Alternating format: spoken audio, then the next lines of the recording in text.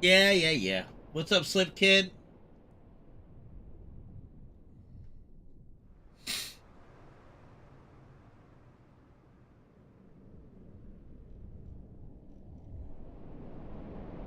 TMNT versus Batman. Oh dear.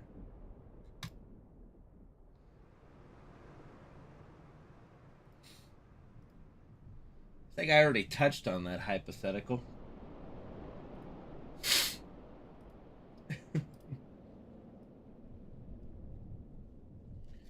Excuse me.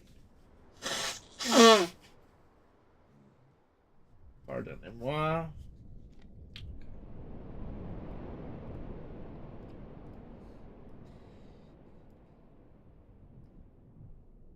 All right. Sorry about that. Getting everything all sorted right now.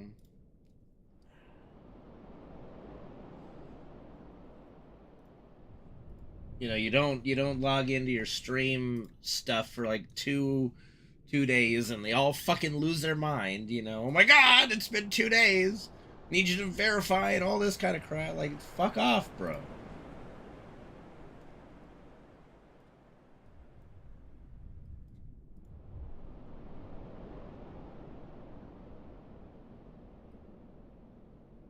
That does not surprise me, honestly, that because the turtles, I will say, I think the turtles, and this might be overstepping, but I think the turtles have done a lot of crossovers with other things, like more, almost more than any other franchise. I want to say they've done a ton of crossover stuff. They might not have done the most, but it sure as shit feels like it to some degree.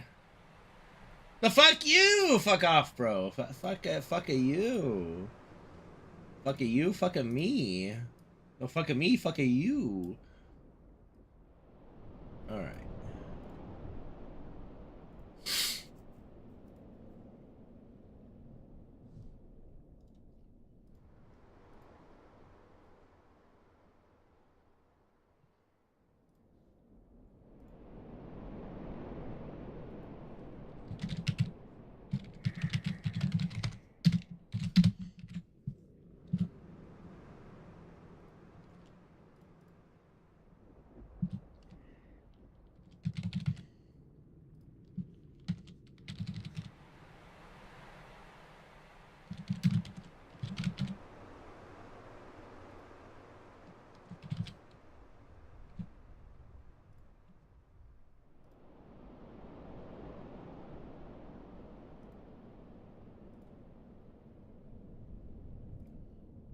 Not on my screen.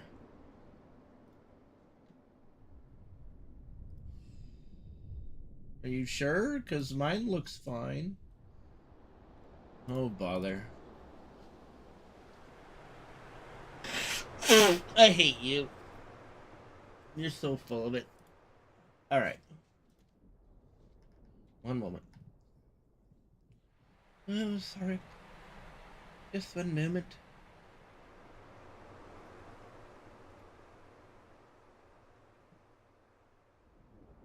Carpe dentum. Seize the teeth.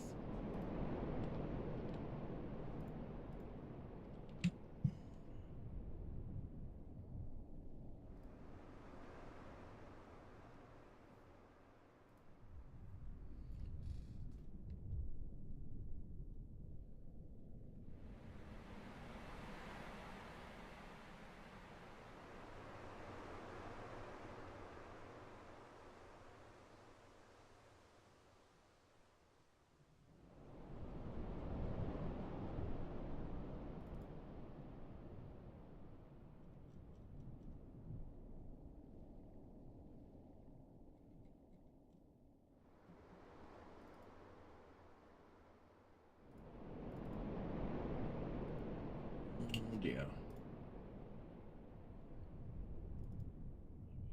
Here, there, nope.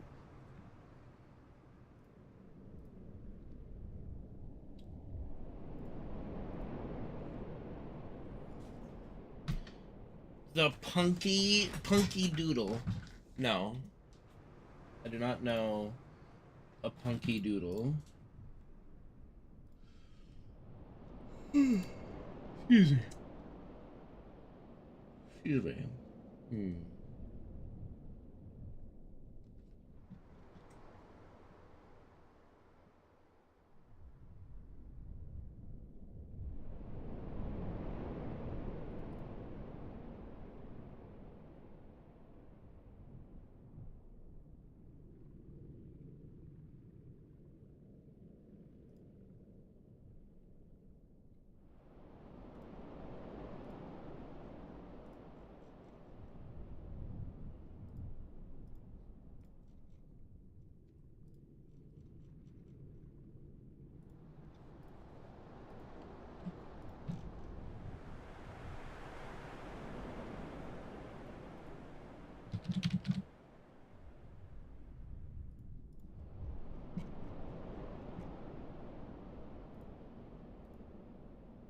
Greetings, match it. You think I have? Maybe. But that just does not sound familiar. Usually I can identify a little bit of what I watch.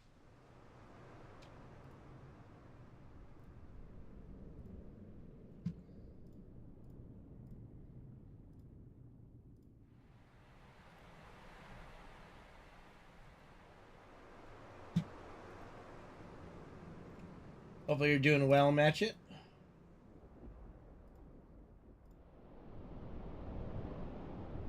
Okay. I think we're almost all set here. Let me just put the disc. Whoop.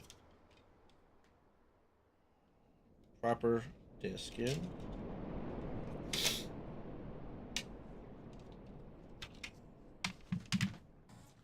Okay.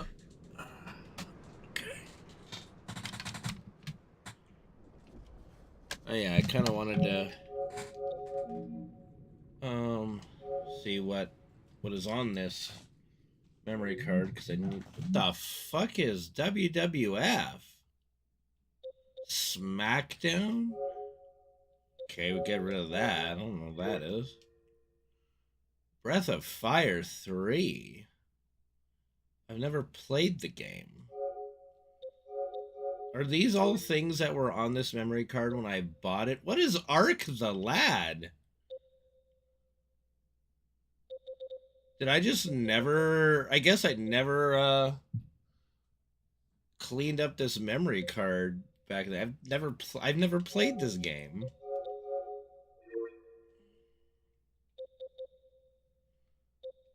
The hell is Ark the Lad?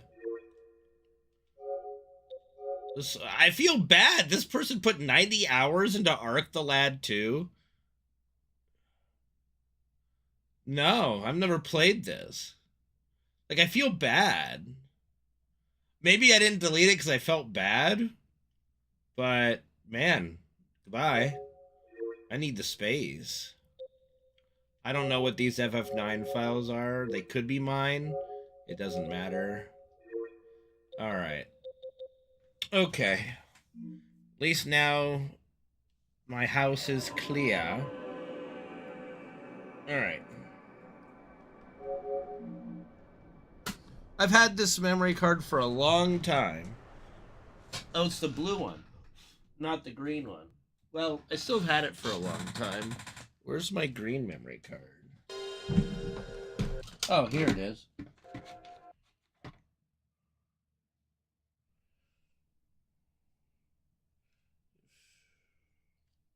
Looks more putrid than before.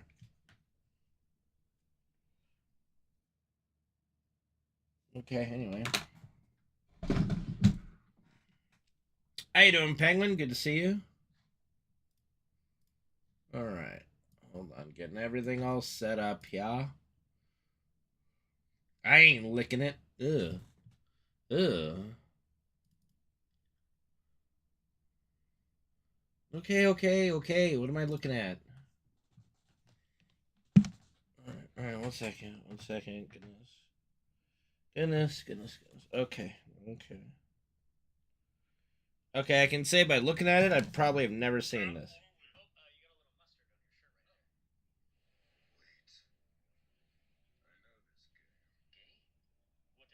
You plan to flip my nose. What nonsense is this? You mean to humiliate me? I only wish to help you, brother. Simply remove your finger and I will look. I remove my finger, you won't be able to see. What kind of sorcerous mustard is this where I cannot see it with my own eye? Muscular pectorals, brother. They block your view. I don't believe you. Only I can tell you where the mustard lies. You are breaking my heart. By God's grace, I do not lie. No, what a den of scorpions is this? Chase your destiny. To battle, man.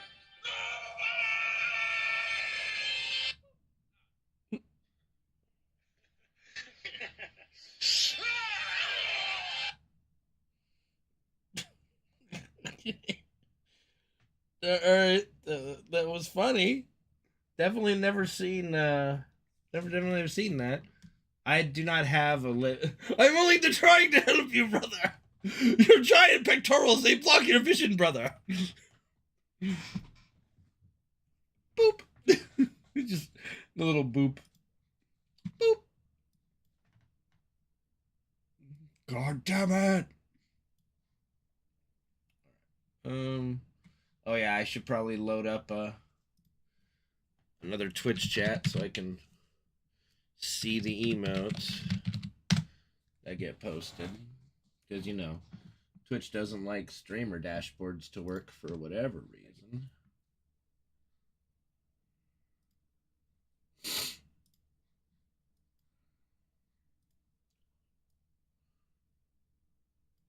a pretty cool art style, I'll be honest. And I can confirm I've definitely never seen any of that.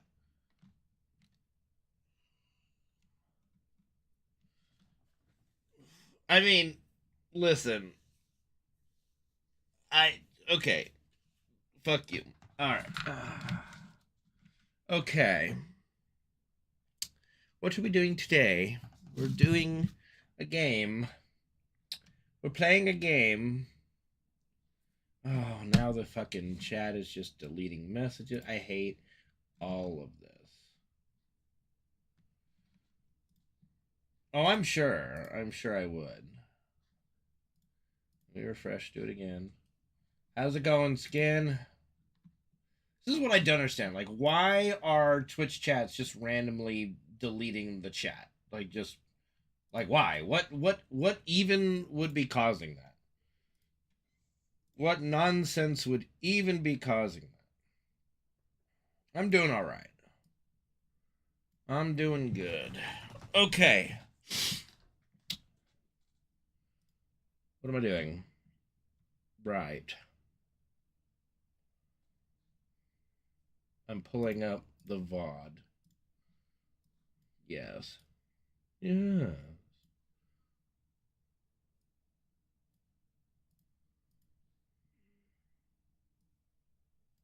It has nothing to do with XSplit. It has nothing to do with XSplit. None of that is even related to XSplit. None of what I'm talking about is even related to XSplit.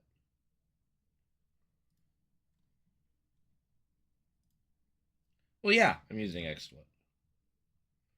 But again, there's nothing to do with using XSplit. No, it doesn't. Doesn't do anything. Doesn't affect anything. And yeah, the stupid thing is deleting again, I think. Oops.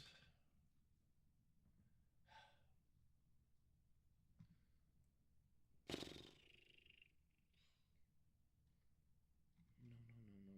What am I doing?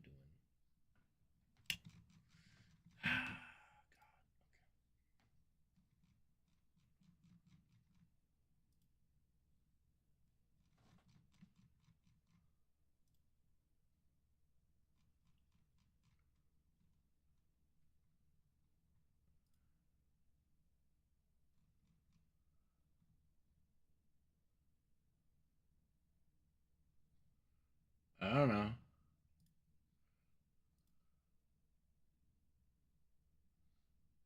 Bro, I have a lifetime like premium license for it. It's not something I'm gonna change anytime soon.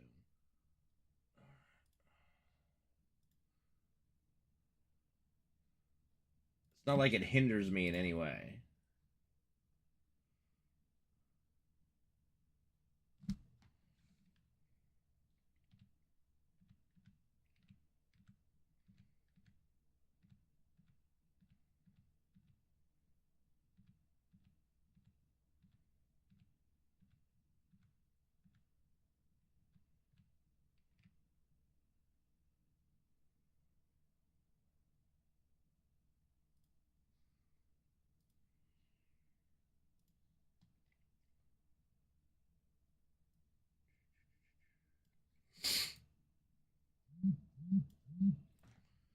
What?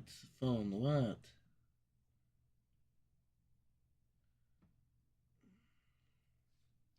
Okay.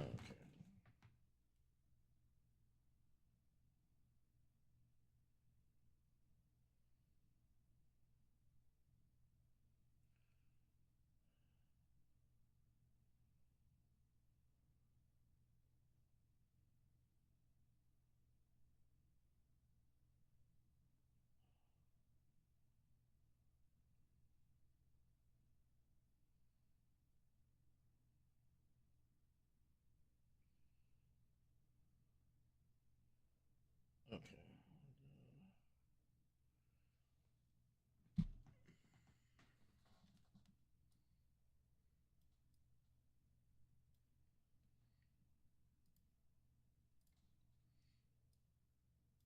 Is that the whole point of posting that YouTube short? I'm trying to help you, brother.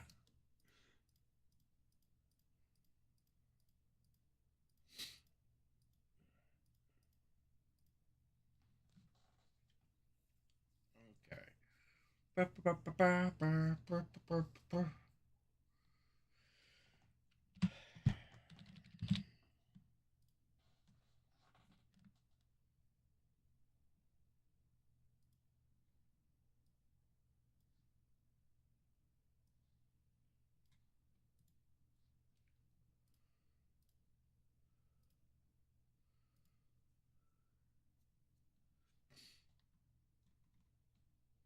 That's fine. That's not relevant.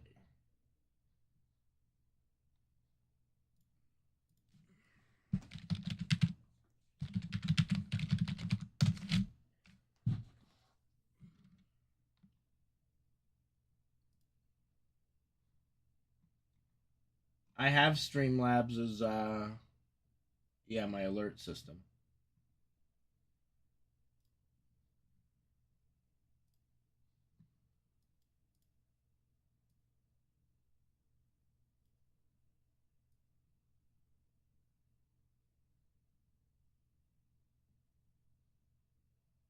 I don't know what you mean like integrate chat. You can just like post it and have it appear on stream. It was like Twitch alerts or something. I think it was the same company. They just changed names. Because I've been using the same like company and login and shit. I think they just changed their name. It used to be like Twitch alerts or whatever the fuck it was. I don't remember.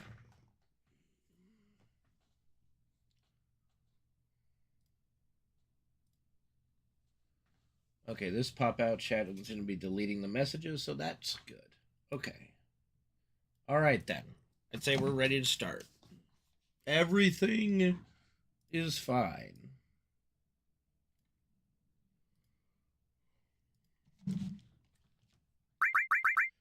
Everything will be fine. The diamond. Yes.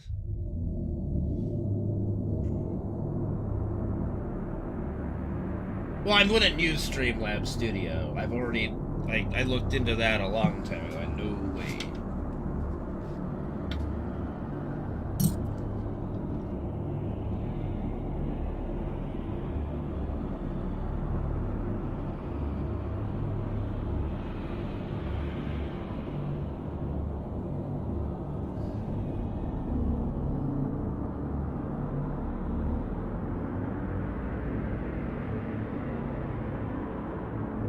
Yeah, no, it's bad.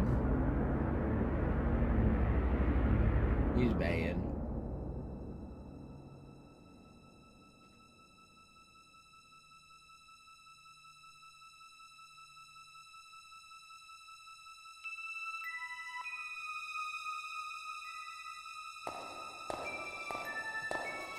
Yeah, like Christmas and such, yeah. Alright, we're synced up and ready to go. Okay, and the pop-out chat is still deleting. So, excuse me, no no emotes for me.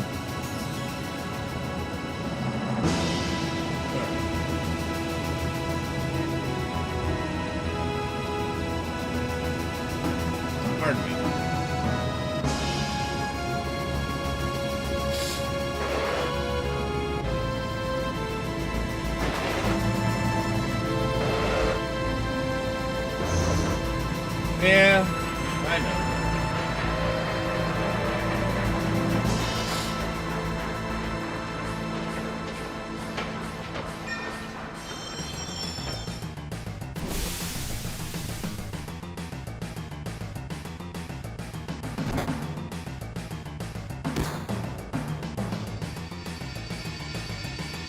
Since when is technology not failing?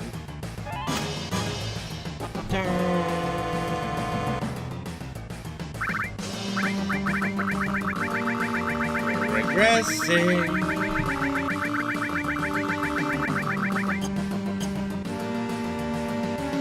I think it's like a 3800, whatever.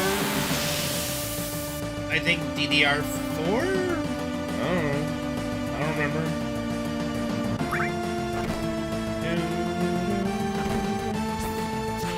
God damn it.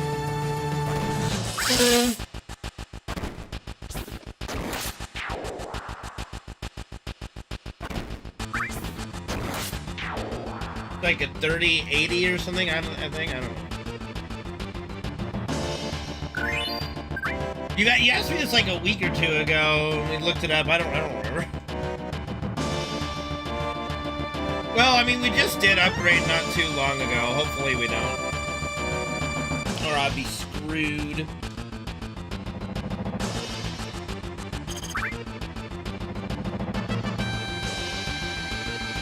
The odds of that miss, very low. Probably like sub 10%, I would say. I mean, 2 years ago is not a long time, you know? In the world of computers, anyway.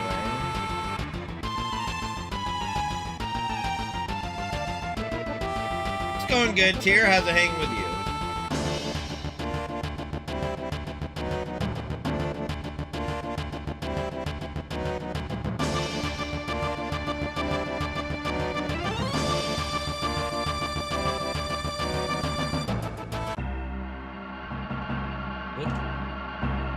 I mean, more screen space, like just bigger monitors?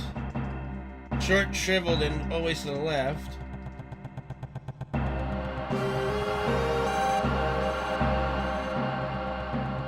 Yeah.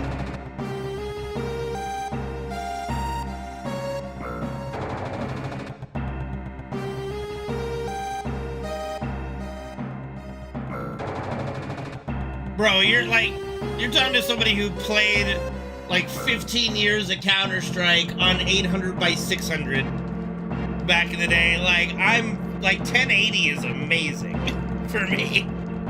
Like, 1080 is brilliant.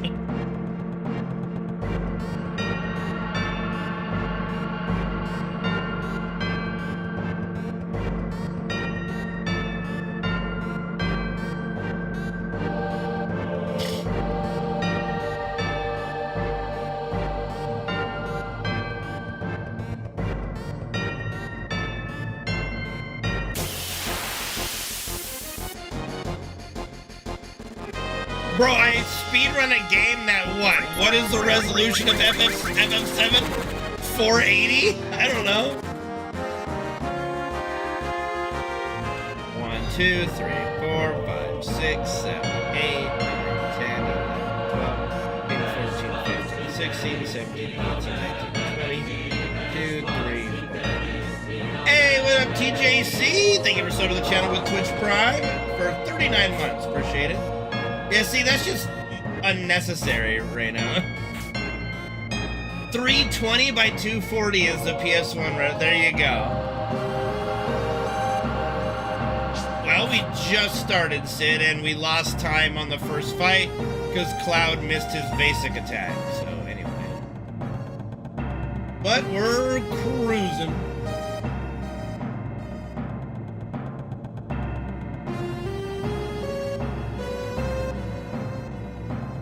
It was good for CRTs, bruh. Bruh. You know, still looks fine on my monitor. Honestly, it doesn't look bad on my monitor.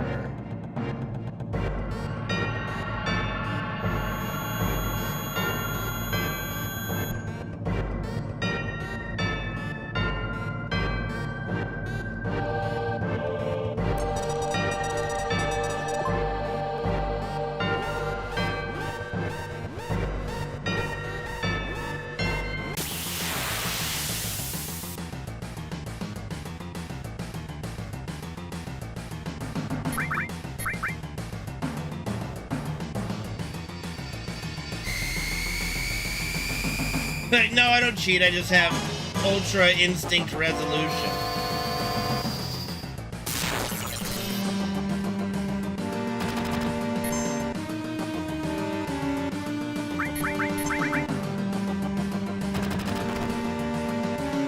Nice crit.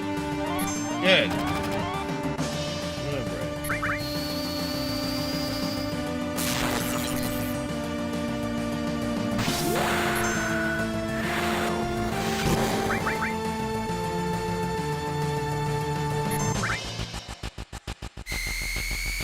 Bye. Bye.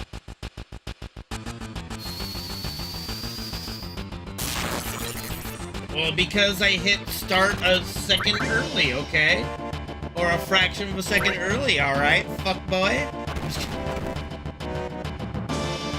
I mean, I would like to change a room that we have downstairs into a streaming room, but that would take a lot of work. Currently, and so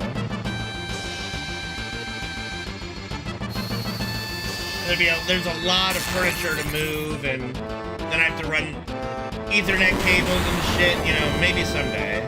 Like if our stream, like if the stream got really big, then yes, I could do it. It would be worth it to do it then.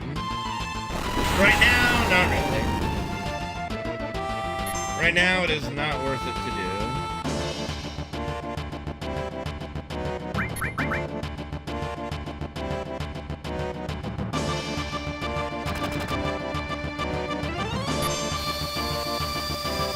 You know, we still pulled out a 9/11 on Guard Scorpions. That's good.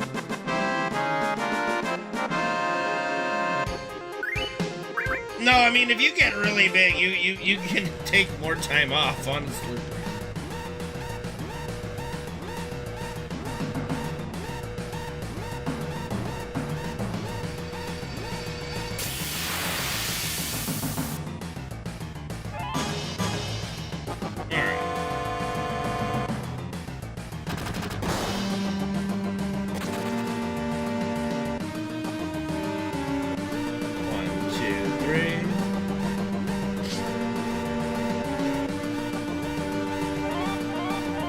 Besides, it would have to be a gradual thing. It wouldn't, like, I wouldn't be able to take out all the furniture, empty all the things, find new locations for it in just like a week, even. If I took an entire week off, it would be like a very gradual thing. But yeah, I would love to have a streaming room, and then my bedroom could be a bedroom, you know? But at the moment, my bedroom is like a man cave / streamer room / bedroom, and it's just an amalgam of everything. No, like, there'd be way too much heavy lifting involved to get my mom involved with that. Oh, I need an airship. Well, now you do.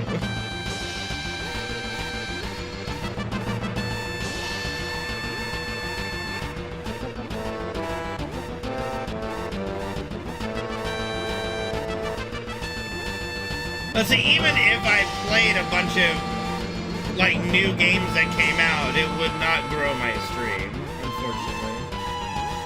No, I would just take care of it, you know. I wouldn't need to phone a friend, I would just take care of it. Maybe for, like, the really big tables, I might phone a friend, but I could probably handle it on my own.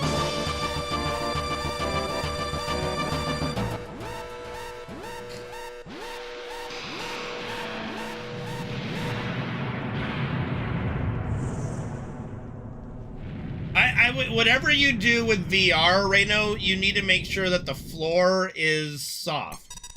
Because if you're going to do a full room VR setup, you're going to fall. You're going to fall, and you definitely don't want to fall and break anything of yours. So I would have it in a room with like carpet or something like that that would let you fall. Like, if you're gonna play VR like in a full room setup, you're going to fall down. mean, I would love to VR, but again, the space. But again, I know that you would easily trip and fall down. Carpet in a garage is a very bad idea. I'm just saying, like, if you're gonna do a full room VR setup and really get into it, you're going to fall down.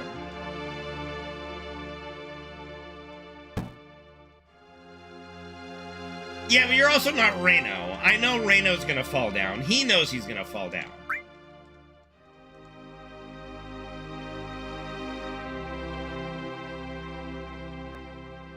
I know he's gonna fall down. He knows he's gonna fall down. Yeah. What are you doing? You're gonna trip over a cord. You're gonna get tangled up in shit. You're gonna get turned around. You're gonna fall over. It's gonna happen. I'm telling you.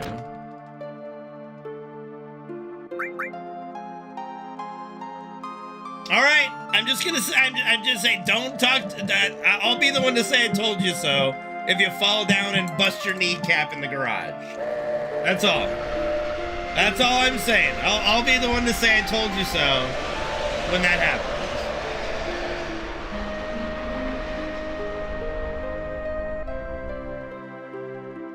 Fine, Reno. Do what you want to do, buddy.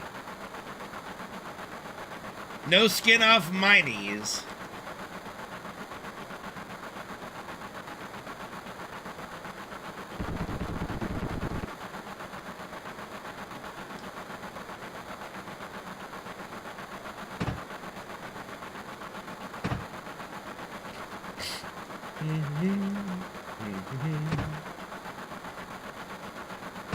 So I do have a question about like the VR headsets. So like the VR headsets that are out right now seem like really good technology, but like the VR games themselves seem like they're not like up to par. Are those VR headsets like they're gonna be totally fine when the VR people get, you know, actually release good shit, right?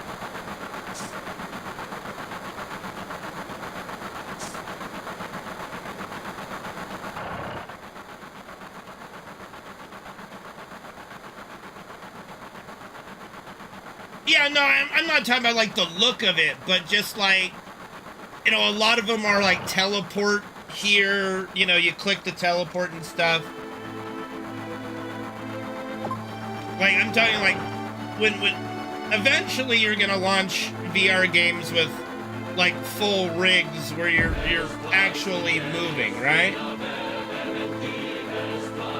Okay. Gary, thank you for the 38-month resub. Appreciate you, dude. Oh,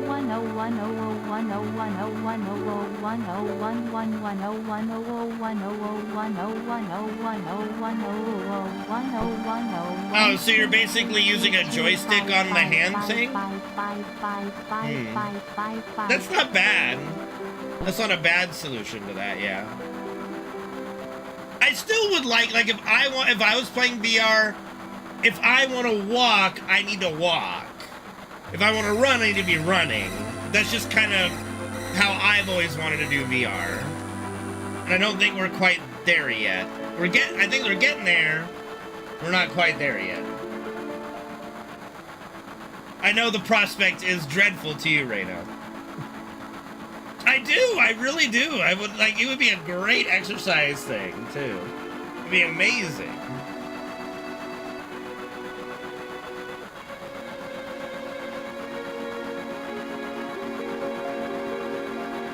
We're running from a T-Rex. Yeah, you're playing Jurassic Park. Holy shit! Like that's how I've always like dreamed of playing a version of Counter-Strike in VR where you're running and ducking and aiming and shit like in literal there. It'd be great. Well, all exercise can be hell, but I'm just saying, like VR isn't meant to be played for extreme amount of hours on end anyway, so it'd be great, like, in bursts like that, I think.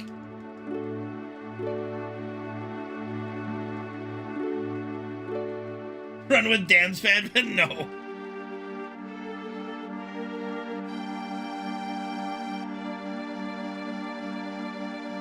I mean, that makes sense. Like, even the old, like, Virtual Boy, was, like, designed for you to be laying on your back and having it over your head. That there was, like, a photo in the official marketing by Nintendo of like a kid laying back on the ground with the VR headset on.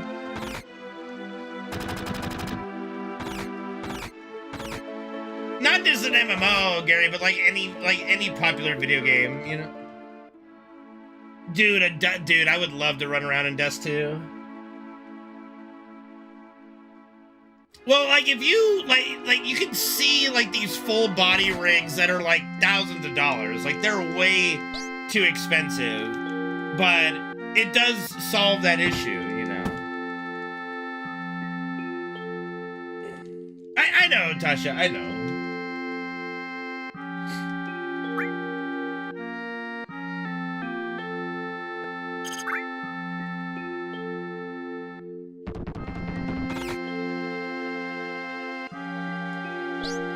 My point is that if I've always wanted to play VR in a situation where my entire body is involved in the VR game, you know.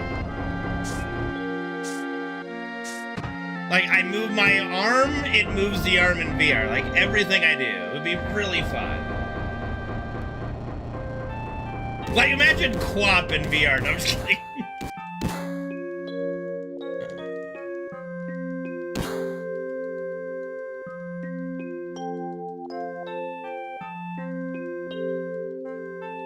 I mean, an SAO type thing would be pretty cool, too, yeah. Oh, God, there's no way in hell Wild Wacko Kid on something like that. No way. Nothing, like, vertical like that would work.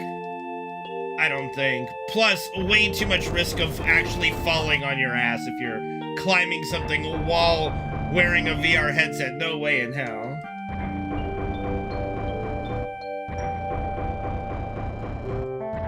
Sure I could with the money. Money, money, money. Money, money, money. Money makes the world go round.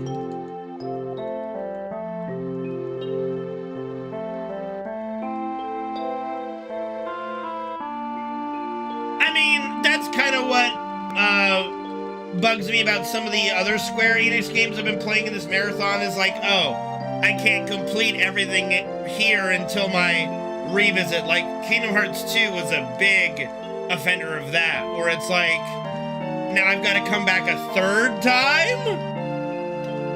So, I don't know. What do you mean a few squats? I did 300 of them!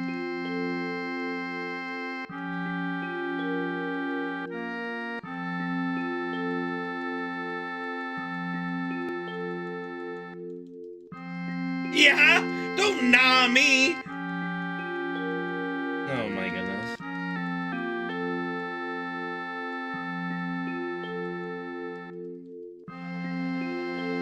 I did! I literally did 300 of them. My thighs remember.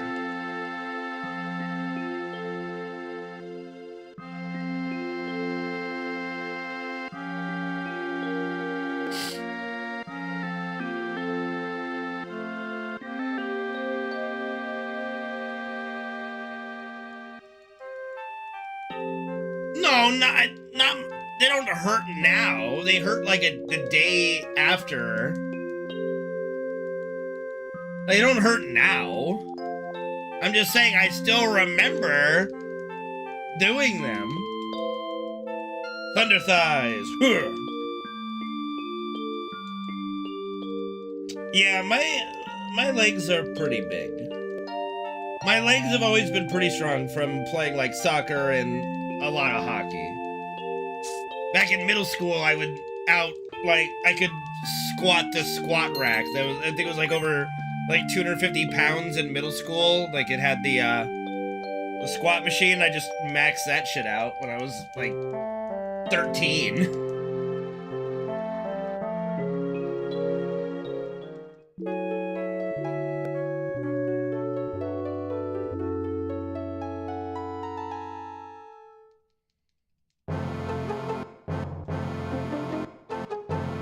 No, I'm not out of my... Well, I'm out of my... Yeah, I'm definitely out of my prime, but I'm still fine.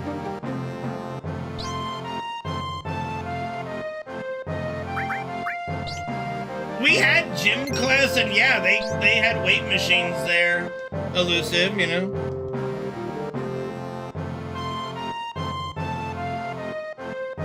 Did not peak. I don't think I've ever peaked. I think I'm still waiting to peak.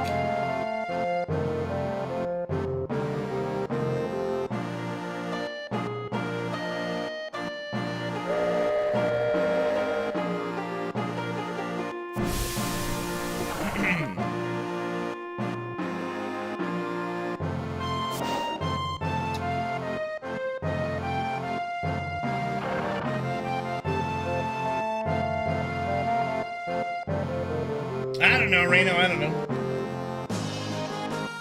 Thank you, Dab. Good to see you, buddy. Hey, you know, I think you're gonna enjoy it, Dab Cloud. It's really awesome in my opinion. Let me know what you think. I'm always interested in hearing other people's opinions on Remake and Rebirth.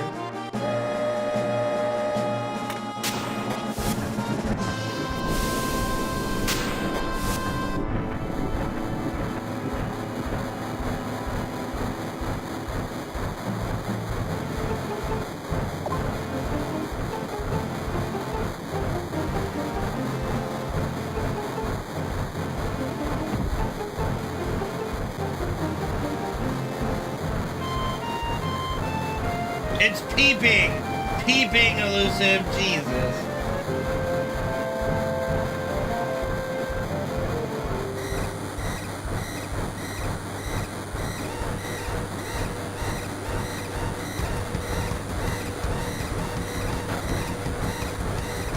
Jeepers, creepers, where'd you get those peepers? Jeepers, creepers, where'd you get those eyes? Yeah, well, it wasn't very funny. That was fine.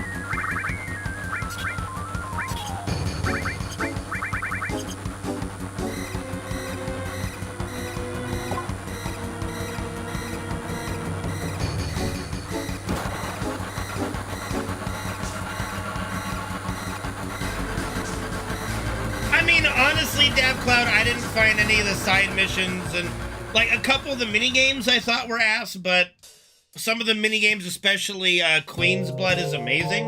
And I enjoyed all the side content in FF7 Rebirth, honestly. But I mean, again, that's me. So, yeah.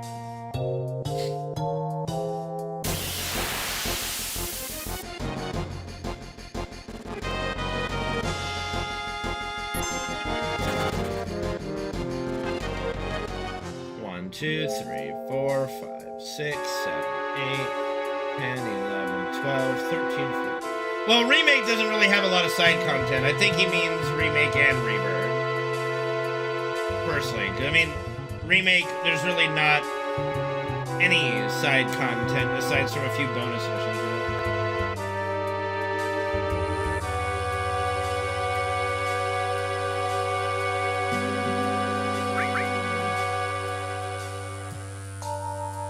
Well, no, the side, like, again, Remake, part, it's all in Midgar. There's not a lot you're gonna do in Midgar. So, yeah. So Monday's going fine so far.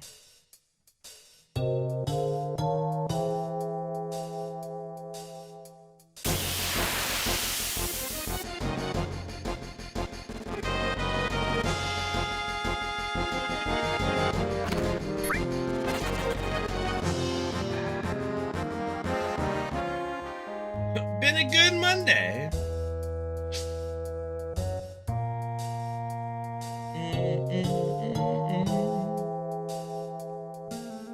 Yo, what up, Solar?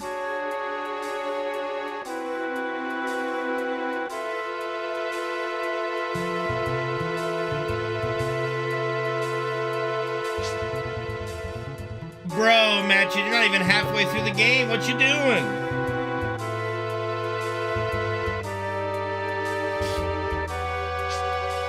Wow, Solar. Yeah, Link to the Past is top 3 Zelda games for me. For me, it goes Ocarina of Time, Link to the Past, Majora's Mask. That's the Triforce of Zelda games for me, anyway.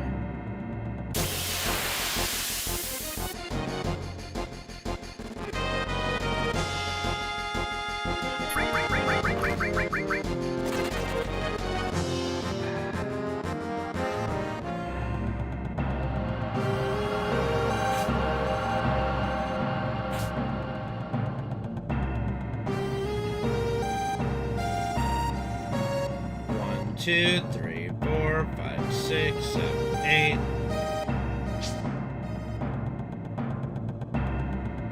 It's a nice bog, okay? It's a very nice bog.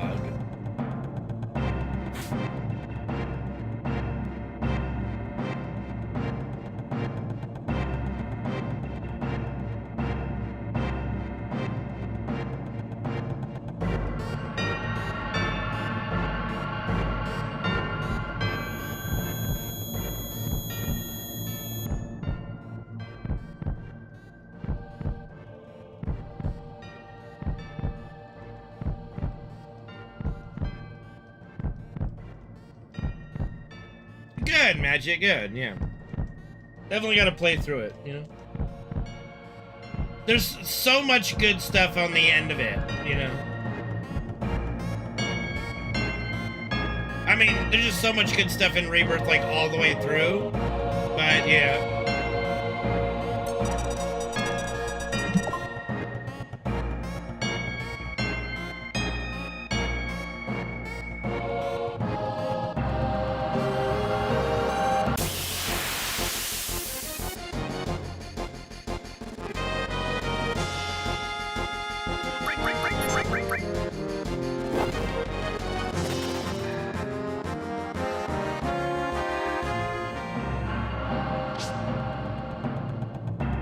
My favorite song on the OG? Okay, that's kind of mixed up in different categories. So, battle theme, obviously it's like One Winged Angel. Environment theme, it's the City of the Ancients. Character theme, it's like Tifa's theme and Sid's theme. The Make a Reactor song is amazing. I don't know.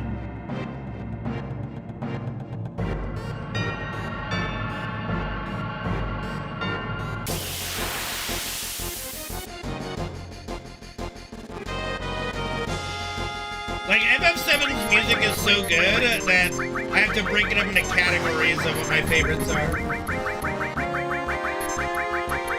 No, not really. 1, 2, 3, 4, 5, 6, 7, 8, 10, 11, 12, 13, 14, 15, 16, 17, 18, 19, 20. Yeah. City of the Ancients is such an amazing theme. Genova Battle actually is, I like it more than One Winged Angel, to be honest.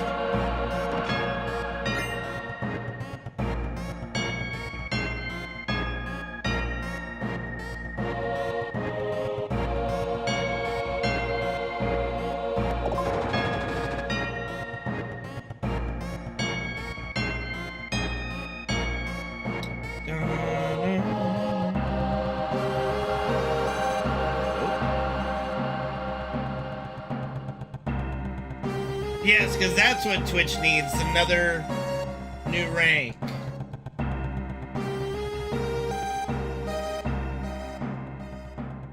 Yeah, it's just a theme, Dav Cloud, that really is, it's very eerie and foreboding at a moment like that is very like, you know, Aerith just disappeared, you know, Sephiroth is after her, blah, blah, blah. And, it just adds a lot of, tensity. Is that literally the word? Not intensity, but just, it makes it a very tense atmosphere.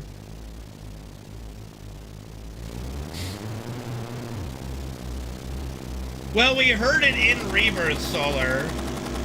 I'm sure we will.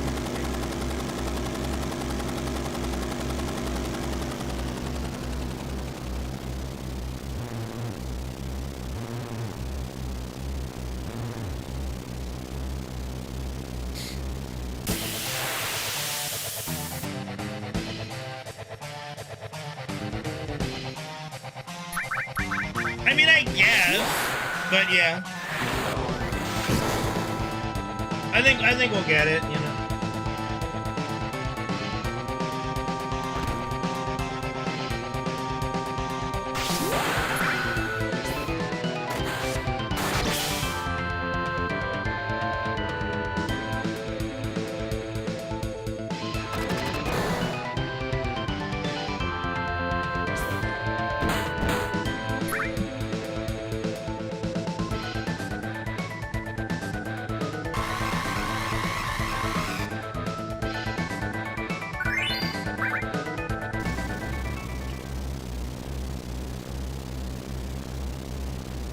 I mean, you can't really argue. I mean, you already, like, I assume you already know the change they made for the key in Rebirth, which is amazing. So, man, I don't know, Penguin. Does anybody ever want to be identified as a lead mod? I don't know.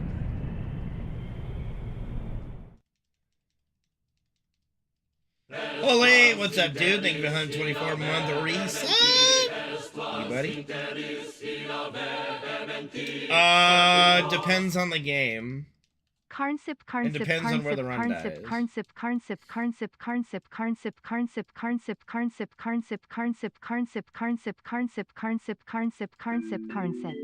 I mean, I trust all my mods. Beaver meme? Okay, and what is it?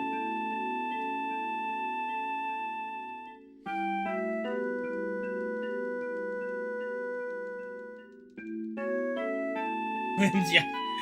After my Square Enix marathon is done, which we're getting to the tail end. We've only got like Drakengard, some Dragon Quest games, and a couple one-offs to go. So we're getting close.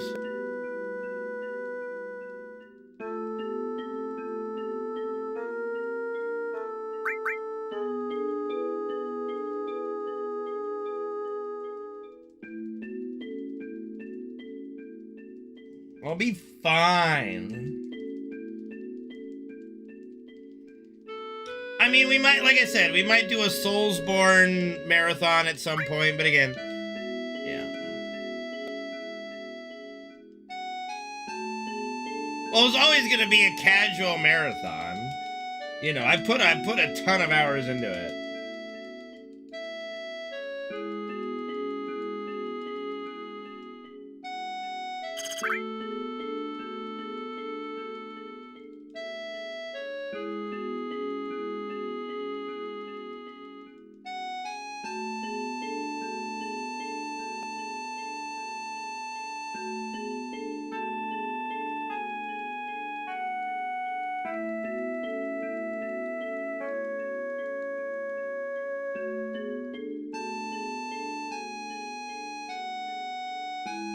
Yeah.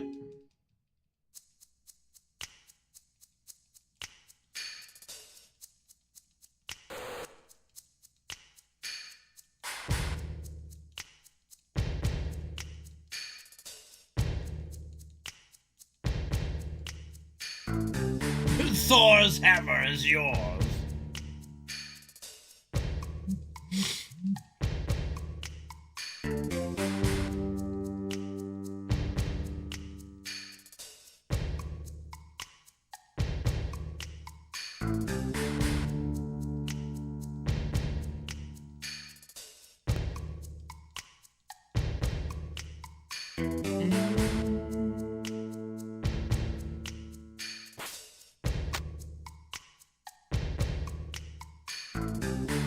I mean, that was like a decade ago, though, Holy. It's fine, you know.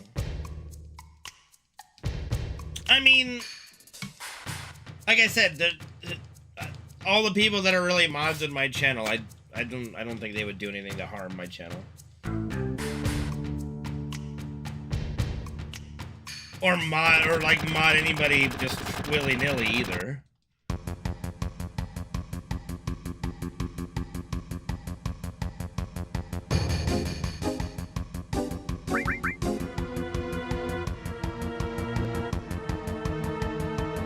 Reno, you'd be surprised. There are so little mod things that need to be done, and the amount that you have done might be up there with the most mod things to be done.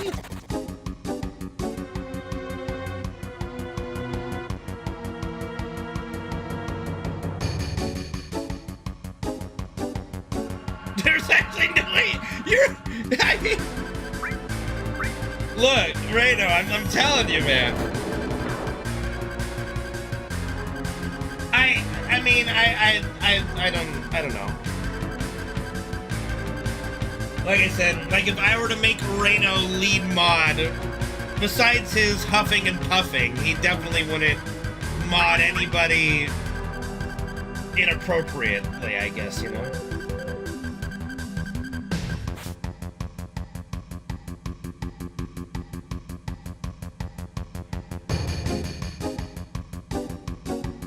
Same with Holy, same with Tasha, Nick. Like, could you think, like, okay, Nick would, number one, never mod anybody without asking first, nor would I think anyone, anyway.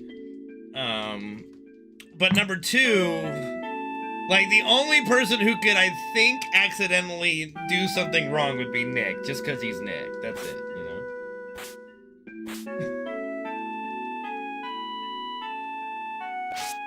There's a mod feedback panel? What?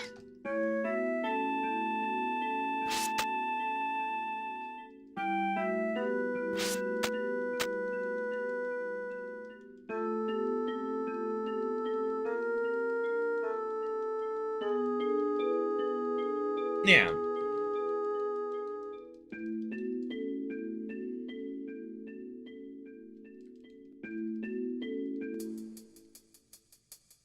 There's ratings? What?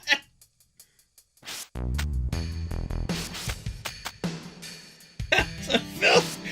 He's so flustered he misspelled filthy.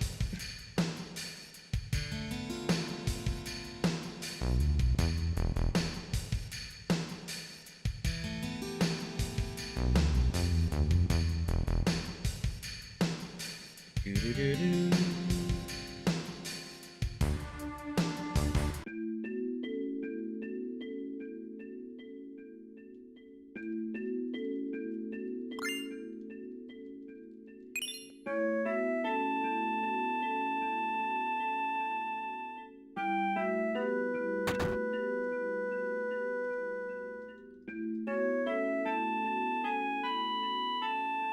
Spoonie Bard! No, there was only one Spoonie Bard.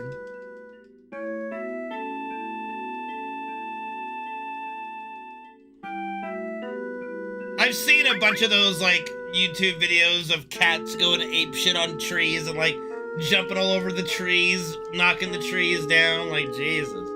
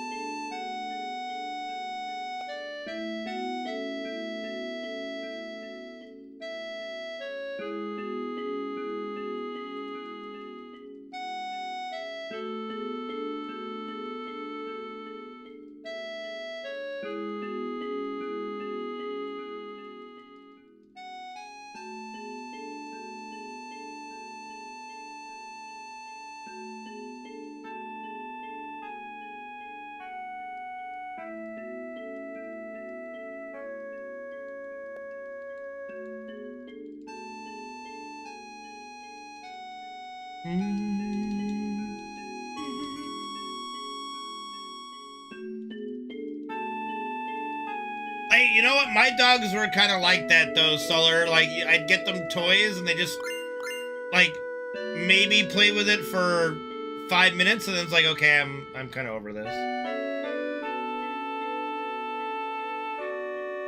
I agree, Holy. I agree. Yeah.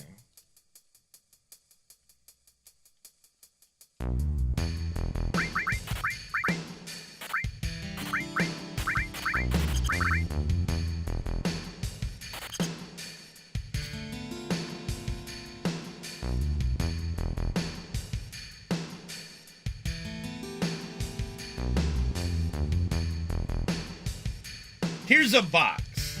Have fun.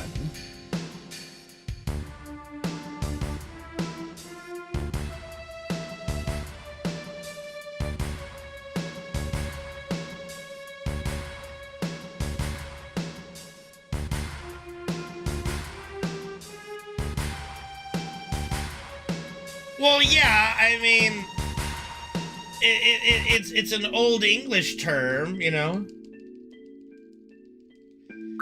The spoony bard, yeah. You spoony bard.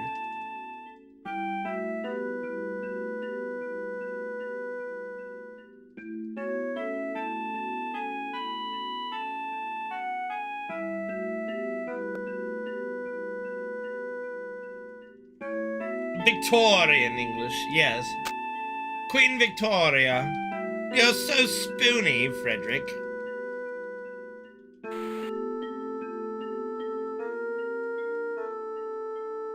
No, what you have to learn is that in Final Fantasy games, virtually nothing is complete nonsense. It all has a link somewhere, whether it be Star Wars or Victorian England. There's some connection somewhere, something.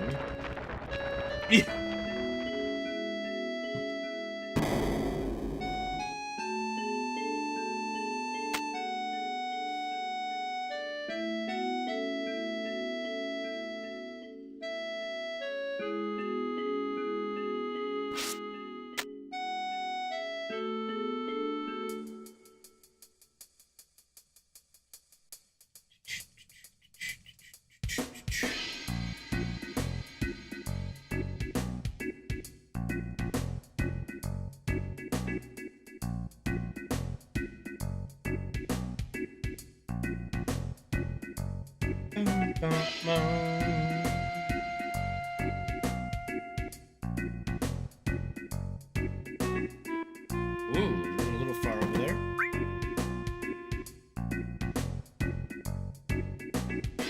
Yeah, I'm sorry. I cannot see it.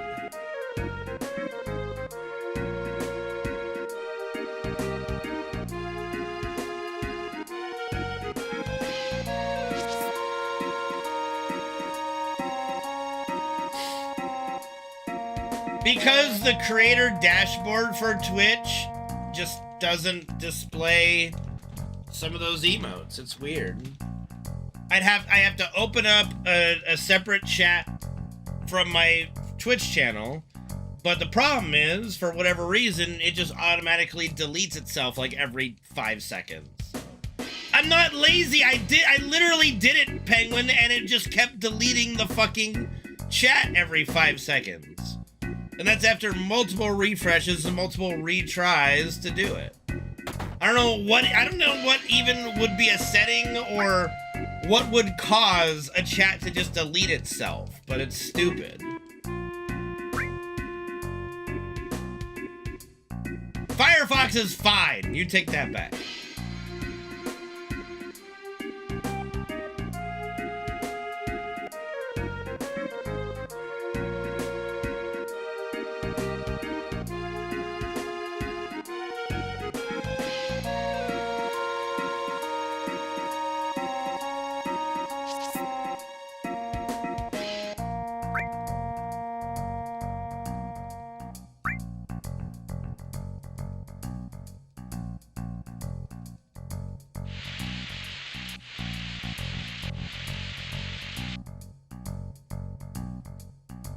I've used Firefox for a long time. I enjoy Firefox, yada yada.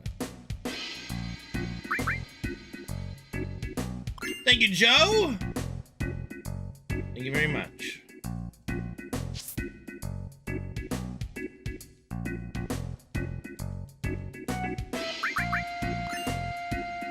Preach has done. I watched a couple of Preach's videos earlier today. Some good analyses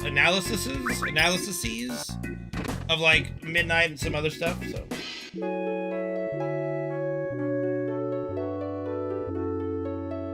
Preach Gaming, Reno. He's a British YouTuber / Twitch streamer.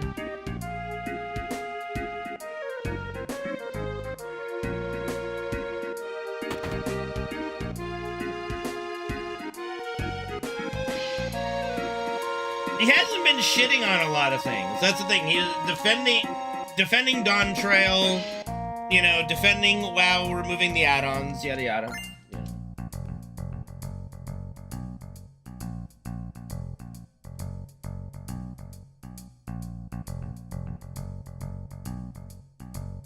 I defend Dawn Trail. I think it's fine. Not nearly as bad as people make it out to be. Like, for context, Peach was talking about how, you know, a lot of people in FF14 are saying, yeah, Dawn Trail is the Shadowlands of FF14. No. No. As someone who lived through the Shadowlands and played Shadowlands, no, it is not.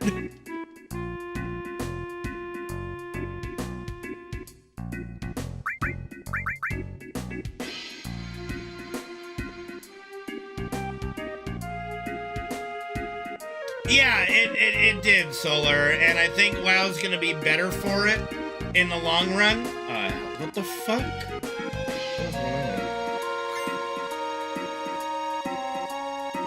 I don't think I watched that one, because that one was, that one would have been a long time ago, I think, but I don't think that was the one I watched.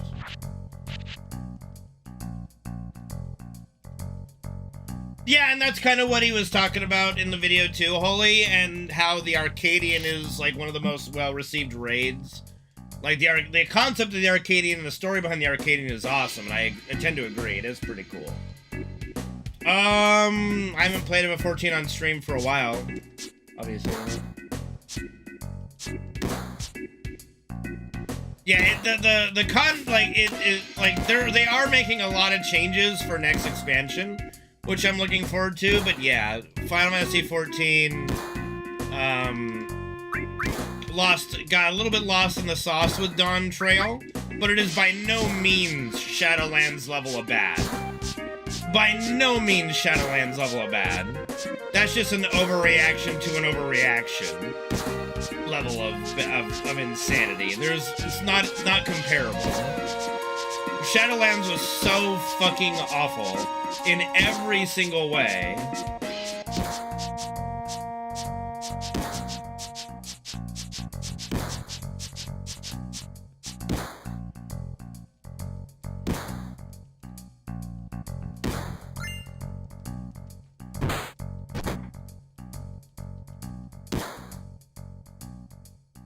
But it was also to be expected with Dawn Trail, because they wrapped up their extremely long narrative with Endwalker, and they went out with a bang, literally. Like, a lot of people say Shadowbringers is the best. I really liked Endwalker, and then Dawn Trail is starting a whole new. You don't look back and go, oh yeah, oh, Realm Reborn, that is fire. No, Dawn Trail's better than A Realm Reborn, so it's fine, honestly.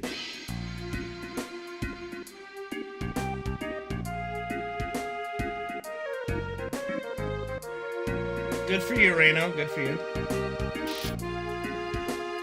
I mean, Warlords of Draenor will always be kind of special to me in a way, because it was the first WoW expansion I ever played and raided in, and I joined the team's guild in Warlords of Draenor, so I enjoyed Warlords. You know.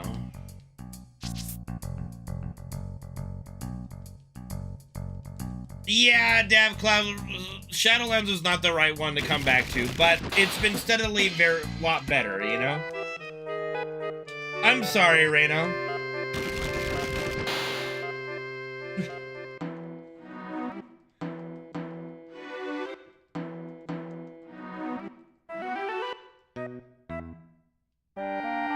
But yeah, like, FF14 is just launching a new story. It's kind of clear that they're, like, just testing the waters on some stuff, you know?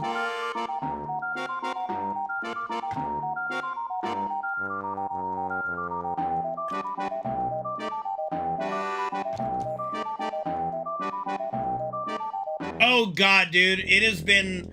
Even... Okay, here's the funny thing about player housing and WoW, DavCloud. Even all the guildies that were shitting on player housing, when I was talking about FF14 player housing, how it's a game changer, When WoW gets player housing, it's gonna be awesome. They're all shitting on me for saying that. They're all like locked up in their homes, decorating their homes like 24/7 right now. Like they're so into player housing, it's insane. Like I fucking told you. And we don't even, and they've even launched player housing in a kind of a bad way. Like don't get me wrong, WoW's player housing is great on paper, but they're locking you behind an artificial leveling system. And like you can create a bunch of rooms in your home. So like you have a house with a room, and then you can add like 19 rooms. But you need to level your housing level to make like a large room or an even bigger room. So right now, I'm like, okay, I'm decorating outside, but until I fully unlock my housing level, I'm not gonna bother with the interior because I'm not gonna be able to scale it the way I want to anyway. And that is a kind of a little bit of a miss that WoW has done, is by adding artificial locks to the content. For no reason, really.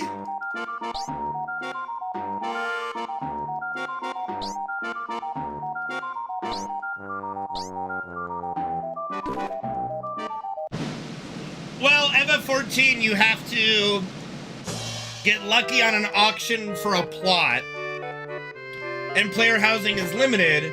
But I can tell you that probably because of the success of WoW's player housing, and don't get me wrong, and even with its little hiccups on launch already, player housing is going to be the biggest thing in WoW ever. I'm telling you right now, like just the amount of excitement alone from the people in my guild to use as an indicator, player housing is going to be the biggest thing that has ever hit WoW ever. Period. End of story. I think FF14 is going to change the way they do player housing. They're already adding some of the features from WoW's player housing to their player housing, but I think that they're going to shift focus on player housing in FF14 to be a little bit more inclusive.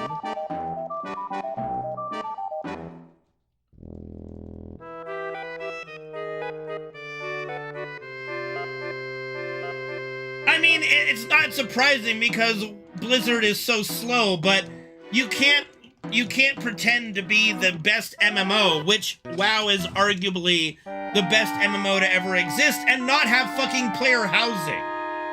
Like, you can't. Like, you're not even in the conversation if you don't have player housing. You know. But the way WoW has done it is definitely inclusive. I do think that they need to remove the artificial limiters they've added to it.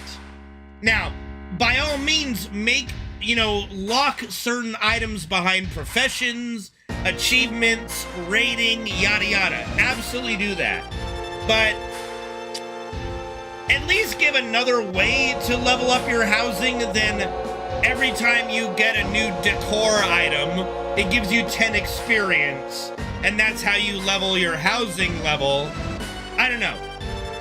There needs to be a good way to grind that. I shouldn't have to, in theory, in my opinion, fly around to every decor vendor in Azeroth and buy their inventory just to level my housing. So I hope they kind of get rid of the artificial limitations they put on it, because otherwise it's amazing.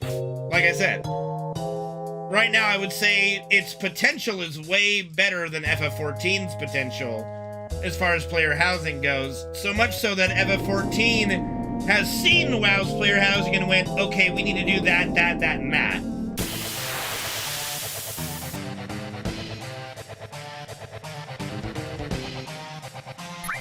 Well, the competition between FF14 and WoW is only beneficial for players, because neither company can get complacent anymore. Like, the biggest problem Blizzard had was that they were complacent for so long because there was no other game in town. And that's why FF14 became so popular, because they were basically beating WoW in every stage for a while, and people just got fed up with Blizzard not adapting.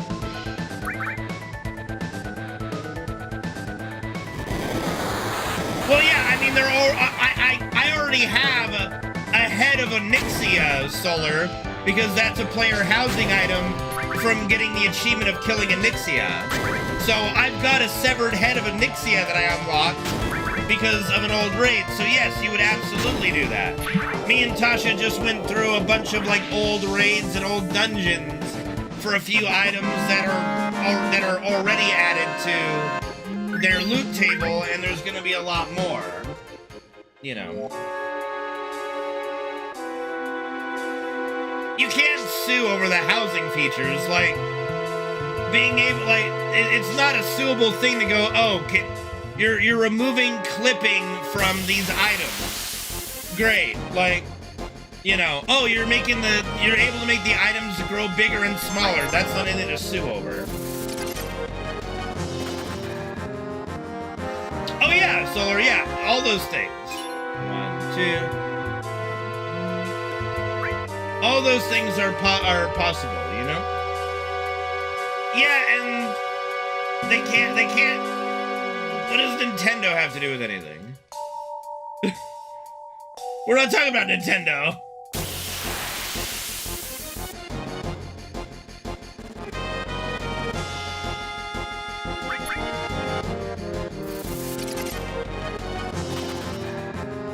I mean, I did tell you guys that they were going to sue Pal World.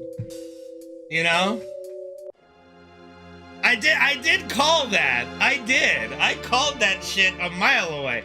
Not a hard prediction, really, but, you know. I think everybody knew there was gonna be, you know?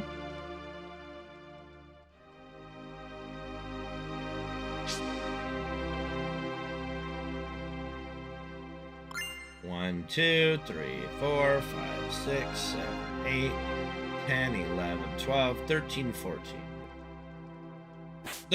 Dude, what clusterfucks you? Like, bro, lawsuits are going on all the time.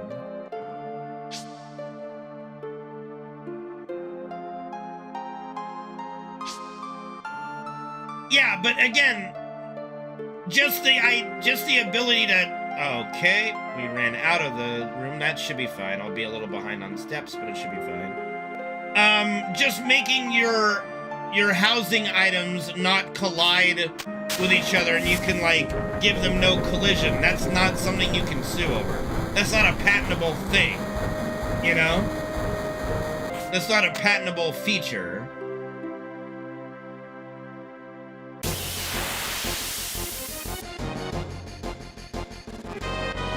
Yeah, they tried, but it's not going to succeed because that's too generic of a genre. You can't lock down an entire... That would be like Square trying to sue over anyone that makes a JRPG. You know? Like, you can't sue for a whole genre.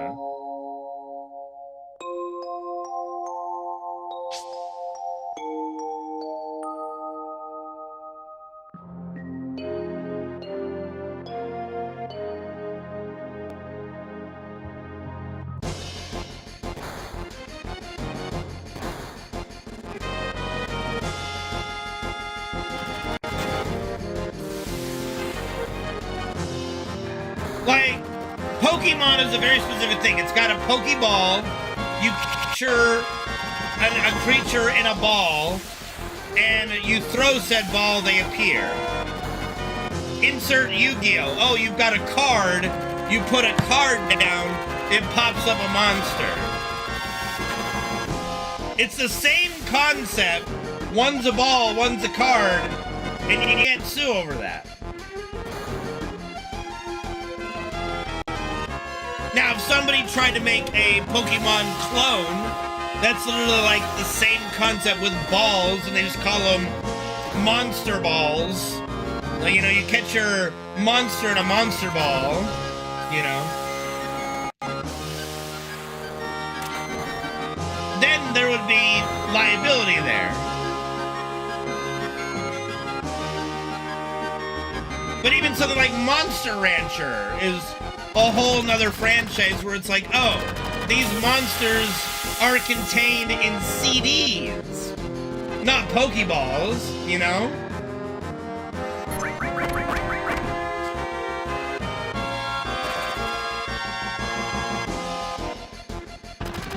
1, 2, 3, 4, 5, 6, 7, 8, 9, 10, 11, 12, 13, 14, 15, 16.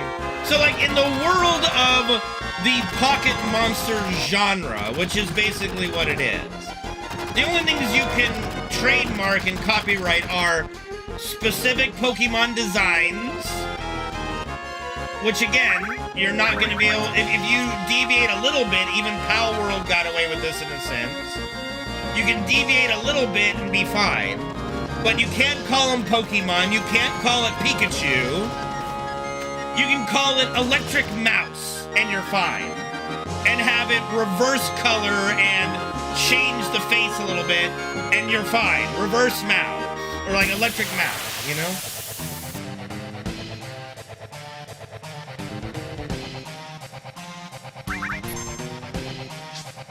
Is that true? Yeah, something stupid like that.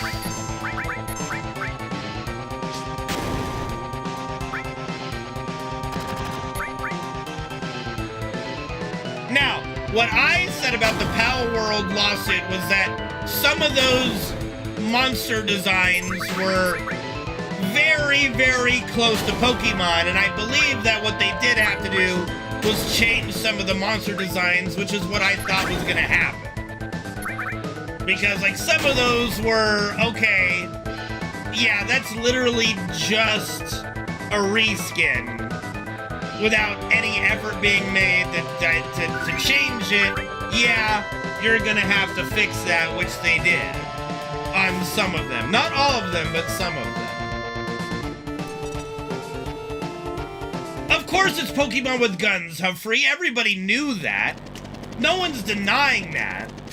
Like, even when I looked at it, I'm like, that's just Pokemon with guns. Everybody knew that.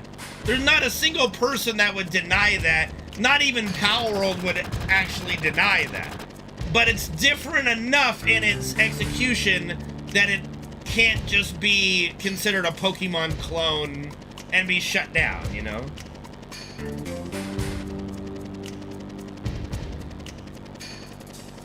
I don't know, does anybody even play Pal World anymore? Like, the thing that I find distressing, at least, and I mean, I guess this is just because I've played the same games and the same franchises all my life, right?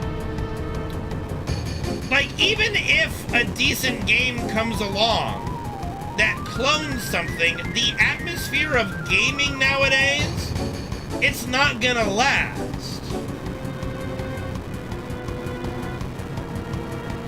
And then it's gonna have a terminate of service thing. Like, I remember we spent a good little bit playing that Gundam Overwatch clone, right? Or Team Fortress clone, and that thing died off so quickly and had a termination of service not too long after, you know? And see, that's my concern, Humphrey. But I'm also not playing a multiplayer game. I think that's the issue with multiplayer games. Like, one of the games I do play, Dead by Daylight, is almost a decade old now.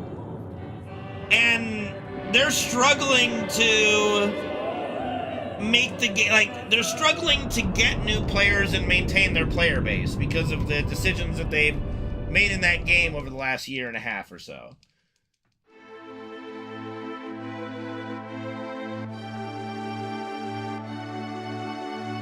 I think when you're talking about multiplayer games, it's really hard to have a long-lasting game. Look at all the MMOs that have tried but failed. So that, like, WoW, EverQuest, Final Fantasy, Guild Wars, Star Wars are kind of like the only ones alive. First-person shooters, you got, like, Call of Duty, Counter-Strike, you know? I don't know what other first-person shooter games franchises are really going strong.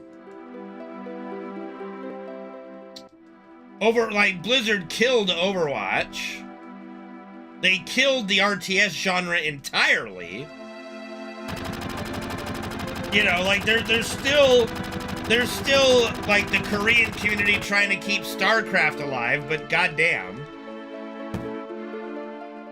Yeah, but like, no one is like, look up. I'll bet if you look up how many players are playing Tibia, and how much money does it make, that's not a real comparison. You know, like yeah, an obscure game could still be running on the most cheapest of costs because it's community driven. You know. What is your definition of tons of money?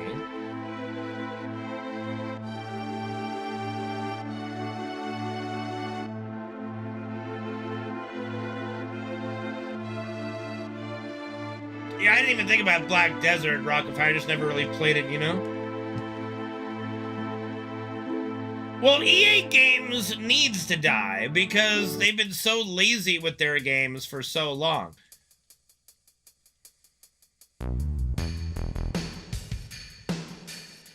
I mean, but you're talking, Solar, probably less than $1 million in revenue in a year.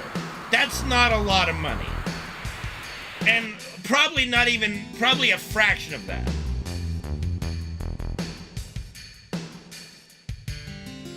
Oh, yeah, see, and that's the other problem, Penguin, is that a lot of games now, like, you can own it, but that doesn't mean you can play it if they shut it down, you know?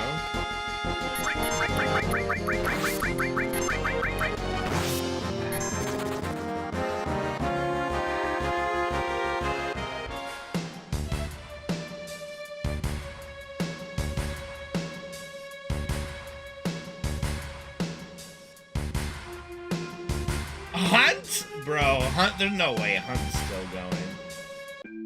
I don't even know what the fuck Deep Rock Galactic is.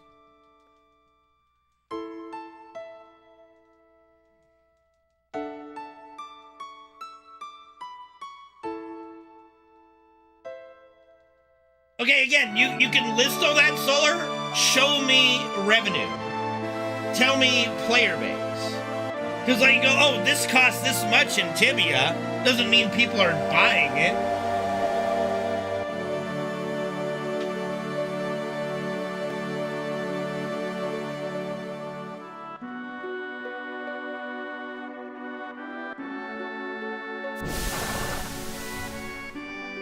How you doing, Bubble Man? Good to see you, dude. If I didn't say that already, I think I did, but I don't know.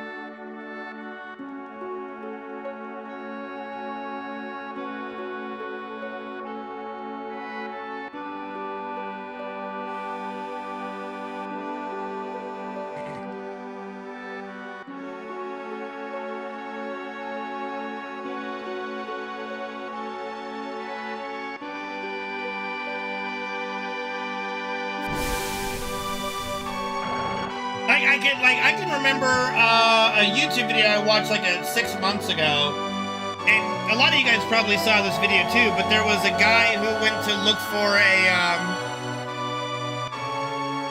he went to go look for some obscure MMO to see if anybody still played it. It was like a 2D graphic MMO, looked really good for 2D graphics. And he played it, met some people, and the game like blew up and got like over 1,000 players when it had like less than 100 at the point when he logged in because of his YouTube video. I don't remember what the MMO is called, but I don't know if it was Endless. It doesn't sound familiar. I don't know. But it was just like, there are a bunch of obscure MMOs that still exist. Like, they still run, but they're not making anything. They're not making money.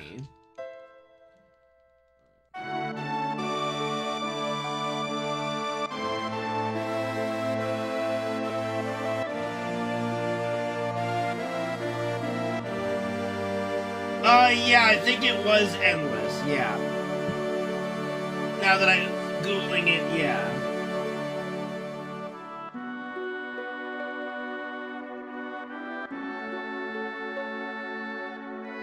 That looks pretty, yeah.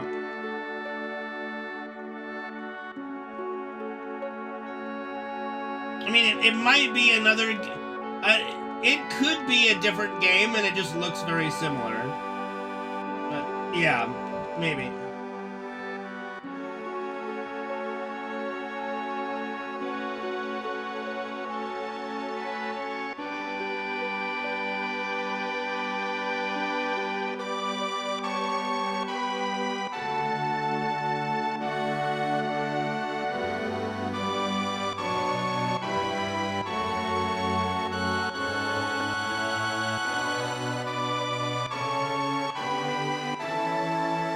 Okay, but how many people play the game?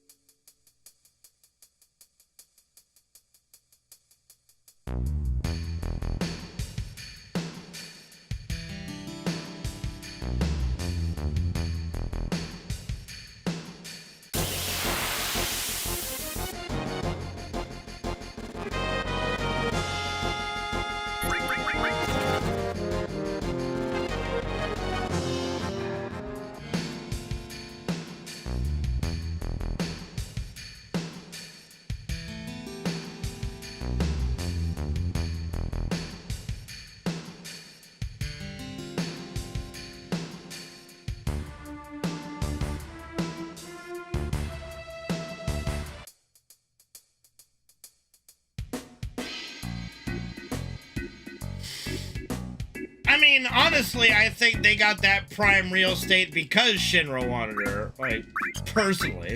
I don't think you get a home, like, she lives in basically a mansion in the slums with her own fucking waterfall. Yeah, 18,000 players? That's not a lot.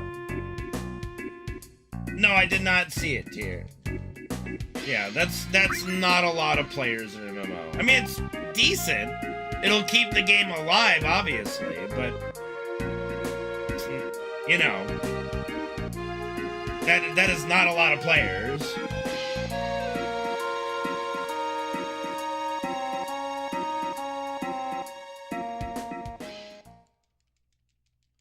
Yeah, but again, you know, what are you gonna do?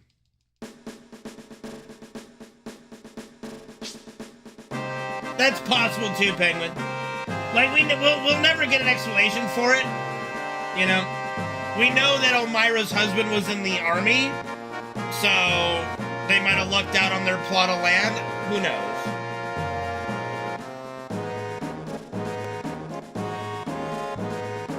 Well, yeah, it's completed dead because it's got 18,000 active players. You know, an MMO I used to play that was really a lot of fun was a game called Hellbreath, Helbreath, but it never had a huge player base.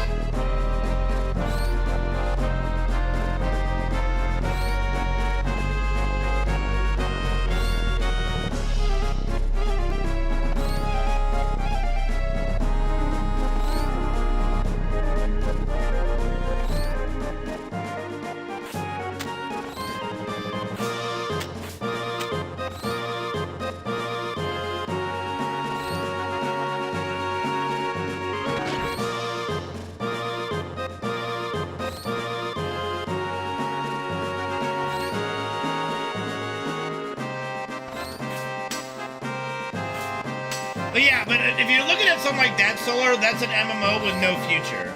That's an MMO that has a very small player base where the guy owning it is going to make money and be happy making money off of people who still play the game, do minimal effort to add things, if add anything. They're not looking to build the player base. You know, they're just looking to milk the player base for their money. But it's not even in the same argument of WoW or 14 or anything like that. We're talking about relevant MMOs, you know.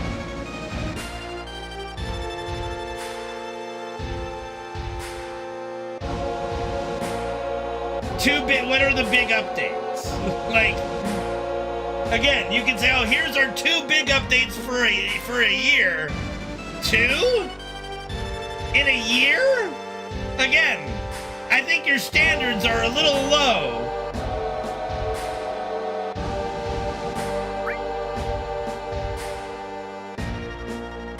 Yeah, that's like, again, that's like doing the bare minimum just to keep people and milking them for money. No, it isn't. What fucking crack are you smoking? What are you talking about?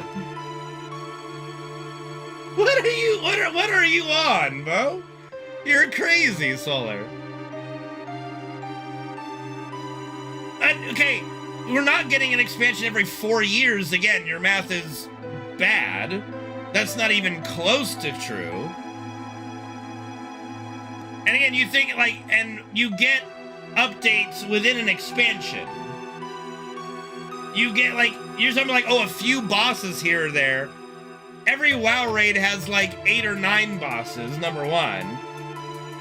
And there's 3 or 4 raid tiers, so you get I guess 30-ish bosses. You're on crack, dude. You don't know what you're talking about. I'm sorry.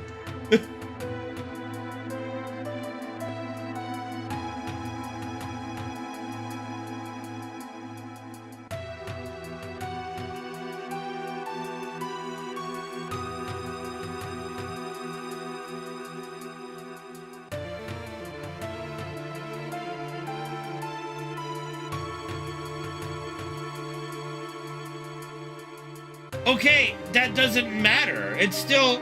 Look, you're talking about a game that is milking a small player base, right? It's not growing. It's not looking to grow, and you're like, well, it does 2 big updates a year. That's more than WoW. No, it isn't. No, it isn't. It's not. Again, it just screams as somebody who is milking its player base and doing the bare minimum to keep that player base and make money. That's it. They're not looking to build the game. It has no future. It has no real future of ingenuity, of innovation, yada yada. So why is it even being discussed? Diablo doesn't even know what it wants to be anymore. I will say Diablo 2 had a very strong identity. It took forever to level to 100? 99? Was 100 the max or 99? Either way, it doesn't matter. But the real end game of Diablo 2 was items. Was getting your gear, you know? Okay, none of that is relevant to what we're discussing, Solar. Doing the bare minimum to milk your consumers is not a good practice. You know, that's not good. Diablo 3, the biggest problem with Diablo 3 is it literally, to me, it had no clue what it wanted to do. Leveling was no longer part of the game in Diablo 3 because it was just so fast and actually a hindrance because gear dropped level based. So you could get your best in slot piece of gear drop at level 40. But it's now, you know, it's worthless because it's level 40. You know. Why didn't they keep her I mean, that's obvious. Why even ask?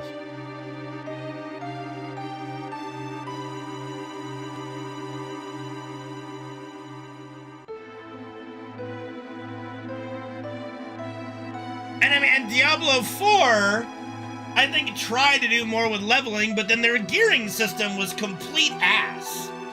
It's so much so that Diablo 4's gearing system just completely turned me off of the game.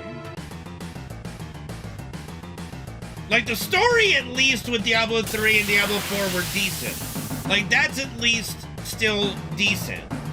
But they definitely lost the sauce after Diablo 2.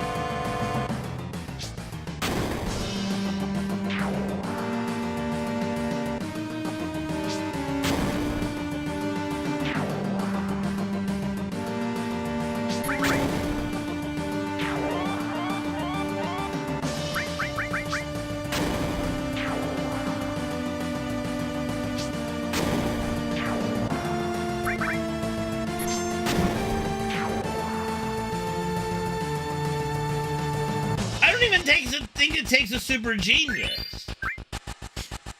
I think you just need to make the game more enjoyable and make it feel more rewarding. Like, Diablo 2's formula is not hard to understand.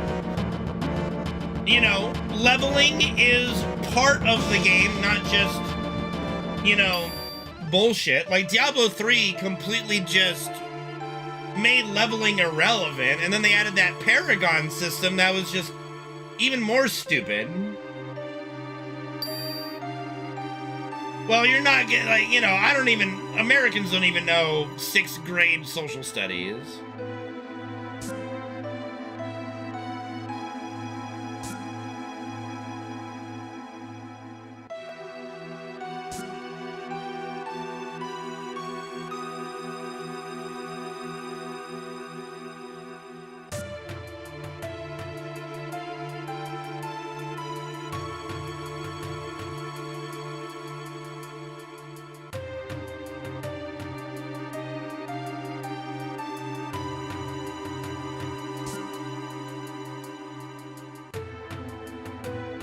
Depends on what the court case was. Like, there are some, like, Brown versus Board of Education. There's a few really famous, like, court cases in American social studies.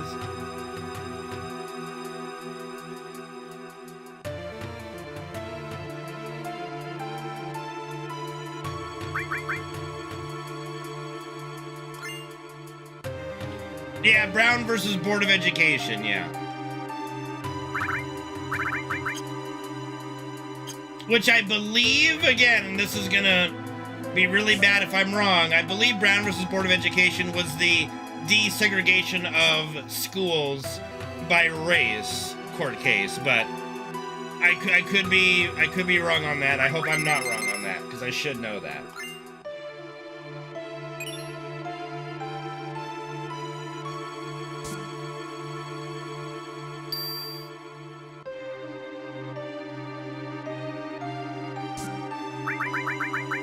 And honestly, as a Swede, Reno, you don't need to know that, but you're playing a game called Are You Smarter Than a 5th Grader? A game made in the US. You're gonna get American social studies on there, I'm sorry. But, you know, it's assuming that no one outside the US is playing this video game. What rant? Scale, okay, 1 second, sorry. I was doing the shit there. Scaling is dog shit mechanic. I think scaling, it depends on what you're doing, obviously. I think I think if you're playing a game where you never, like, out-level the content, that's bad. Like, if I'm grinding my levels and getting stronger, I should be able to beat the shit out of this thing that was previously a struggle, not have it level with me, right? But then, if I want to grind another thing, like, you know, if you want to do Mythic Plus dungeons and it scales everything up, that makes sense, you know? Well, see, those are kind of fun hidden mechanics, Reno, like if you level everyone to 99, Saber Sephiroth and Genova, like they get stronger. If you use Knights of the Round on Genova, it gives Saber Sephiroth an extra, like, 60,000 HP to accommodate, so you don't just one-shot Saber Sephiroth, you know.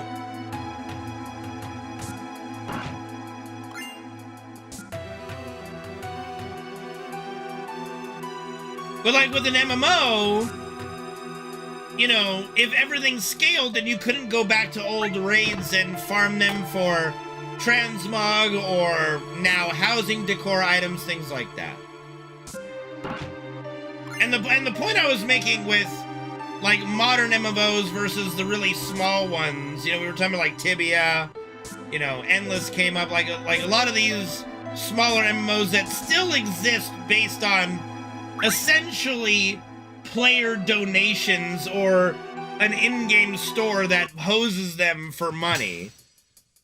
Like, the big MMOs like 14, WoW, I guess Black Desert is one. Like, these ones, they invest so much money into the game and into the people who make the game that they have to make a good game to keep those millions of users happy and paying their bills. You know? It's locked behind a puzzle right now.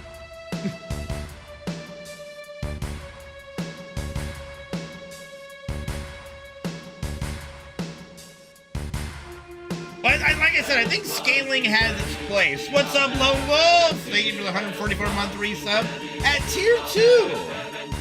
Well, Blizzard is making their users happier.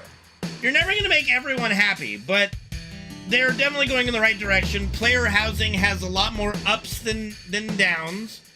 The only downs are something they could easily remove if they wanted to. Like, if someone at Blizzard just read the forums and saw, like, okay, let's remove some of these artificial locks behind player housing, then everyone is happy. And everyone's having fun, you know? And that's the thing, like, play-to-win MMOs never have a big player base.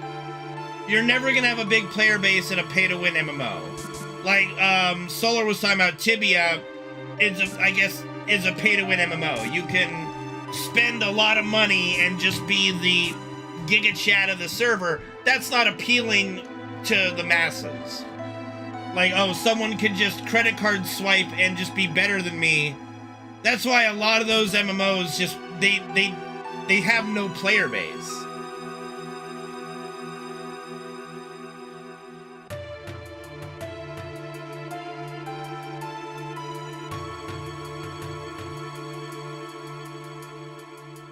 Kickster, yeah. Meh.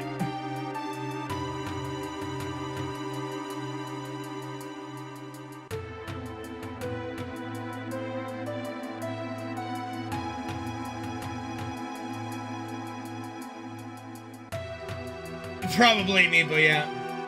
I know, Lone Wolf, I know. It makes me feel old every single time. But I appreciate you guys so much. Thank you. And see, and that's the kind of thing that, you know, WoW, I've been playing WoW for a long time now. And even during its worst periods of, like, Shadowlands and such, I still found the part that I enjoy about WoW still to be enjoyable. So there is still that aspect. And that's where the big MMOs are the most safest and enjoyable to play, is because, well, it might not be amazing. Like, these MMOs at their worst are still better than some of those MMOs at their best. And that says a lot. Like, the gap in quality of MMOs is humongous. It is one of the biggest gaps in all of gaming.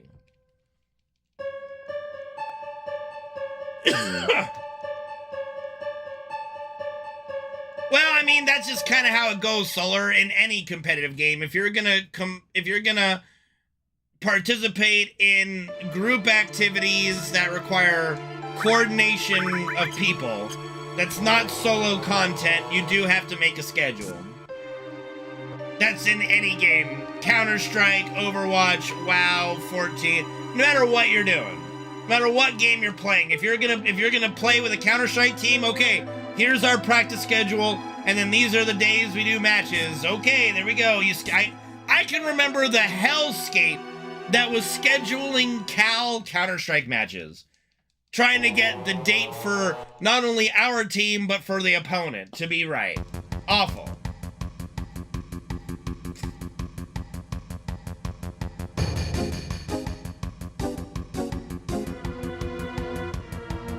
I mean, if you want to do any multiplayer thing worth its time, DavCloud, you have to schedule it, you know? Like, we're relaunching FF7 D&D this year coming up, it's gonna be Sundays at 4. Probably every other Sunday at 4. My time. Because that's the schedule that works best for everyone. Is it the one that works the best for me? No.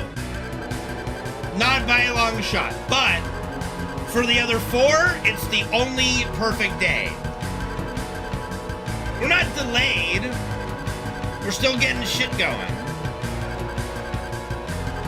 But that's the thing. You want to do something with a group that's a lot of fun, and you have to coordinate a schedule.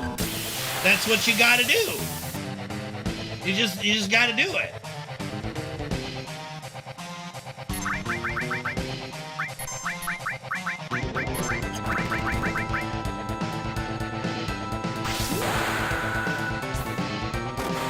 Well, no, we're not starting. We were never gonna start yesterday. We were never starting.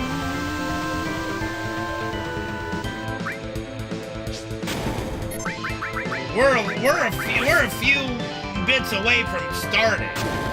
Oh no, we'll be streaming it, of course. I wouldn't be doing it if I wasn't streaming it. Of course.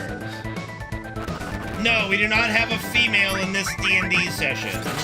Sorry, it's gonna be a pure sausage fest this time around.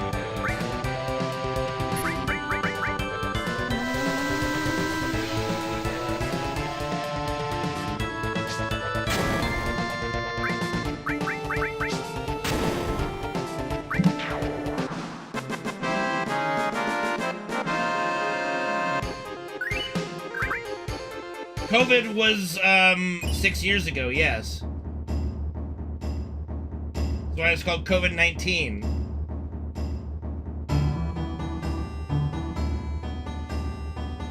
That's 7 years ago now, because, you know.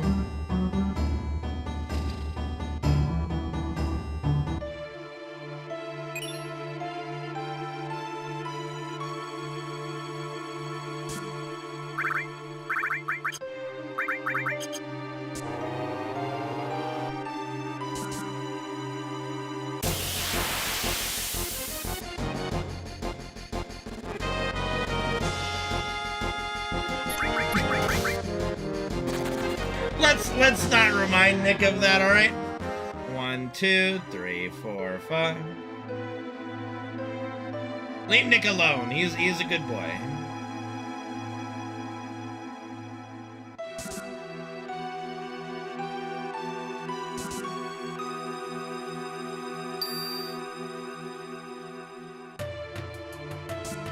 My birthday is on the 30th.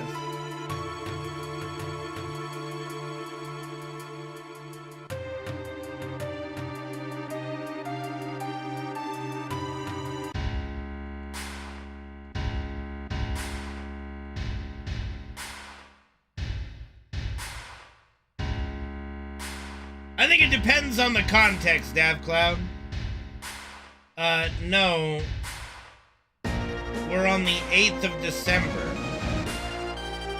The 30th is, you know, at the end of the month.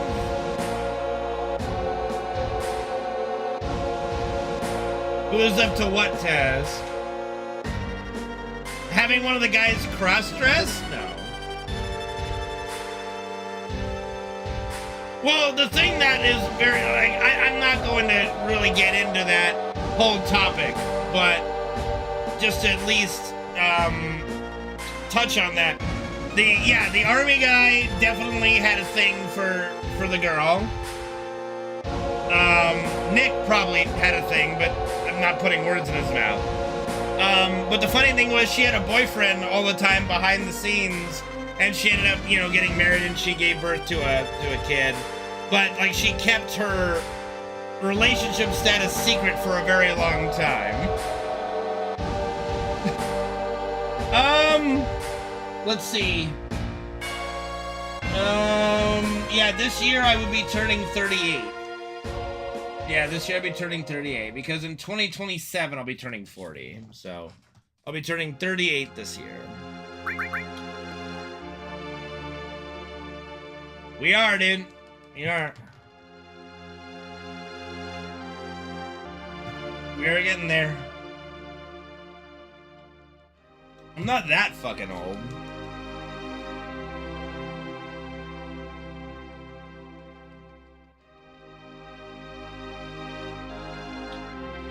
Time does fly. Indeed.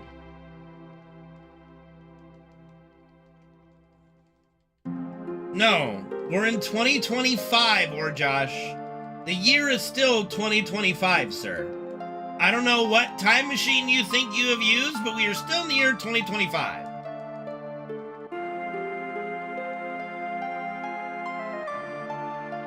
Hello, Bunin. How's it going? I've already been to the gym. I've told you guys.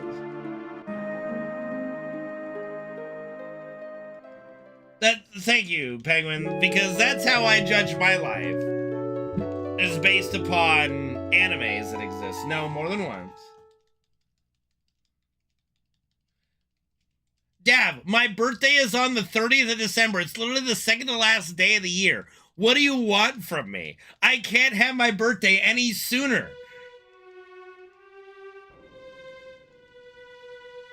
What did I do at the gym? Squat rack. Did some biking. Arm curls. Bench press. What else I do? Leg press.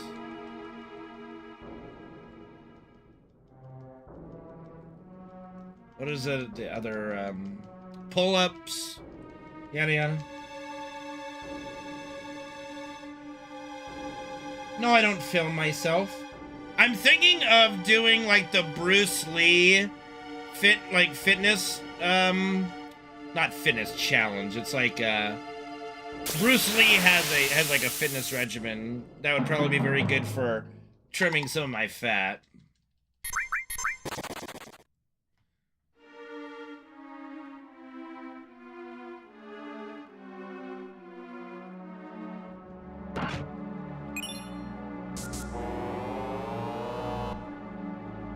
I do want that, I do. I definitely do.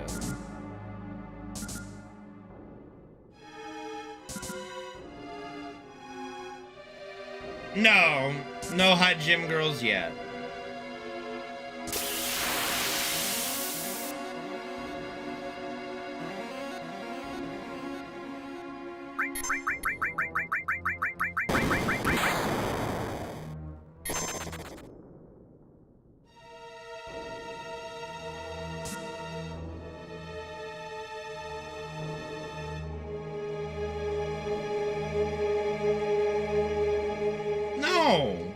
Care.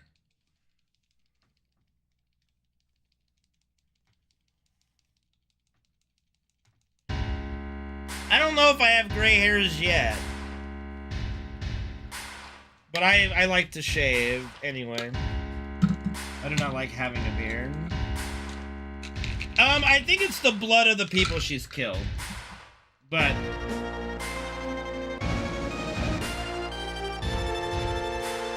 in the remake, they showed us like purple goo, which implies it's Jenova either leaving blood behind, which would be kind of weird, or just, you know. I have a beard. I have a beard. It's just like, you know, I've got a beard. But like remake shows like purple goo, which implies it's a trail left behind by Jenova.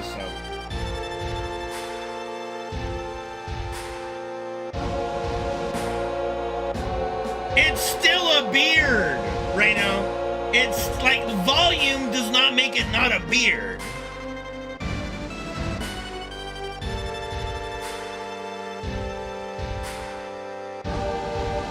What is that question even put in? Are you asking me if I think they're going to come out with part 3? Yes, they've already announced that it's coming out.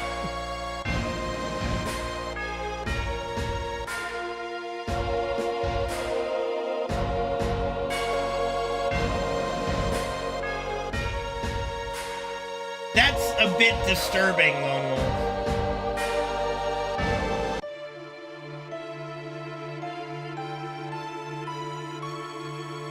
I don't think there'll be nuclear war. You can't even, you probably can't even see my facial hair because I've got quite a bit. Fuckers. You're out of your fucking mind. You're literally out of your fucking mind.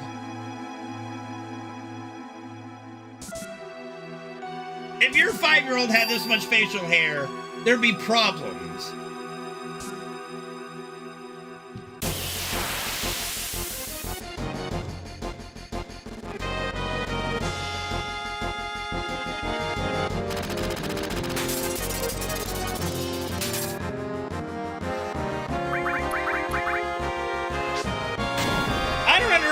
Shit, but like I say, if y'all thinking this isn't more facial hair than a 5-year-old, you're all on crack.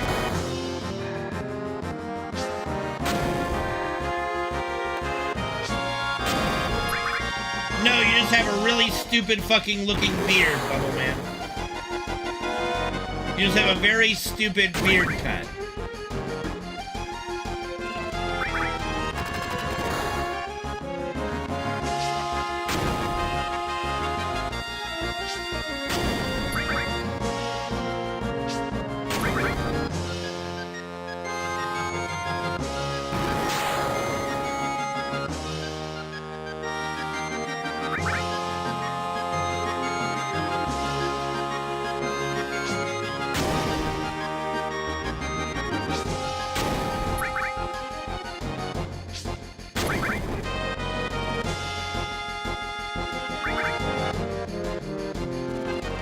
Who the fuck is Lemmy?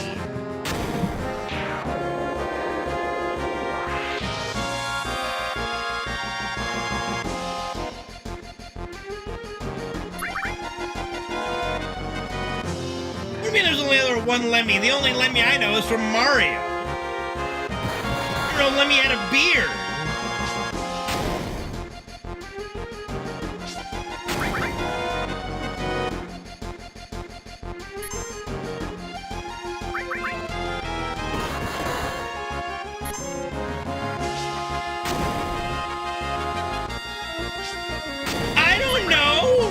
What does Lemmy have to do with anything?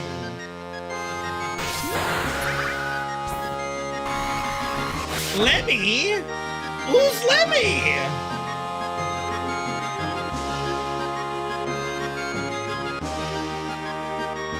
Who's Lemmy? What famous artist is named Lemmy?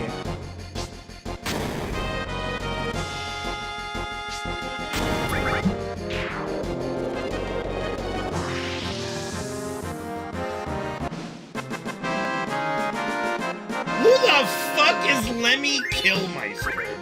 Motorhead? I don't know Motorhead.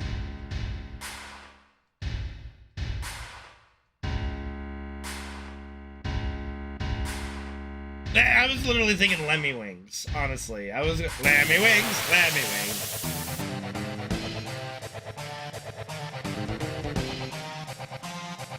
I thought the Ace of Spades was AC/DC or something. I thought, fucking, or is it Radiohead? No. I thought, like, what's the band that does the song with the guy who's in, like, in a spacesuit the whole time that slowly fills up with water? Alright, Penguin. See you when you get back, hopefully.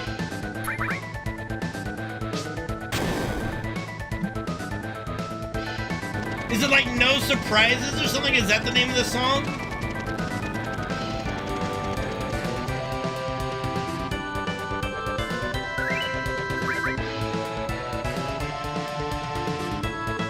Such a good song, by the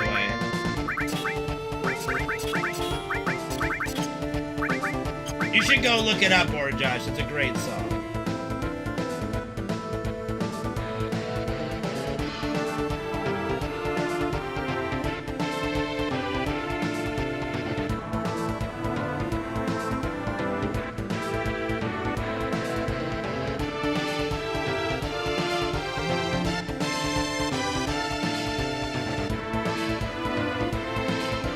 Yeah, I think that's Radiohead. I don't have a clue who Motorhead is, but I think I know. I know Radiohead. I have no idea who Motorhead is.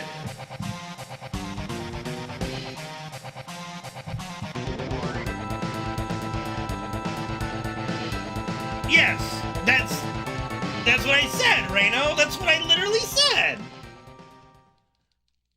I mean, knowing a song does not mean you know the band. Like, just hearing a one-hit wonder, maybe, by a band does not mean you know the band. I was very sure.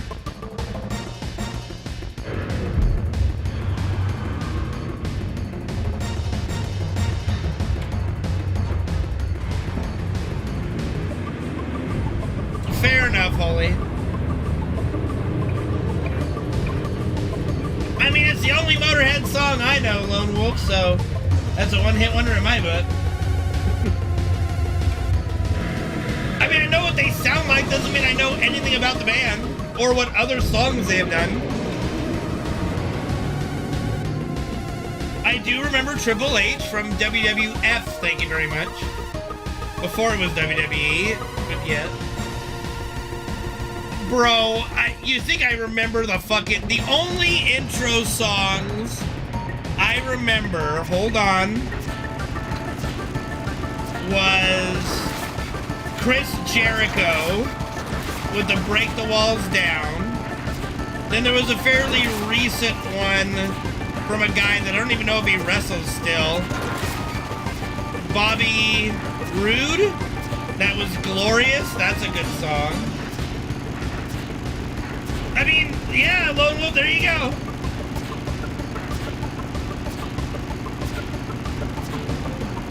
I didn't even know Chris Jericho was in a band, but it doesn't surprise me.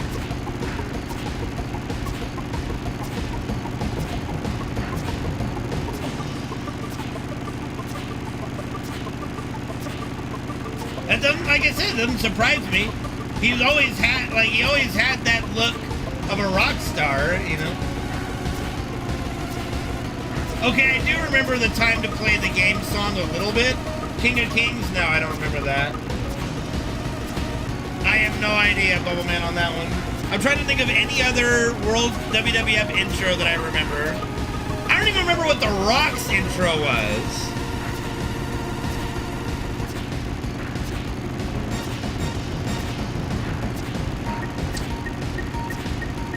Nope, I think that's all. I don't really remember any of them.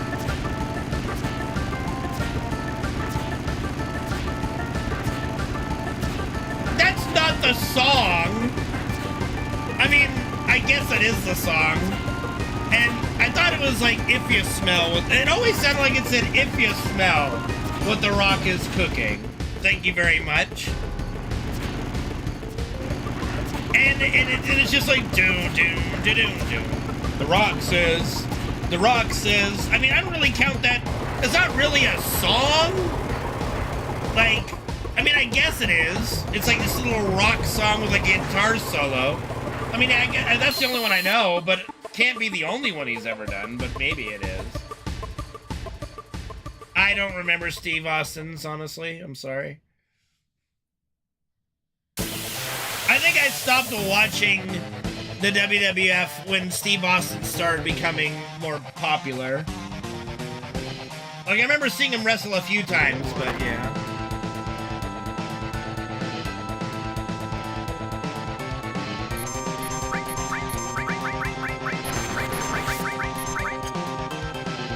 Eddie Guerrero? No.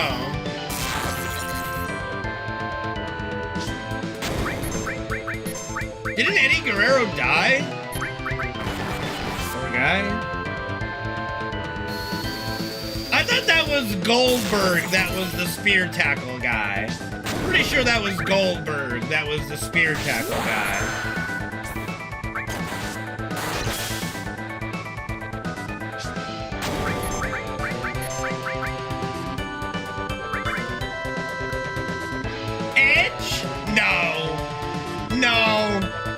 No, like that's Goldberg's thing. I'm sorry. Goldberg, no, I'm sorry. That's Goldberg's thing.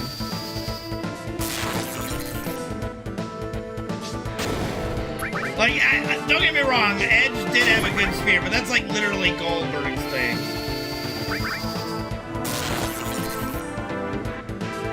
No, I didn't see a spear off the ladder. I stopped watching when I was like 10.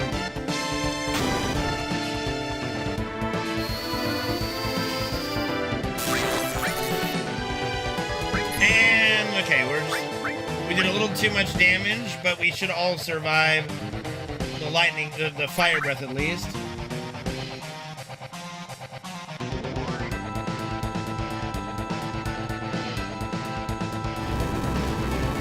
I don't know, Dap Cloud, because for me, this was my first Final Fantasy game, so I wasn't ever expecting the world map.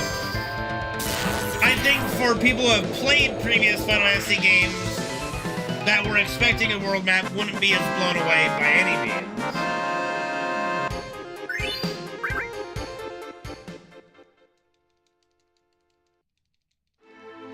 Oh, they already said that we're going to be flying the Highwind around.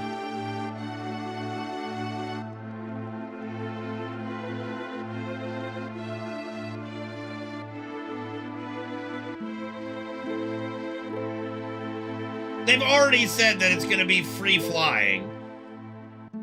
So, y'all already wrong.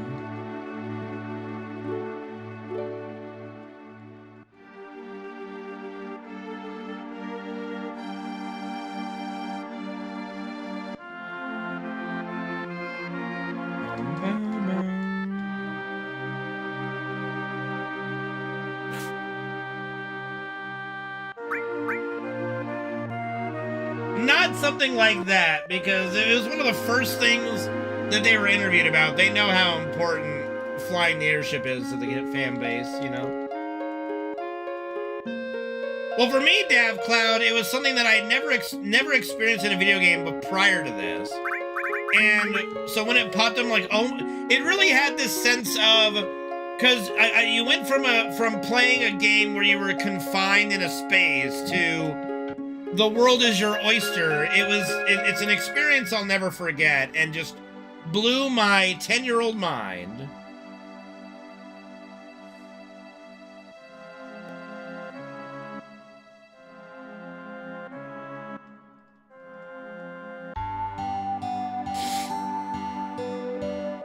So like to me, if I had played FF6, which is a huge world map, and you're flying the airship around, this would not have blown my mind at all. At all. And FF6 gives you the world map so early. Like, you're literally on the world map super early in all the previous Final Fantasy games. It's not that big a deal. Here, it was something different, where you're spending a lot of time in Midgar. If you're doing a first playthrough as a 10-year-old, you're spending the amount of time that it takes you to beat Super Mario Brothers, Link to the Past, all these other games that you beat, and you're still in Midgar. So you're thinking, this is the whole game. That's what you're thinking. And then you exit, and there you are on the world map.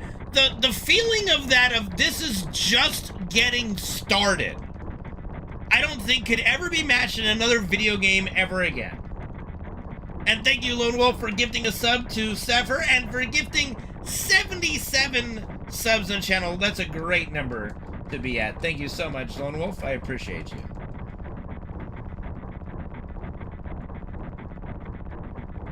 So, like, I think that the way they did this, and especially since they knew this is going to be a lot of people's entry into Jesus. Thank you, Lone Wolf, for gifting 10 subs in the channel. Holy crap. Thank you so much, Lone Wolf. That is insane, dude. Thank you.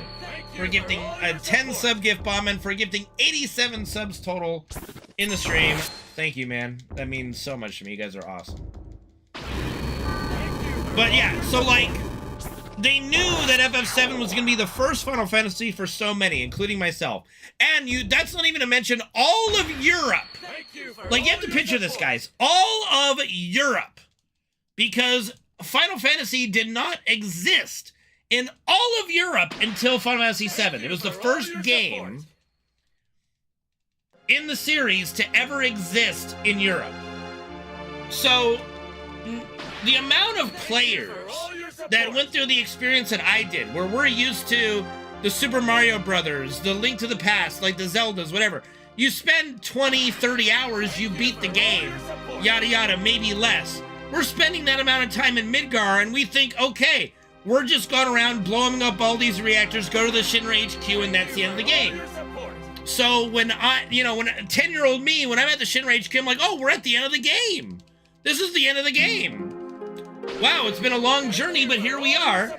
And then to go from that to, here's the world map, welcome to the actual game, motherfucker. That is a euphoric moment that will never be captured in another game ever again. Ever again.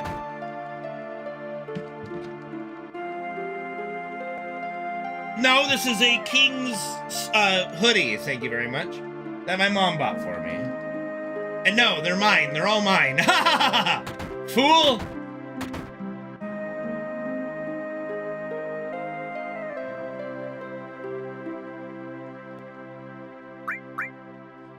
Well, the other, games back then, too, had music on discs. I didn't know. I'm 10. I don't know what the other discs are fucking for.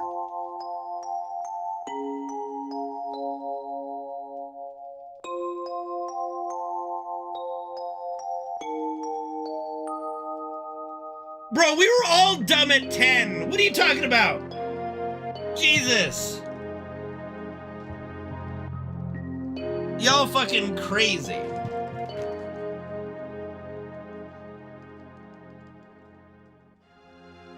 But, please, Reno.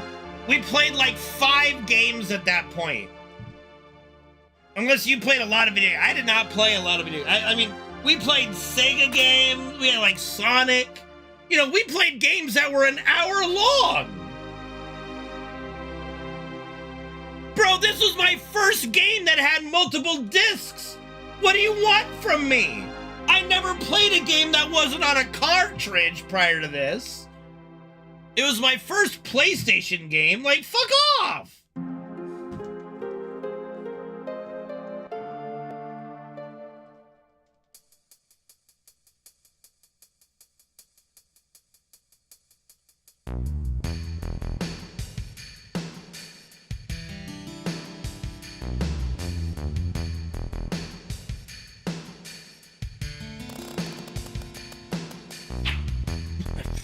I'm doing fine, thank you. Okay, Reno, you're an idiot. You're not even what I'm talking about. No one's talking about someone like you that played FF7 way after the fact when it came out. Talking when it first fucking came out, bitch. Jesus, that's obvious, you fuck. And then FF8 went back to that format of just throwing you in the world map right away. 1, 2, 3, 4, 5.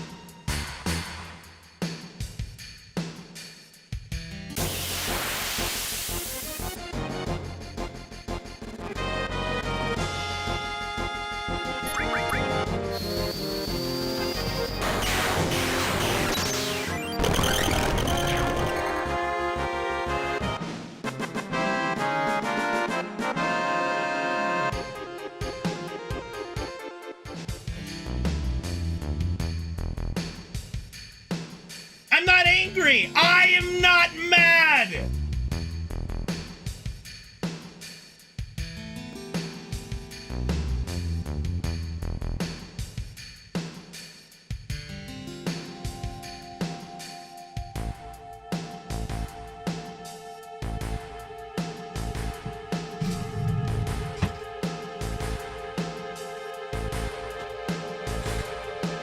What the fuck are you smoking? Solar, what the fuck are you smoking? You look at the back of the cartridge, you see the High Wind, you see a cutscene with Sephiroth and the Genova machine, and Ifrit summon. Like, fuck off! You don't see anything! What are you talking about?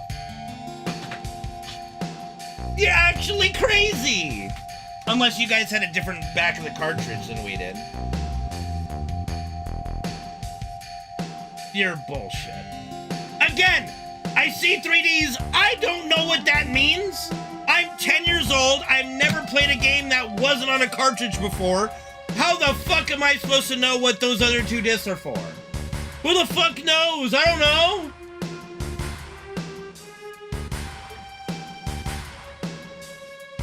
It was, Humphrey. Thank you. Thank you. It was a moment of revelation for so many, and these bitches be bitches. That's it.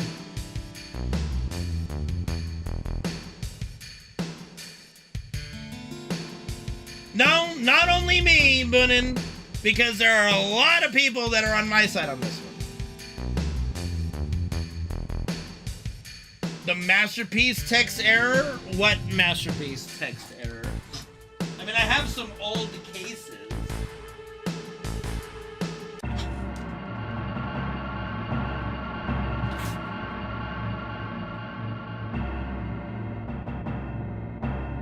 Oh, does it? Let me look.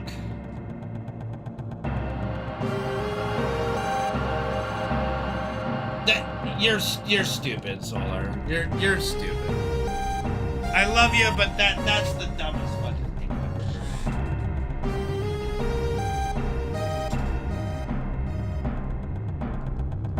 heard. You know, I might not have ever looked that deeply, Holy. Let me check. I don't know if I have my original FF7 case anymore. That's the issue. I have a bunch of FF7 cases, but I don't know if I still have my original. I mean, I should, but I don't know. I don't even know which one would be the original case.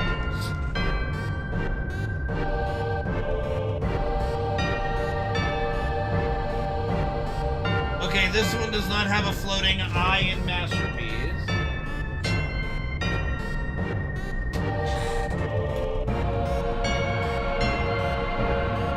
This one does not have a floating eye in Masterpiece, and this feels like my original box. Let's check the greatest hits box. Nope. Unless it says Masterpiece, another spot. Check this box. Nope, not that one either. Well, that's the 4 cases that I have.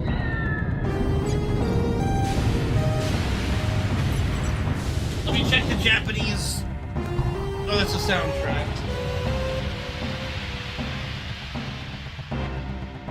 Oh,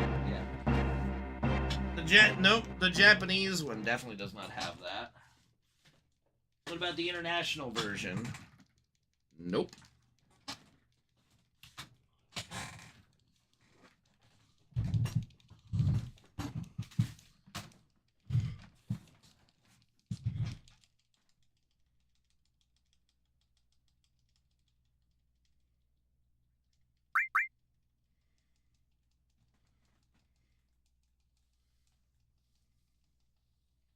Yeah, I don't think I've ever had a copy, like, because I didn't get FF7 right away. I got introduced to FF7 when I was playing Little League Baseball, and one of the teammates of mine, you know, we became friends. I went over to his house, and he had a PlayStation. Never seen a PlayStation before. We played Twisted Metal 2, or Twisted Metal. I don't know if Twisted Metal 2 was out yet. And then he popped in FF7, and I just fell in love with it, and asked my mom and dad, can you buy me a PlayStation? Can you buy me a Final Fantasy 7? They said, okay. My dad bought me the PlayStation, and then, you know, we went to Toys R Us. You guys remember, like, okay, who's old enough to remember going to Toys R Us, and you'd look at the, like, the video game section did not have any video games, but it had the cover art and these yellow, like, slips, these yellow with blue border slips that you would take, and you would go to this back room corner and hand them that, and they would give you the game after you bought the game that way. And we bought Dragon Quest 7 or Dragon Warrior 7, and I got home, popped it, I'm like, this is not the same game. And so we went back I kept Dragon Warrior 7, still have not played it beyond, like, the first screen. I couldn't get past the first, like, town. I didn't know what I was supposed to do. We bought FF7 and the rest is kind of history, you know?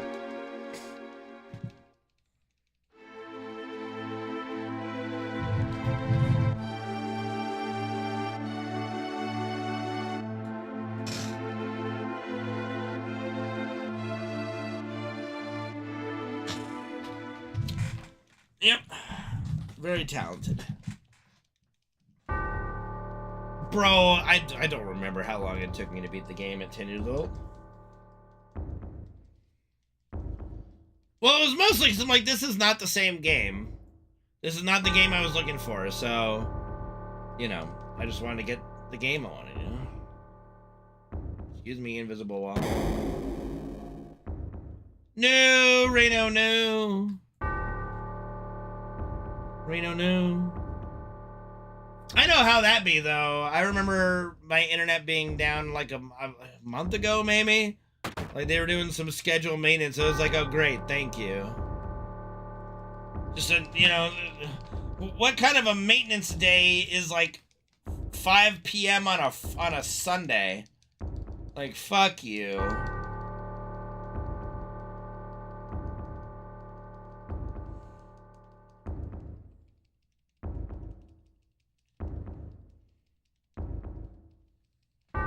I mean, this game was just such a game changer. I think, like not only did it introduce so many, including myself, to an entire genre of video games, but it itself is one of the greatest games ever made. And that was before we even knew how hellish the development cycle was, and no one understood the dynamic of the Nintendo falling out with Squaresoft, and then they partner with Sony to make the PlayStation to then release FF7 on PlayStation. And I like FF6. I do not think FF6 is better. I think FF6 is amazing. I definitely put it in top 3, probably at number 2. But the biggest issue with FF6 for me is there are too many characters that are just kind of irrelevant. And that diminishes the value, in my opinion. The characters that are relevant, great. But it only makes me want to cut the roster in like half. Maybe not half, but like cut out at least like 5 or 6 of them. And develop more with the ones that are really good. I'm sorry, you can play Umaru, it doesn't make him a good character. You can play Go-Go, it doesn't make him worth him existing. That being said, there's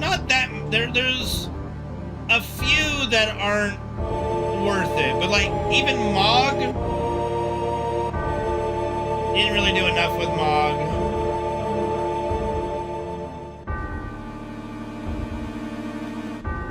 I mean, they're literally irrelevant. I mean, let's face it. The whole premise of FF6, if we're being honest, especially with the end game, even Terra is not required to beat the game. You only need, I believe the only people that you are forced to get is Setzer and Edgar, and of course Celis. Because I think you need at least 3 so that you can solo all the different paths of the final dungeon. But I believe the only 3 you're required to get is Setzer. You don't have to get Edgar, you just get one of any other. Okay. But you need another character. Edgar? Spanish? I don't know. It might be. I mean, it could be Solar, since his kingdom is that of Figaro, and I believe Figaro is either Spanish or Italian.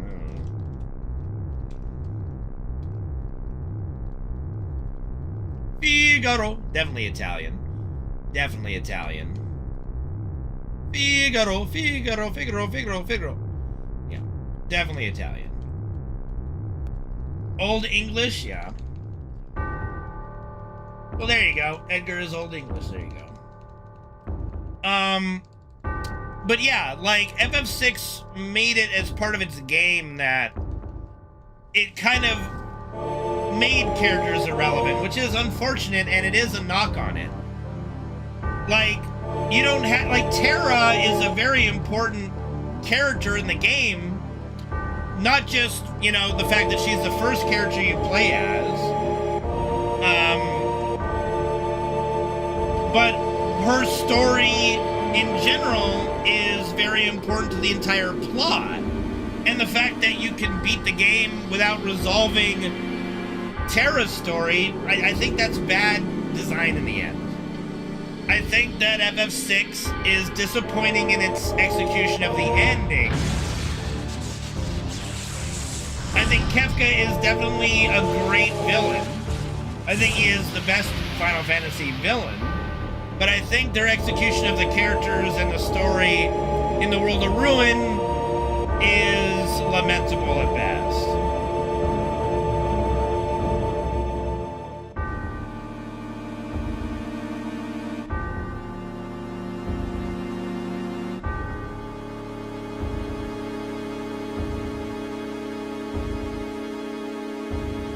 I mean, but the game itself is saying she's not important. That's my point. Yes, it is a choose your own adventure book, but the game itself is telling you she's not important. And I think that's a flaw. No, it's not, because it requires you to have Celis. It requires you to have Setzer. Celis is more important than Terra, because she is the main character of the game. Setzer, because of his airship. Clearly, more important characters. And I don't think Setzer is the second best character in the game.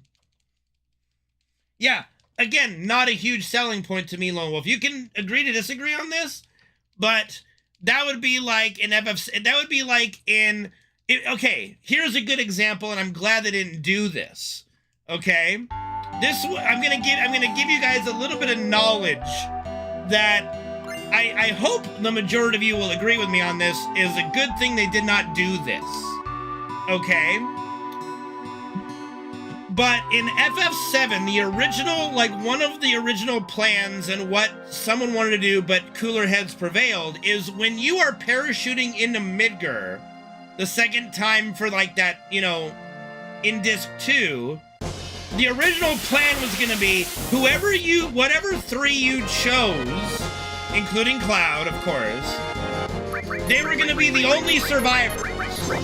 Everyone else was gonna die in one way or another on the way down. They were just gonna die. They were just gonna be killed on the way down, parachuting into Midgar the second time. They were just gonna die. And that's it. That was the original plan. Why? Okay, good. He's coming. He's coming. So I think it's a very good thing that they did not do that.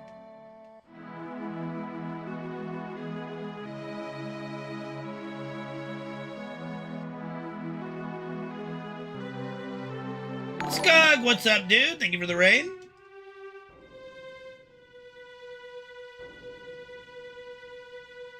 I mean, I agree to disagree on that one, Lone Wolf. I think a lot of the FF7 characters' backstories are a lot more interesting than the majority of FF6's. I think the most interesting backstories in FF6 is Terra's, being the half-breed of a Esper and a human. That is interesting. Celis being kind of a human experimentation. But other than that, who else is more interesting? What do you mean you don't know the backstory? You get told the backstory of every character. What are you smoking? What do you mean? Vincent's backstory is far more interesting than Moe's. Locke's story is alright. I don't know. It's a little... I don't know. Locke's story is a little cringy, but it's fine.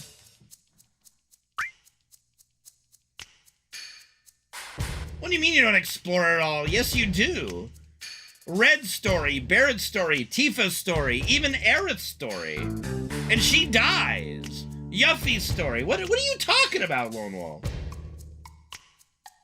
No, you get way more than a paragraph of story. You get entire zones, all of Corel, all of the the Nibelheim stuff, the live stream cutscenes, all of Wutai. What are you talking about?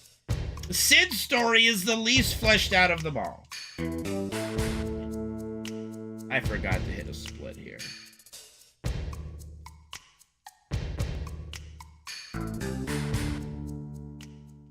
Correct, DavCloud. It wasn't important enough in the original. Same with Vincent. But that's been corrected in the remake. And again, it doesn't mean it's not canon, too. He had more than a friend who died. His wife was killed. His whole town was burned down.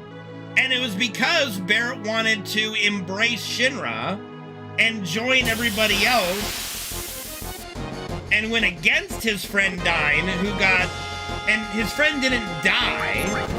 His friend was shot. He thought he died. He adopted his daughter, took care of his daughter as his own, to basically as penance and homage to his friend. Like, there's so much more to it. Like, what are you talking about?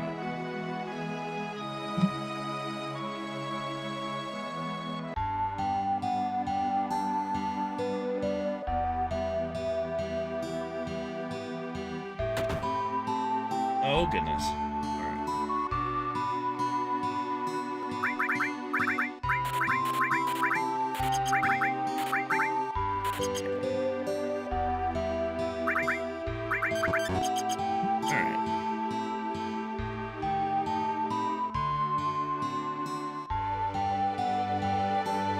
And I interchange FF6 and FF7 as which I think is a better game. I just think FF7 has a lot less, I'm not gonna say bad moments, because I don't think FF6 really has a lot of bad moments, but like I said, the World of Ruin section leaves a little bit to be desired for me. There's a lot of unexplored potential because they couldn't do it. They were in a time crunch when they were making FF7. So some shit's gonna get cut. That's fine.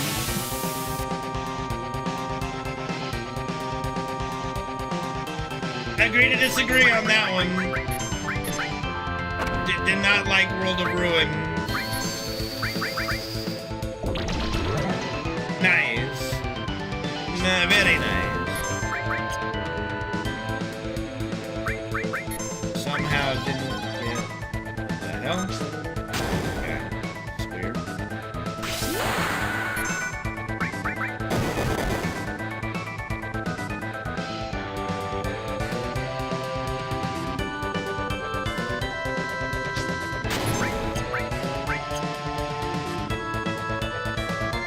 I mean, the way I would look at glove weapons would probably be... Okay, this is fine. What?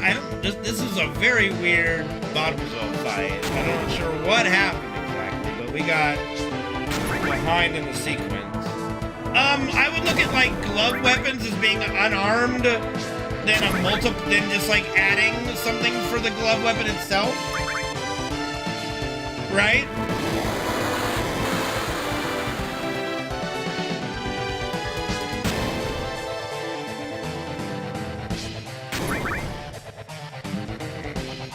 That's okay, Red didn't need to survive, we're fine.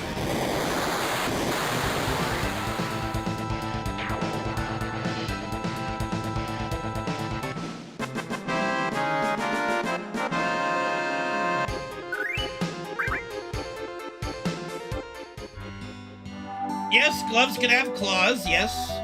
But it's still unarmed to an extent, you know? Well, I said it would probably be like unarmed, then plus a multiplier of some kind, like unarmed +1 or +2 or something, depending on what glove you have, I guess.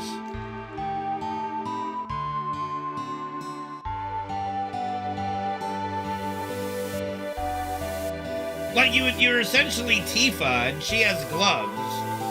You know.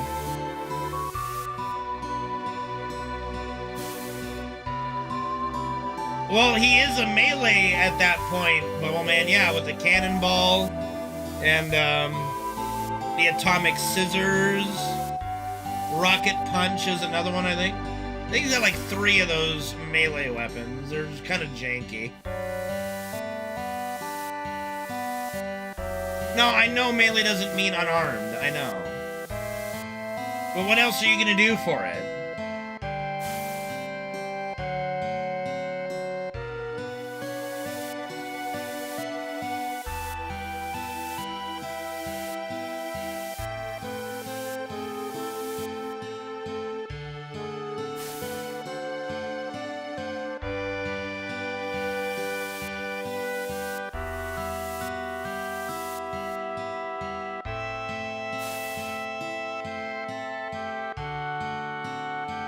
Again, not relevant, Lone Wolf.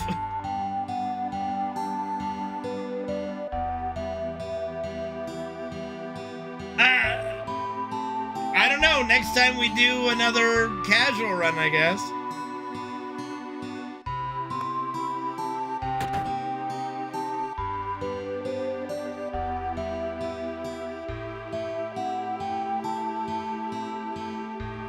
Of course.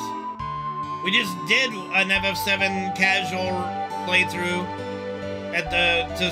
to kick off my marathon.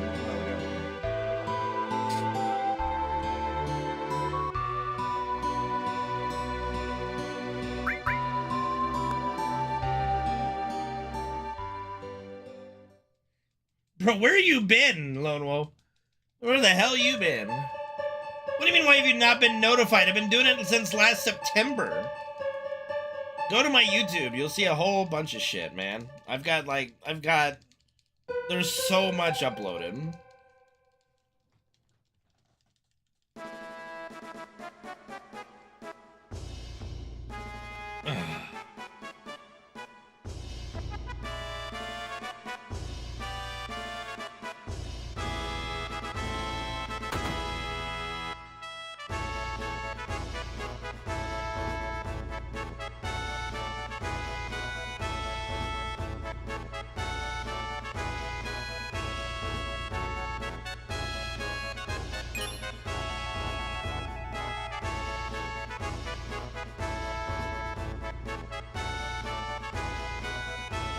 I wish. Be nice to get a little revenue from YouTube.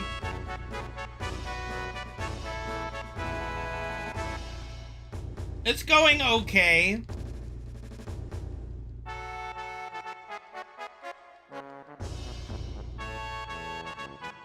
I added maxed, or Josh? What do you mean? What do you mean with battle effect?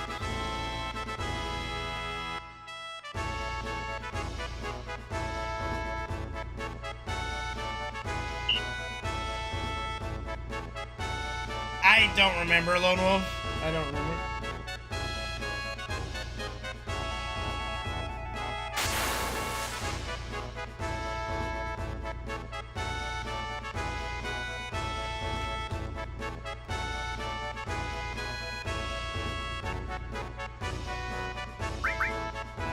Kick cock? Yeah, that's the not safe for work version.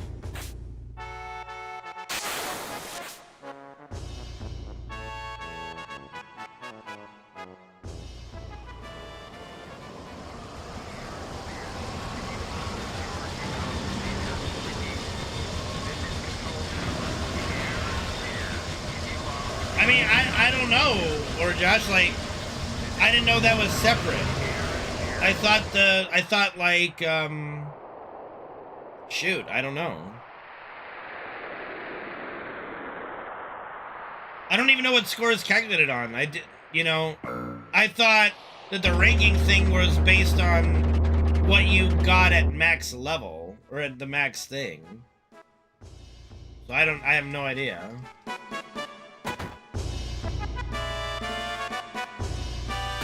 I don't even know what my score is.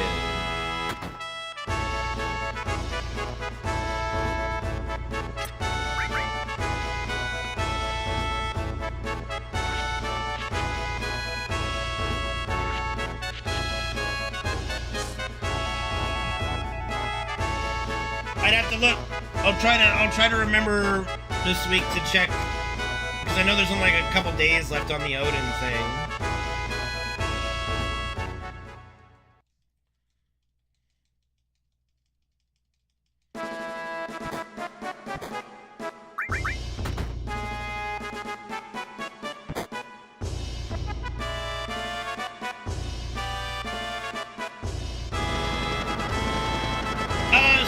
Some of them are members of Soldier, as Remake and Rebirth have shown.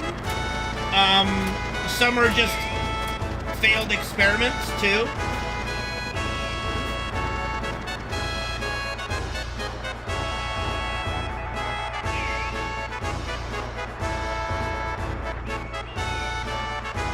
Well, there's no real way to know that, Bubble Man.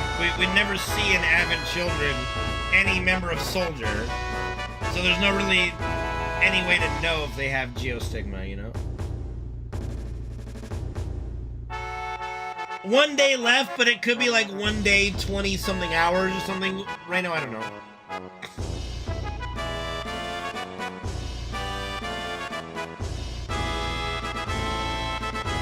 I don't know if Roche is gonna be a boss. I mean, maybe. He might have one last thing, but I think we're gonna try to save Roche and the other cloaked guys. Like, I don't know how Roche is gonna go from the hooded figure that is, you know, after the last time we fought him in Rebirth, where he, you know, and then now he's a zombie cloaked dude. Like, how's he gonna go from that to being a boss? I don't know.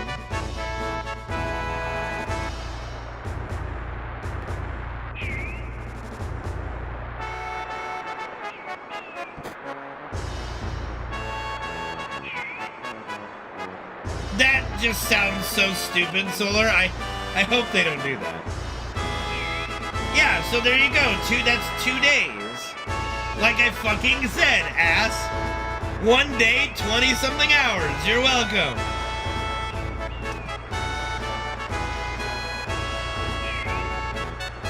The Odin ranking event in Ever Crisis.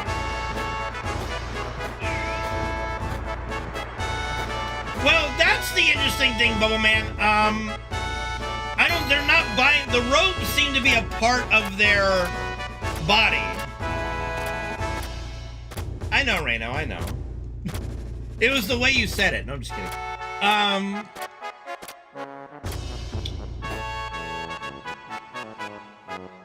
Yeah, I just do Ever Crisis stuff in the background, and I'm in maintenance mode, basically, with Ever Crisis, so... Like, there isn't, like, you know, spend 5 minutes a day and I'm all done with Ever Crisis every day.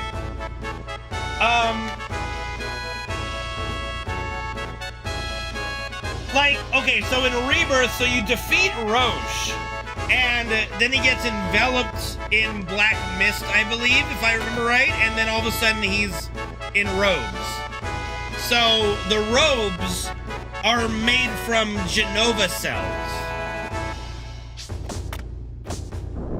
So they're not buying any robes, it's literally part of Genova. It's like Bayonetta's hair, but it's Genova's cells. Yeah. Okay, yeah, I see Zephyr talked about Bayonetta. Yeah, basically like that, I think.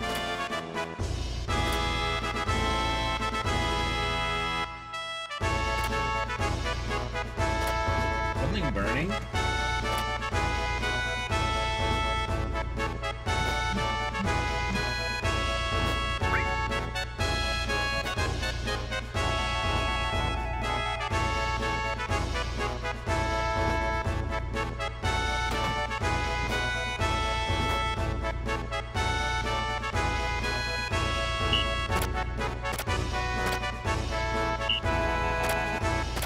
Well, I mean, that is also part of it, Bubble Man. I mean, where did Sephiroth's outfit come from? Right, you know?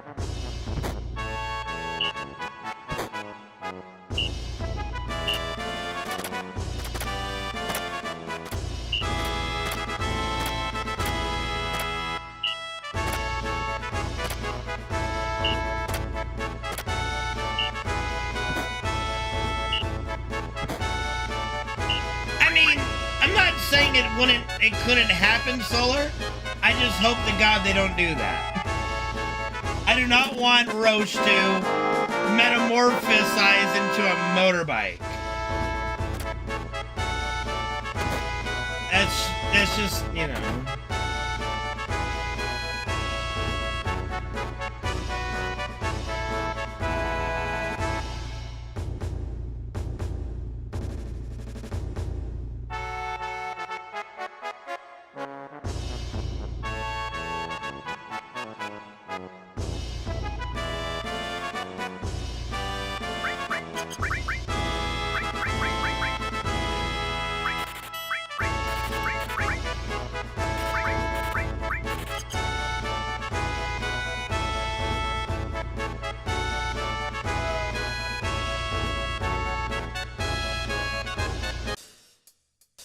Saying it's not possible, Solar. You're misunderstanding me. I don't want that to happen, though, because that would be stupid. That would be dumb. No, they did not do the Triceratops tank. Oddly enough, it came up in an interview, and we'll probably see Triceratops tank in part 3.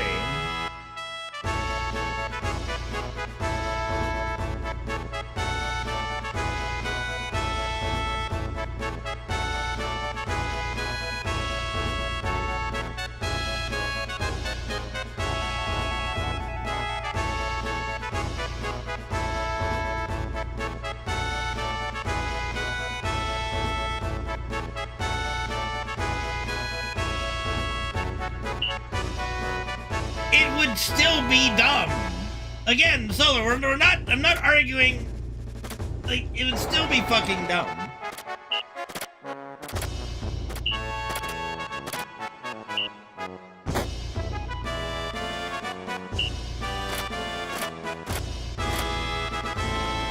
It's not mystical ice. The icicles, like when you damage it, it has a chance to drop icicles on you. You're literally knocking down an icicle to traverse the terrain. It's not like the icicle is not sentient.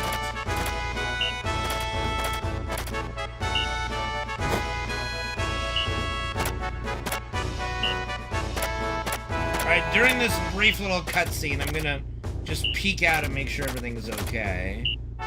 Because it smells like burning. What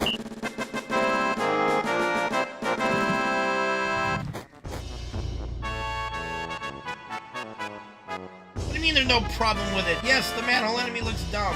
I don't want it in the Return to Midgar.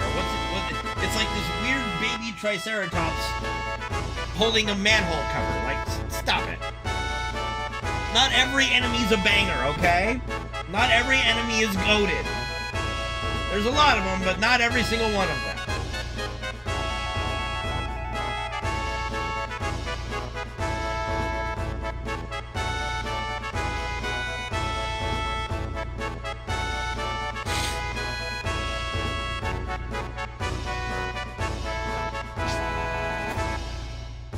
Are you like the X cannon? Is that the revolver? No, yeah, that's the end of Midgar too. Yeah. That's the end of Midgar. Yep. That's the second time into Midgar. Thank you, Seth, for the 200-bit cheer. Yeah, it's only on a few screens.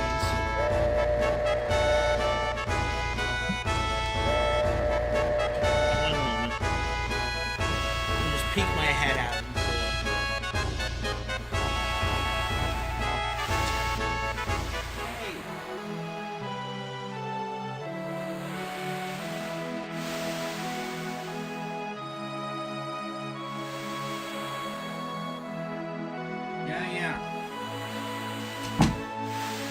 Mom just burned her quesadilla that she was making, but we're all good. We're not gonna die or anything.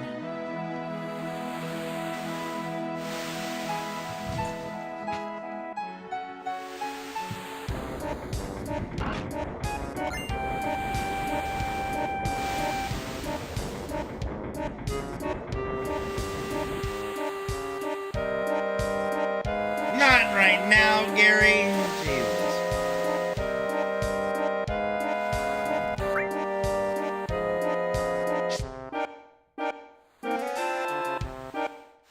statistically speaking, probably not, Gary. I mean, unless, depending on what your criteria is for around the same time.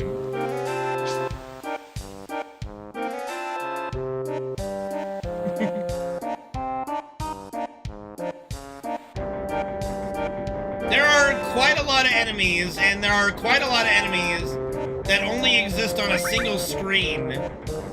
Which is why, like, encountering the third-class soldier in Shinra HQ is very rare, because it only appears on a couple screens. And they only appear, like, for a brief period of time.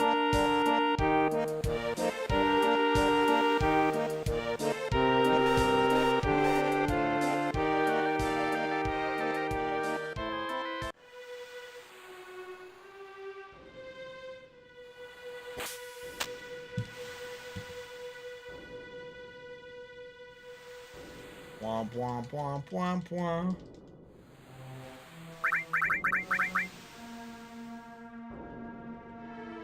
Hello, Narcant. How you doing?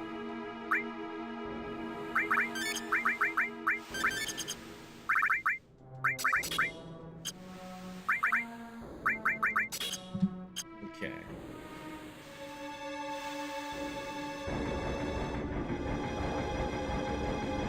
Alright, we made it in. We're good. Our little mess up on the step counter did not fuck us over.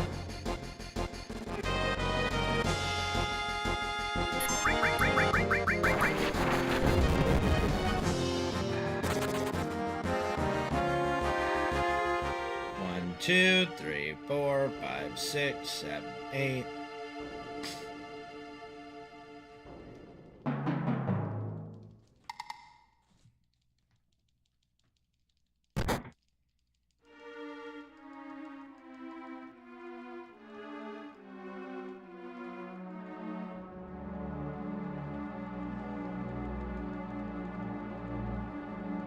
This is Genova. This is not Sephiroth. Sephiroth is in the northern crater in a crystal.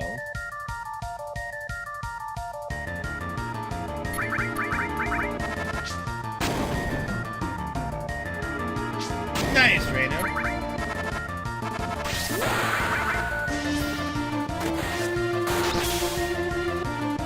It's a crystal. It's a Mako shell crystal. Okay, you know how the majority of Final Fantasy games involve crystals in some way? That's FF7's crystal. Is Sephiroth.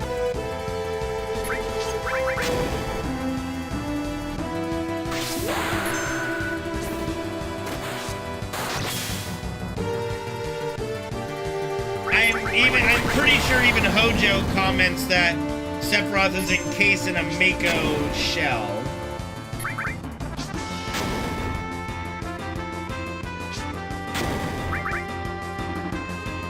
He's still transforming. He's got really 3 forms, but we only fight 2. You know, you got humanoid form, then you got Bizarro, then you got Safer Sephiroth.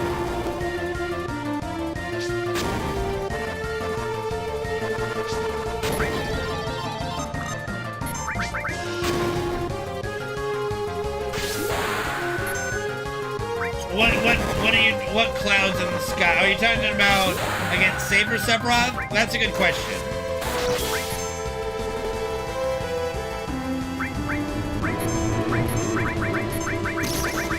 It could have something to do with, like, the concept of the Saber Sephiroth fight. Like look what happened in Rebirth.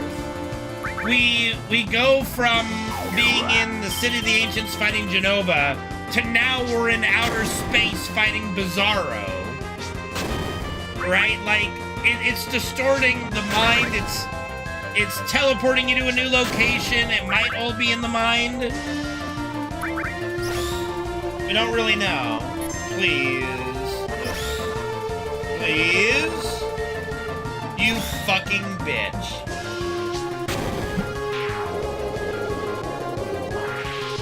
Ugh. We're just getting very unlucky on the boss fights today.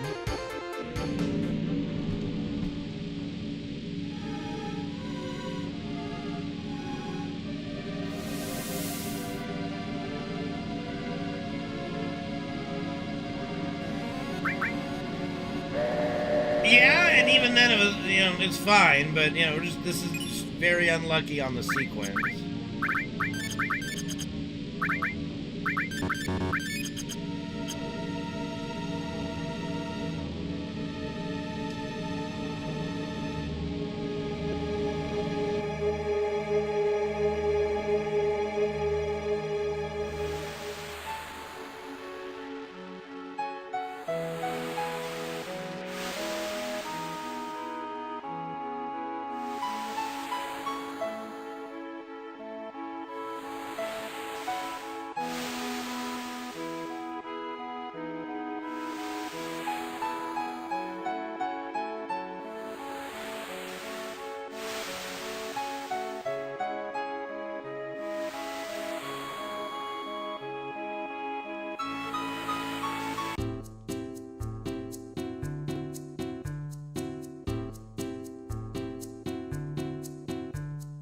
Well, yes, because we fight Jenova Birth, Jenova Life, Jenova Death, and then Jenova Synthesis.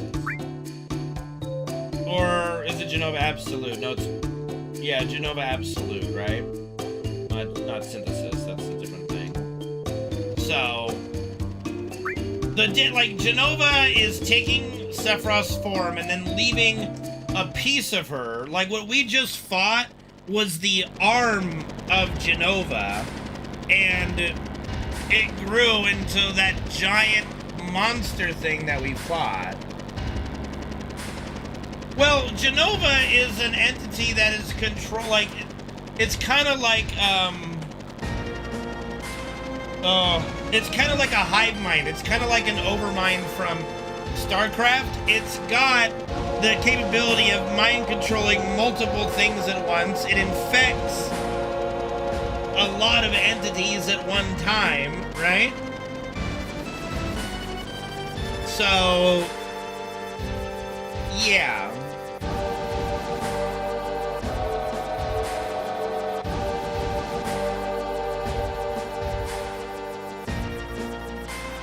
Now, Jenova does have like a host body, as we can see. Like, we see Jenova's body. We cut, like, see, we're following Jenova's body, right? Because if you remember in the flashback, Sephiroth severs Jenova's head and carries her with him, right? That gets thrown into the life stream when Cloud tosses him into the Mika reactor in Nibelheim. So now Jenova's head infects the life stream. That's where we basically get Geostigma from. But Jenova now gains the knowledge of the live stream, and her body is still in the Shinra building. Her body wakes up and is now moving again, and she's basically waking up.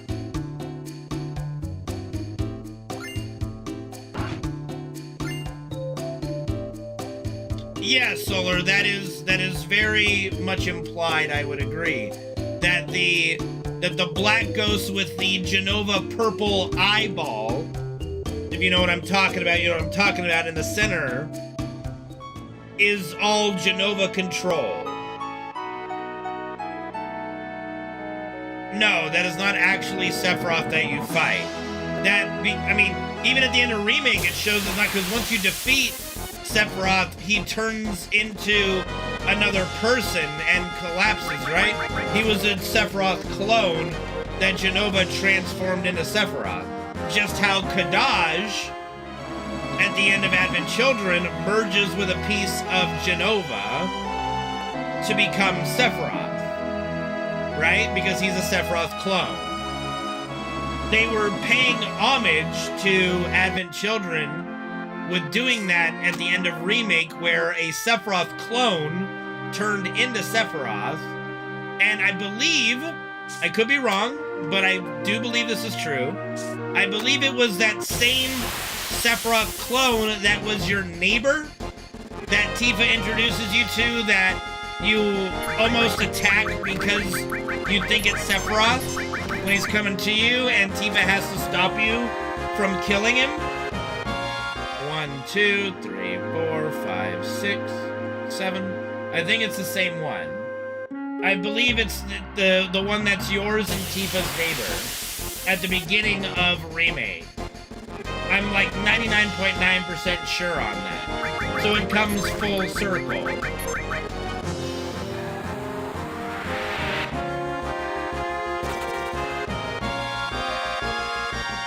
And that is possible, Bubble Man, and here's why. Because when we fight and defeat Jenova Death in the Northern Crater, there are no more pieces of Jenova, and then all that's left is the black materia. So it is possible that Jenova Absolute at the end of the game is her head taking form. Oh God, is there a place to learn? Shit.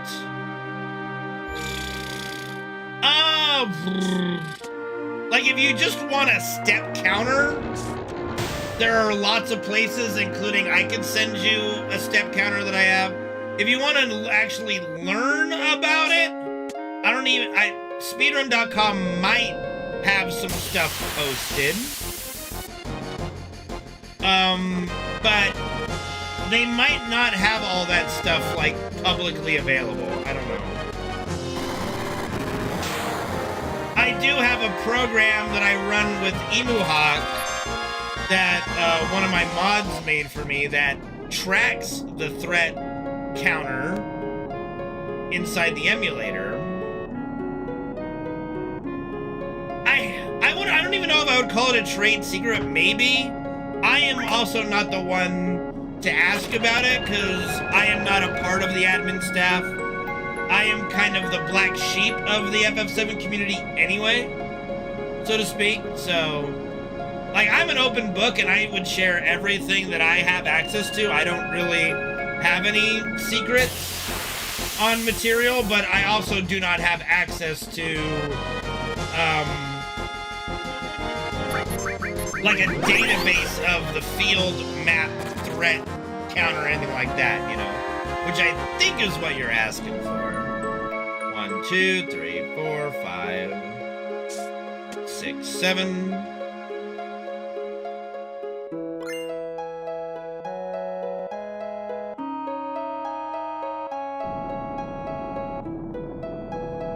Like, I'm also not the biggest technological nerd, so I would try, but I don't even know how I would share the program that I have.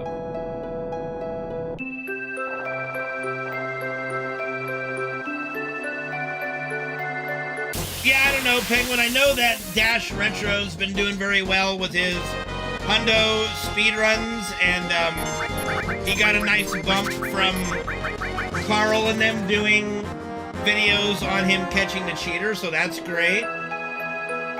Well, Zeal's basically one of the head admins, I think, along with Dash. I don't know. I'm sure Dash, if you ask Dash Retro, I don't think he would be against sharing, like, that kind of stuff. I know he has a lot of that stuff about the field map and things of that nature. So, yeah. Do I have beef with Zeal? No, he has beef with me. I think he would. I don't know. I have no idea.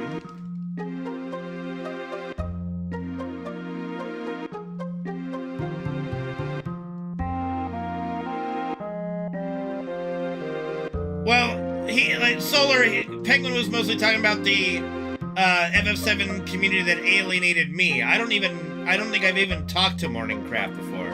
Definitely hasn't alienated me, but it's just not someone I'm come into contact with.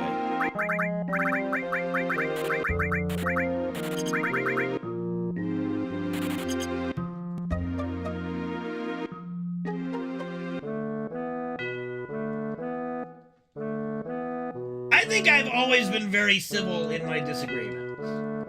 I don't have beef with anyone. They have beef with me. That's the thing. I don't have any ill will or vitriol towards any of them. they seem to dislike me and my, my takes on things. Well, I know Zeal has beef with me, for whatever reason.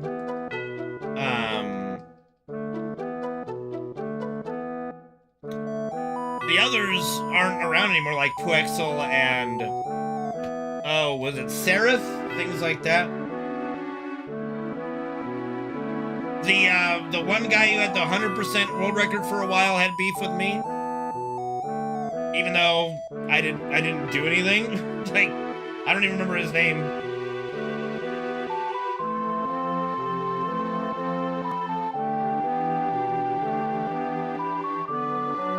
Yeah, no, Dash was a viewer for a long time in my stream.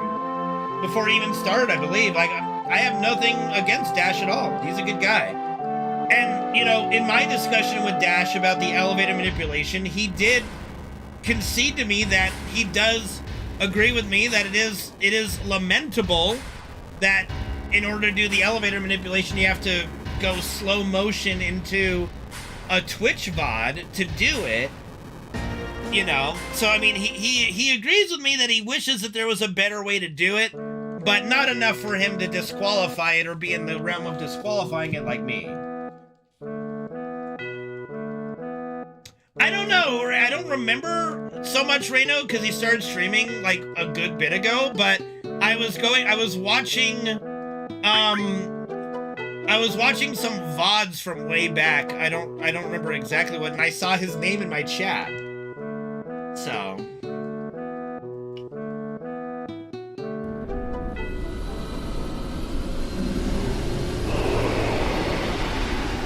wouldn't call it mega drama, no, but like I viewed Zeal as a friend and he basically told me no, he doesn't see me as a friend. So I was like, okay, fine, whatever. He did not like our elevator manipulation discussion. That broke our friendship to him. Our little public dispute on elevator manipulation. So. Thanks, Joe.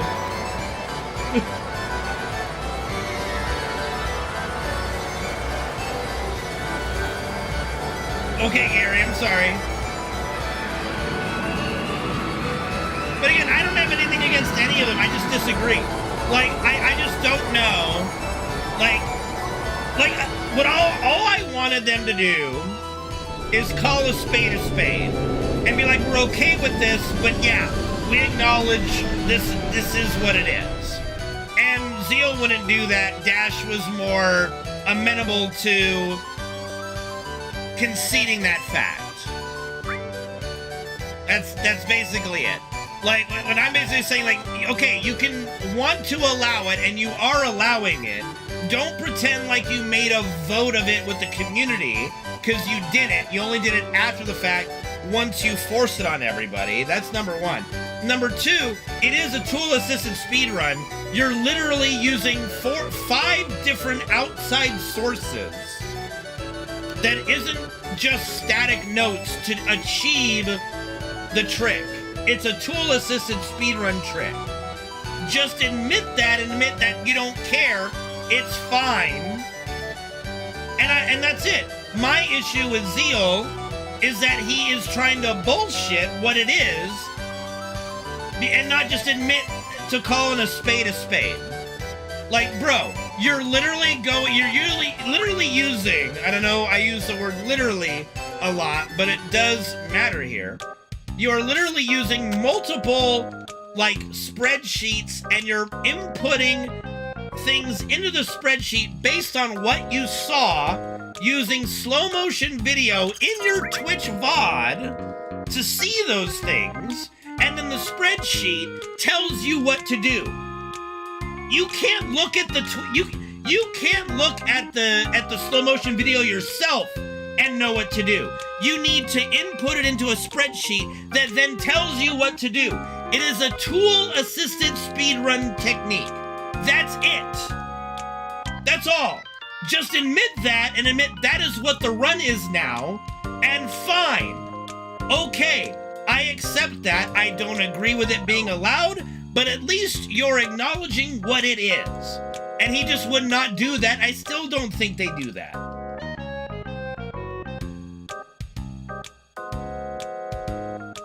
So that's the, I have no legitimate beef with any of them as people. I just think that it's being disingenuous with its representation. And also I took a lot of issue with the way Zeal portrayed doing the trick on stream.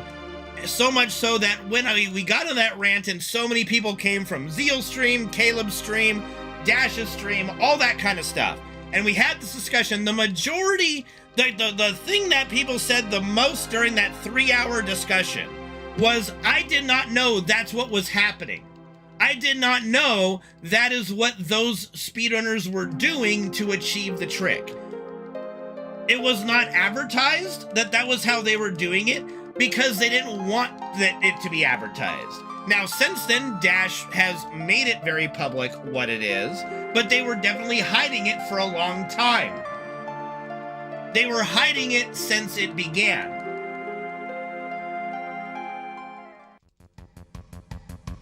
It's not a lookup list. It's not a lookup list. It's literally, okay, hey, it's a computer spreadsheet program, unlike either, made with Excel or whatever it is. You input something to it, and it does the work for you to tell you what to do and how to proceed.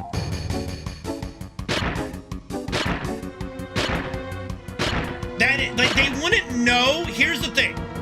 Every single trick in the game, every single trick in FF7, including now the Final Descent manipulation, which used to use a spreadsheet. Here's how it used to work. You would count the lightning bolts during the Hojo cutscene when you encounter him, right? And the lightning bolts, you would input those lightning bolt sequences into a spreadsheet, and it would spit out a result for you on what your Final Descent encounters will be and what you need to do to change it. If you have okay, with this lightning bolt situation, you will get 2 encounters. If you walk 11 steps, or delay by X number of seconds, you will then get 0 encounters, things of that nature. That is a tool-assisted speedrun trick that did exist for a long time, and I did not like it. And I reluctantly used it. I never did it. My mods did it, and even during our tied world record run, Luzbel did it for me. Now, since then, and this is why I bring it up, 1, 2, 3, 4, 5, 6, 7, 8, 10, 11, 12, 13, 14, 15, 16, 17, 18, 19, 20, 1, 2. So since then, the Final Descent manipulation has been figured out to the point where you don't need to do any outside things. You look at the in-game time before you enter Bone Village, and then while you're going to Cosmo Canyon the second time, you wait outside and you line up the windmill to when it stops moving, and then the satellite dish spins 3 times rotation from the point when the windmill stopped moving, and you enter, you're on track. And then you've got to do a good, perfect frame, you got to do perfect movement in the City of the Ancients when you go the second time. If you do all that, you have achieved 0 encounter Final Descent. It's all in game. You do not need any outside source to achieve it. So it's perfect. So now the only trick that exists, and there are a lot of tricks and glitches in FF7. There are a ton. The only one that requires outside tools, and not just 1, not just 2, but 4 or 5 different things you gotta do outside of the game to achieve it, is the elevator manipulation.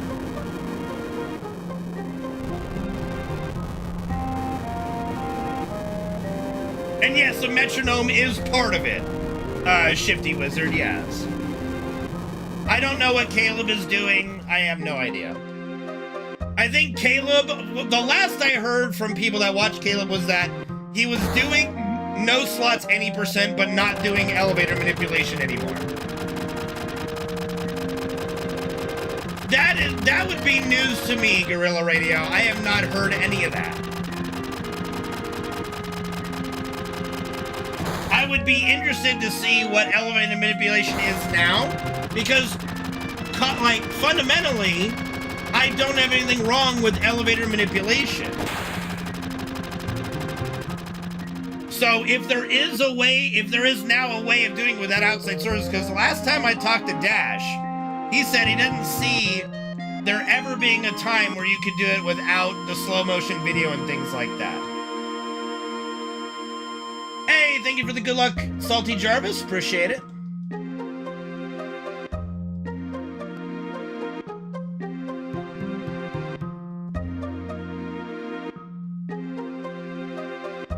I mean, I would prefer to wait till it's actually, like, done before I take a look at it, but yeah. I mean, that's fine. Like, there's nothing wrong with that. I have no issue fundamentally. If it's hard, that's fine. That's great.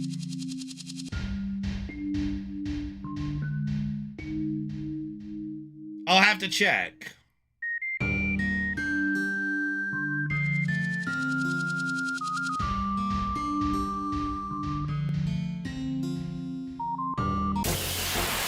I do like it hard.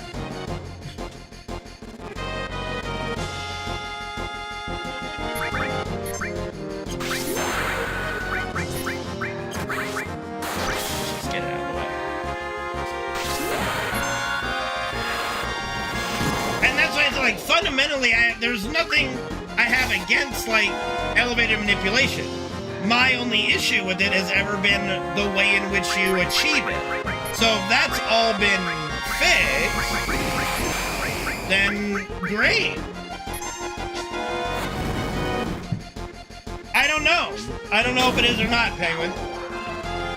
It might be if it involves the new skip that just goes straight to you know, the City of the Ancients and such, then it might be dead. Yeah. What's up, Rockafire? How are you, man?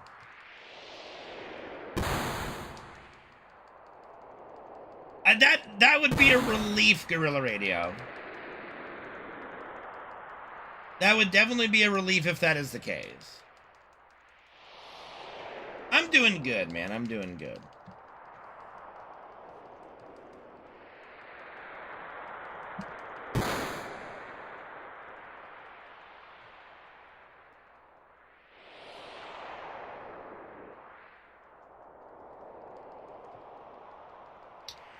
See, I think he shoots in his area. I don't think he actually shoots him. Like, he shoots the ground in front of him, maybe? Of course, I mean, it was obvious. And that's why I was so perturbed with the obvious disingenuous, like, argument by Zeal defending... Like, I didn't even mind it being allowed, but at least call it what it is. Just, hey, we're allowing this tool-assisted trick because we like it. It's cool. We like it. We like being able to get a zero encounter elevator through manipulation. Great. It's still a tool-assisted speedrun at that point. It is still that.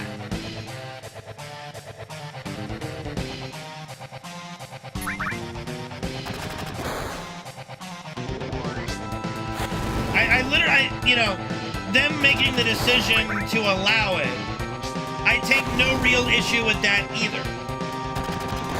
But the lack of transparency and then, again, just arguing what a spade is a spade is the thing that bugs me.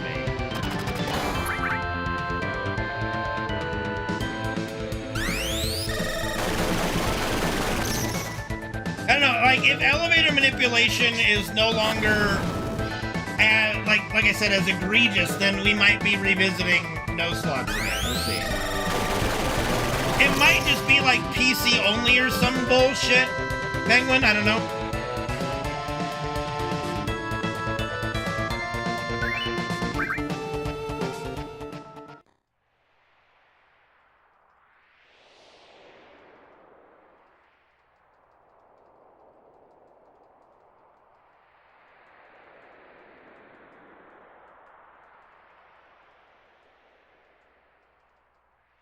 It might be a different category, Penguin. I don't know.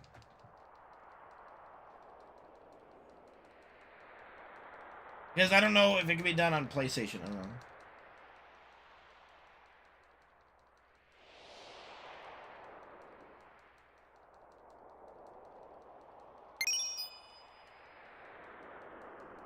Well, like I said, it might not be doable on a PlayStation, so that's why it would be a different category. Might be PC, might be some other thing.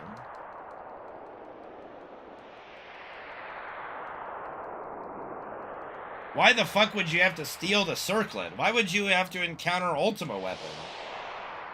I'm pretty sure Ultima Weapon's the only one that can give you the circlet.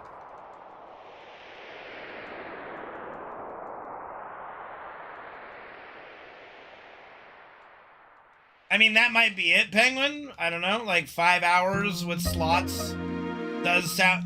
You know what it sounds like? It sounds like you steal from a snow woman. Interesting. She has a circlet? Oh, man. Or is it the coronet that comes from the ultimate? I don't remember. Yeah, it sounds like, what it sounds like to me is that they took the easy route with the any percent with you know, skipping all the stuff to doing slots instead.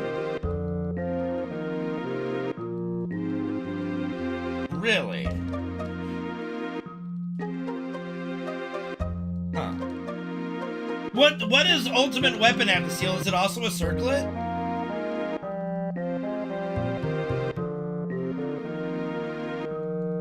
I don't know, Penguin, because you would have to come back to get the, you know, the power soul.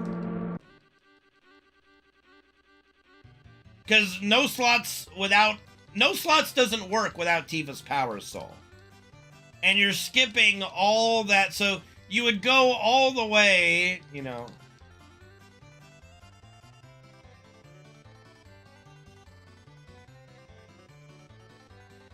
That would be a metronome. That would be using the old way, Reno, yeah. No, there's definitely a different thing you get from Ultimate Weapon.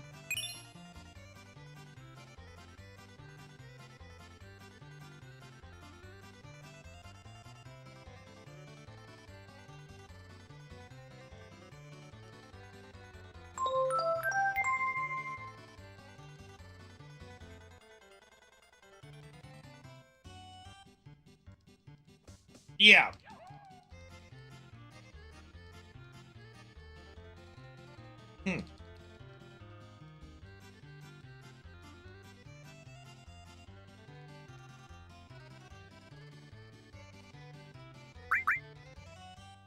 What up, Skug? I don't know, Penguin. I think that there's categories for both. Like, slots and no slots have always been the difference of the categories. So there's probably slots, no major skips, or no major glitches, no major skips, and then there's, you know, no slots. There's slots of both, I would say. Someone might not have just bothered it, like, slots isn't that popular. So someone might not have even done it, I don't know. You'd have to have multiple people do a slots run to get it as a category. And I just don't know if anyone's doing that. I don't know. I do not know. The best way you can tell is go look at the no major skips category and see if it's a slots run at the top. Yeah, Scug rated me earlier. Thank you again, Scug.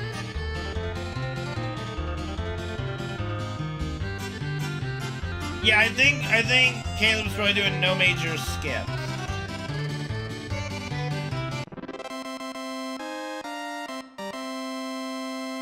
It basically is Penguin, in a way.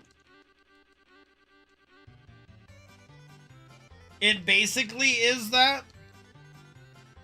And I just took it a step further and went with Glitchless, just, you know.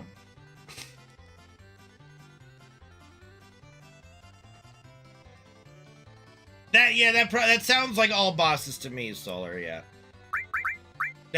That time frame seems all bosses to me. Yeah, because Glitchless here that I'm doing is 8 hours.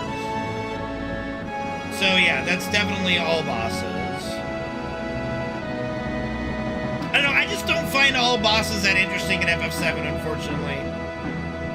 If there was a way to do like the ultimate fights, like the super bosses, without doing source duping and source glitching and shit, then maybe. But it's just they're really not that interesting of fights.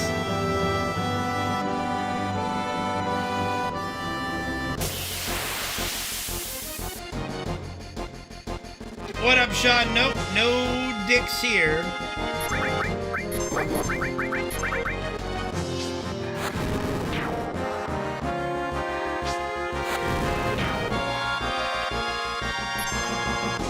Well, I'm glad that you enjoy watching, Solar. You know, I do enjoy this category a lot. I think it is the best way to do a speedrun for FF7, personally.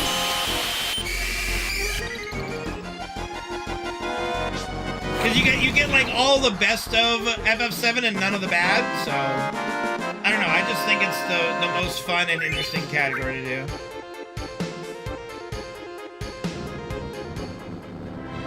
And like the biggest problem also with like doing all bosses is this is gonna sound a little weird, but you get enough experience doing all the bosses that Demon's Gate is no longer really that threatening. Like, it's still threatening, but you can survive a crit. Because I think in the all bosses run, you get enough experience leading up to Demon's Gate that you've got like 1,000 HP, 900 HP. I think so. So Demon's Gate is not as threatening. Whereas in Glitchless, he's still threatening. No, you fight Reno and Rude, which gives a good amount of experience. That's in Gongaga. And then depending on when they do Wutai, probably Wutai is later.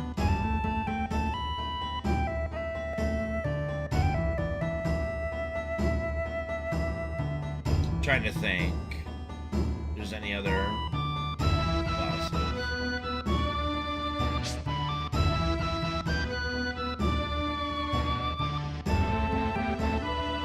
No,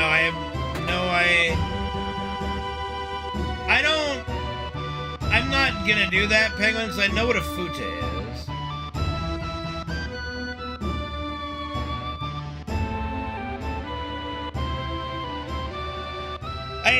I thank you for holding solidarity with me on that one, Shifty. I don't know if the Turks give that much experience, but it's definitely good.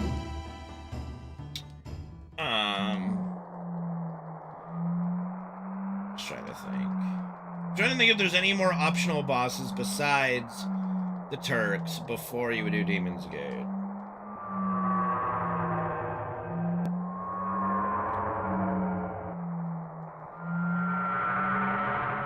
Maybe not, but even so, that's at least another level or two, or two, depending on the XP. I don't know. So. Oh yeah, missing number. I forgot. Yeah, you would definitely do that. But again, I don't know when they do it. It would all come down to when they do it in the run. So I don't know.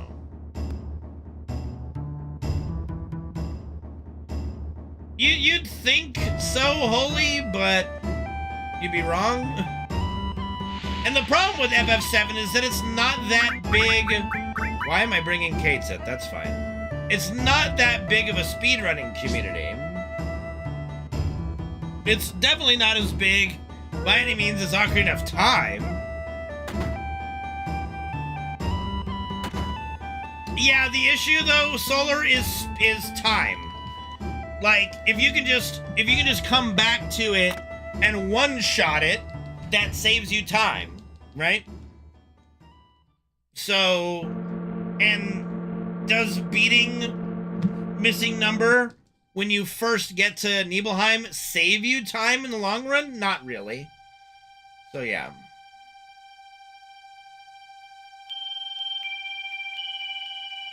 It's not a matter of being hard, it's a matter of how much time does it take. So comparing like a 3-minute fight of poisoning and doing like 300 damage to it as opposed to one-shotting it. And the fight is now 20 seconds long. Yeah.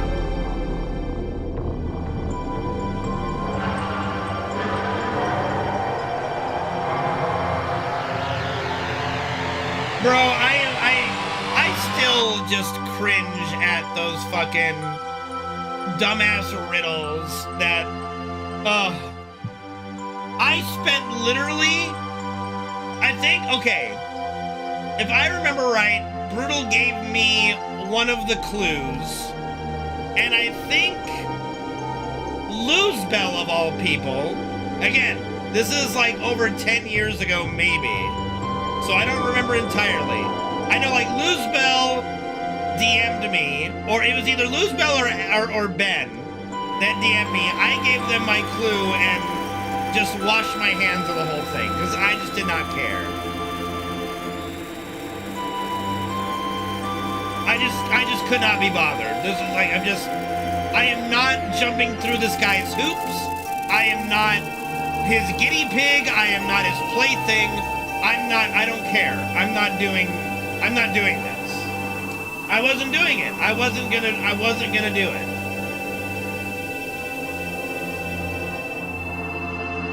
If somebody wanted to appease Brutal's idea of being the Riddler, it wasn't gonna be me. I gave the code he gave me away, and that was it. Just fuck it. I don't know.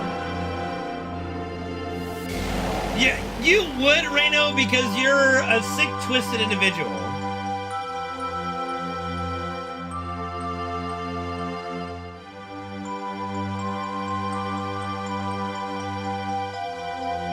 Yeah, there's a 2-minute time saying.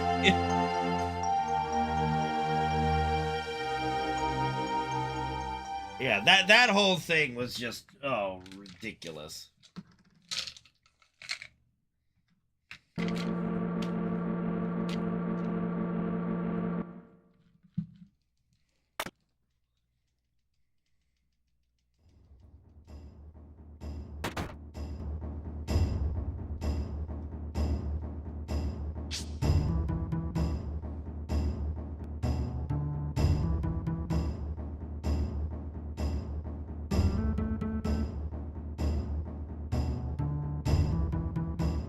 Look, here's the thing. If I had it all to do over again, I still would have done the same exact things I've done in the FF7 community.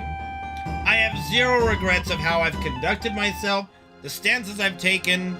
I do not have a single regret on any of that crap.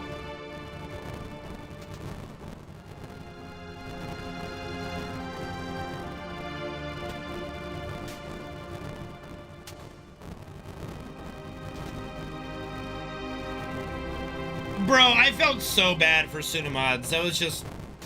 Like, I remember when Suna was telling me about it in my chat, and I'm like, that sounds awesome. It might be PC only, but keep me posted. Like, I did not, like, spit venom at him, calling him a liar, any of that crap. Like, I don't understand people, dude. Like, even if you don't believe the guy, that's fine. Say, like, you don't have to be a complete twat, you know?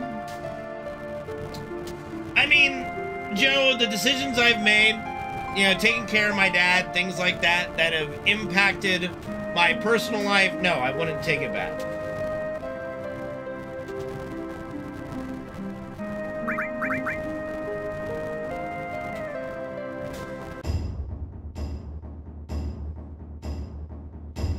Yeah, I know, Reno, because you're a piece of shit. I know.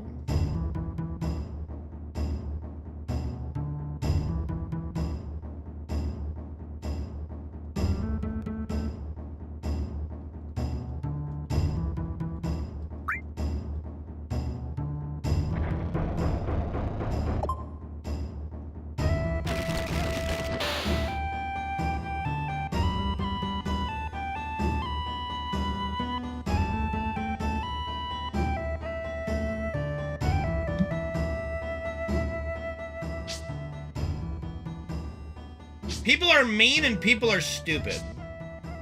Like the only speculation I had to Suna was because he did it on PC. I'm like, it might be PC only, but you know, keep trying. I would be curious to see if it works on PlayStation. And sure enough, it ended up working on PlayStation. And sure enough, an easy way to do it was found. 1, 2, 3, 4, 5, 6, 7, 8, 9, 10, 11, 12, 13, 14. Like, it's almost like if people don't jump to conclusions that they might not make an ass out of themselves. We tried, and the best I could do is go, well, I'm either not doing it correctly, which obviously I wasn't, or it might just be a PC-only technique.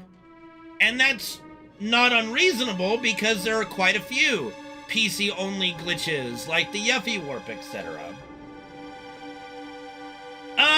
The issue I have with doing FF7 Remake and Rebirth runs is we skip all the story.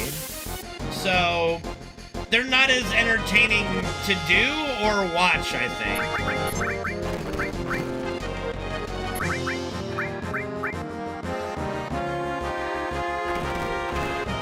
And not to mention, yeah, there is a lot of out-of-bounds stuff, too.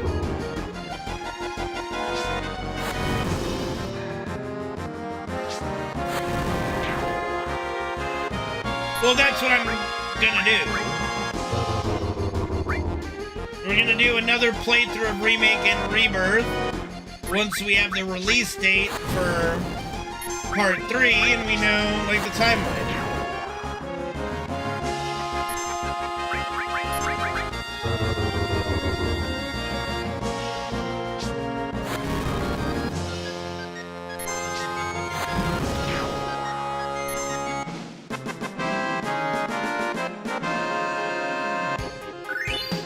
Tentacles.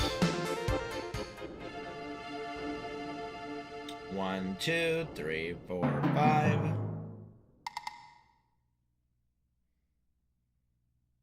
No, I think it's going to do exactly what Rebirth did. Oh, I forgot to give the materia to Red. That's okay. It's actually not the end of the world. I'm doing good, Sam. How are you doing, man?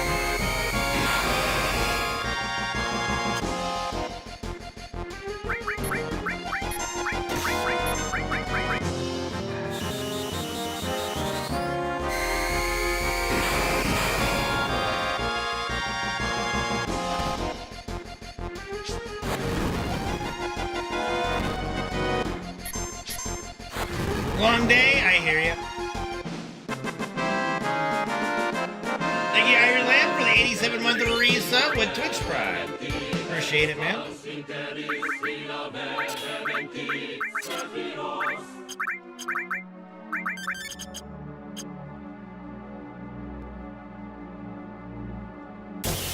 I mean, I'm sure some stuff will carry over, of course, but do I think that, you know, we're gonna have all of our stats and other shit? No.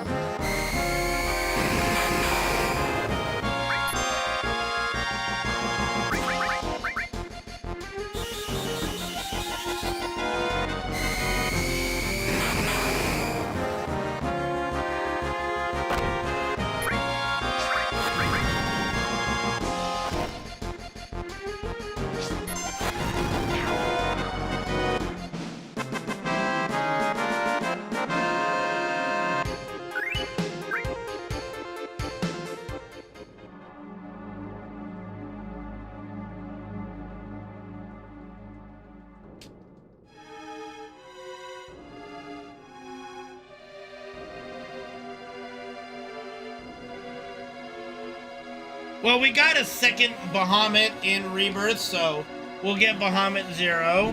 Hopefully Hades will be there, but I don't know. Oh dear, this might be bad.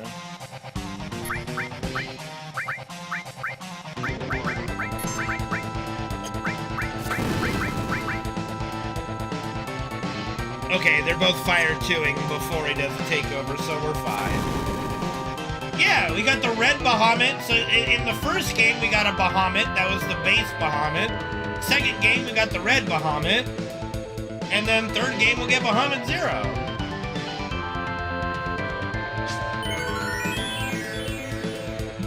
If it's Bahamut Sin, I'm never using the summon.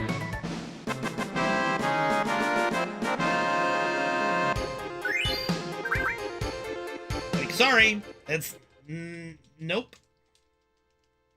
Yeah, it'll be Bahamut Zero, of course. We know that. It's not gonna be Bahamut Sin. If they include Bahamut Sin as a boss, fine. I don't care. I'll kill the fucker happily. Lord Bahamut.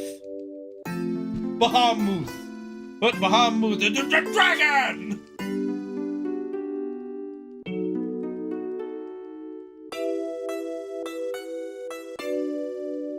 If they do an Advent Children DLC, I would be up for that. It's such a shame that you can't play Advent Children the game, so I do hope they do a little Advent Children DLC.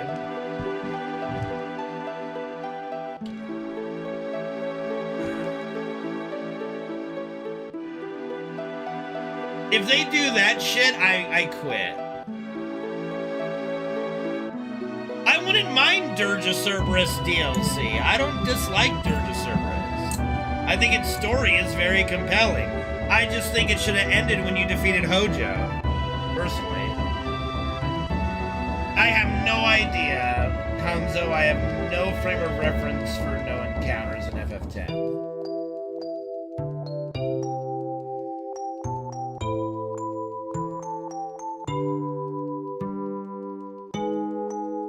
If they can tie in Deep Ground and have us encounter Deep Ground before Dirge and make it make sense, okay. The problem is, Dirge takes place 4 years after FF7, and it's the first we hear of Deep Ground, so how do you do that? They teased it, that doesn't mean that you can actually execute it before it happens in the timeline.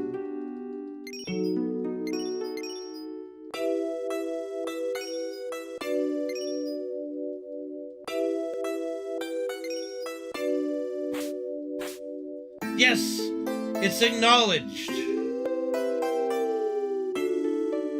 We know. We know, Penguin. That does not mean the events of Deep Ground appearing would happen sooner in the timeline. Well, I mean, what closure are you looking for? Exactly. Like, what closure? Because there are novelizations that kind of, you know, settle things. Like, what closure are you talking about? Like, what happened with Vincent? He lives. He lives, he dates Yuffie. There you go. Here's your closure.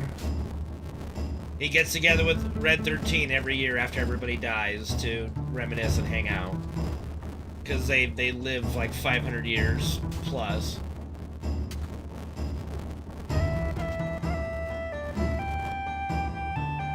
Oh, that I have no idea. Yeah.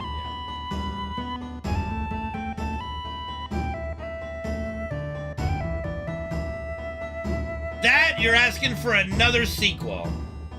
And considering how poorly received Dirge was, I don't think you're gonna get it.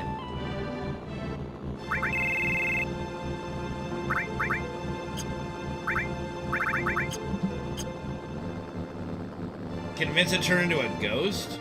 I don't believe that is one of his powers. He can turn into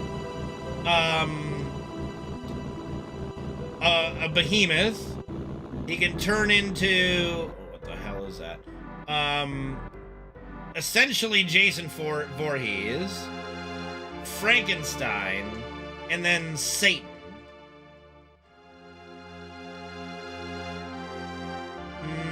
No, I don't think Vincent was ever a flock of bats. He's not Dracula.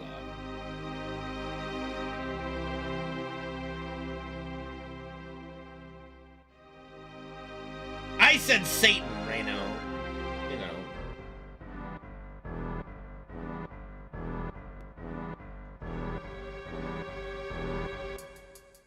the problem I have with Genesis is why are his clothes degrading? It's pretty Satan-ish. It is pretty Satan-ish. It depends on how Genesis is used. I make no secret of my disdain for Angeal and Genesis's characters. If there's a way for them to use Genesis that isn't lame, fine. I will judge it accordingly.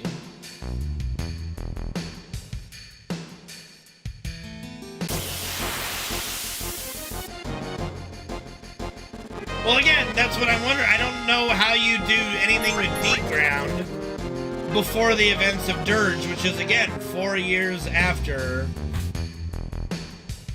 the events of FF7. So, might be a little ambitious to expect moves from Deep Ground already. But we'll see.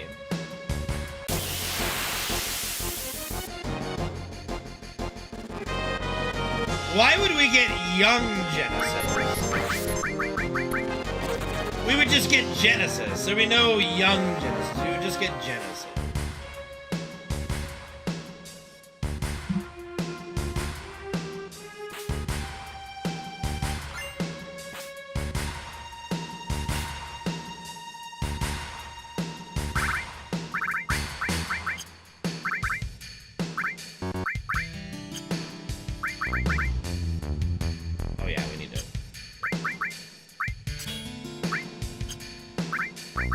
We need 6 materia. Well, shit. Should be fine. 2, 3, 4, 6.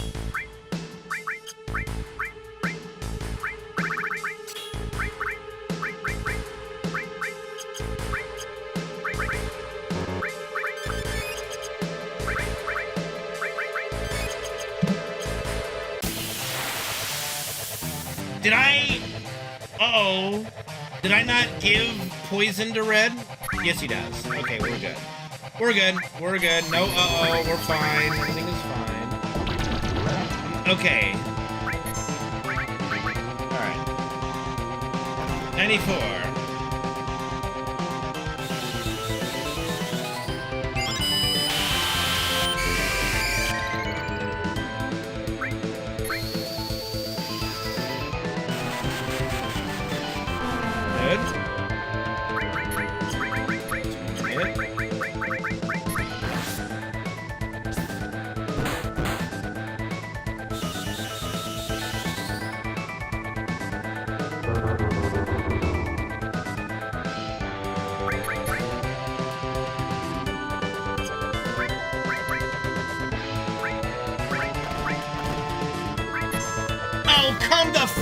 There's no way. There's no way you gave a tick like that. Oh my god.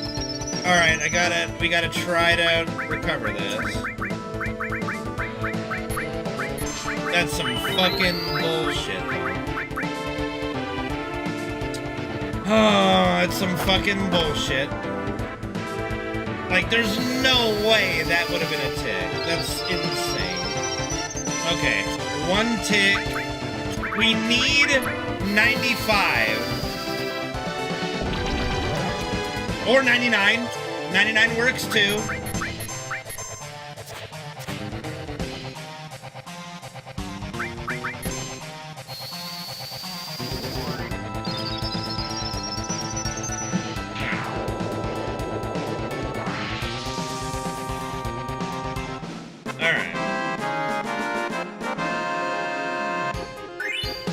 It was a bit annoying with that tick. I don't think that should have happened, but fuck it.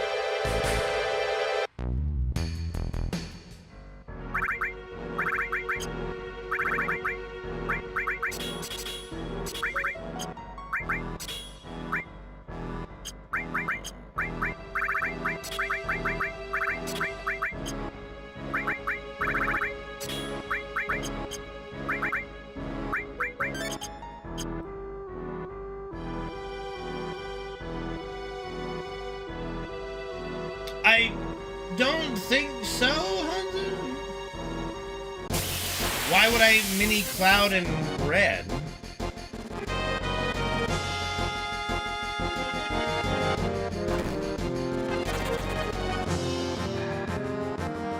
I mean, because it's just not gonna happen. Number one, I think Cloud has Cross Slash, so can't do that.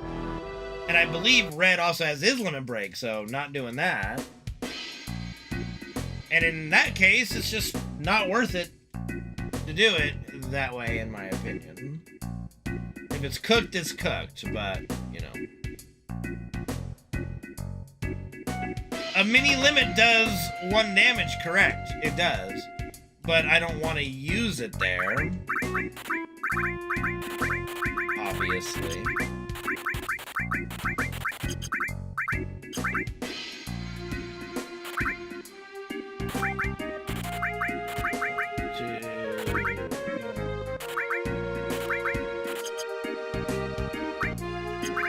We don't need it, but it's really nice to have on Palmer. It does a good 500 damage.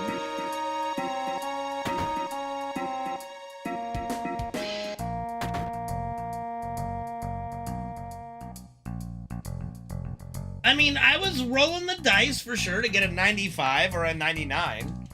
Like I was willing to roll the dice because it was already down a minute. So yeah, I'm willing to roll the dice on it. I'm not, you know. Well, I'm trying to clock out early. I'm just YOLOing. You know, y'all like, I love it when you YOLO, and then I YOLO and y'all get pissed off. No, 97 would not be fine. 97 would not be fine. Because Tifo had Death Sentence on her, so she's doing 4 damage. It had to be 95 or 99. That's it. That's all it would work. Or 91 and I do 2 hits with Tifa. No, she hits for 4.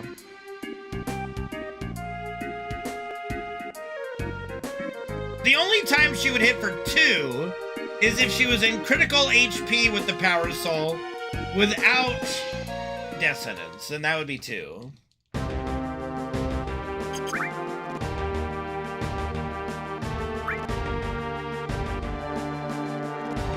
Because, see, critical HP is double the damage, and Death Sentence is 4 times the damage.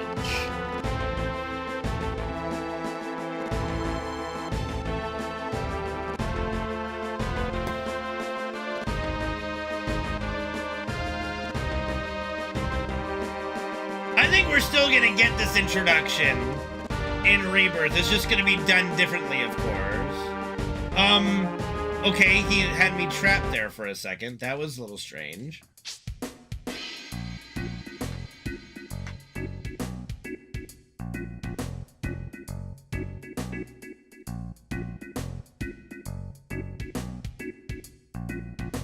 I don't think they're not doing it all in one go. I don't think the first time we go to Rocket Town is when Shinra's trying to launch the rocket into Meteor. I don't think we're doing that.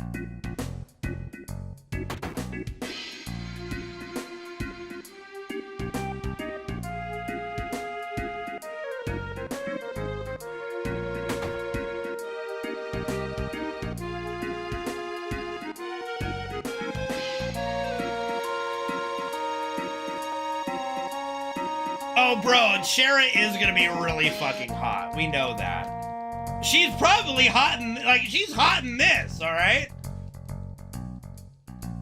What did you do about the second one, Onoki? Most baller line in all of anime, honestly. Impressive, but what about the second one, Onoki? I think it's the other one, not second one, I think other one.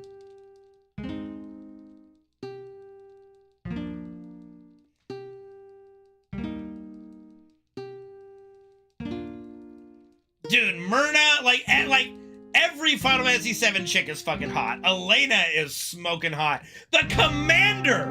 Oh! The Commander! Step on me all you want, baby girl. The fucking Commander, dude. Scarlet, of course, but I still... The Commander has to be like Elena's older sister or something, you know?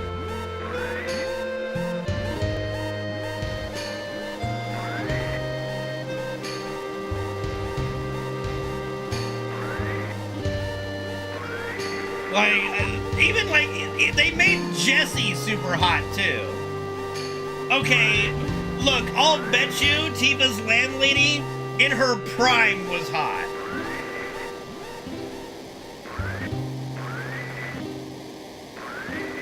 I don't know if you can say always, but, you know.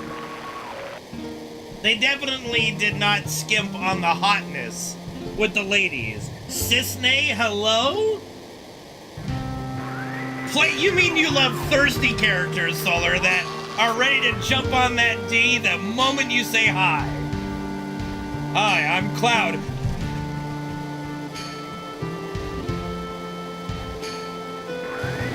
I think we'll see Cisne in a Turk outfit, or at least a suit.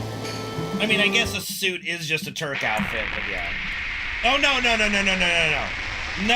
No. Jessie is thirsty. She is parched and looking for the oasis. She is thirsty. She is thirsty. She is so thirsty.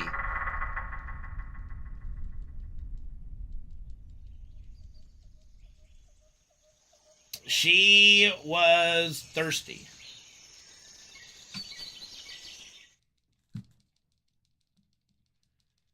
I think we might get like a little bit of, I don't know if they're gonna meet, but I think that there will be a moment that Zack and her get to communicate. Like, I guess that's what you mean by meet. Like, just, you know, it's gonna be sometime in the final battle. We're gonna get all the characters together. Everyone's gonna help out. And Zack is gonna find a way to thank her for taking care of his parents, for taking care of the village. All that jazz.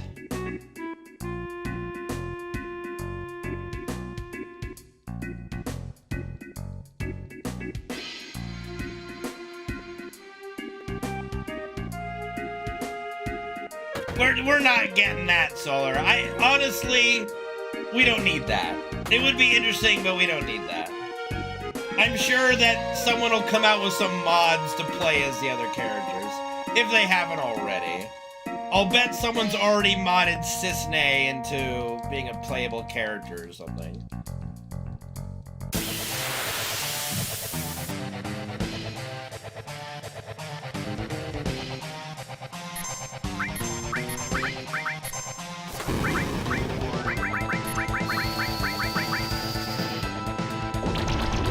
Damn it.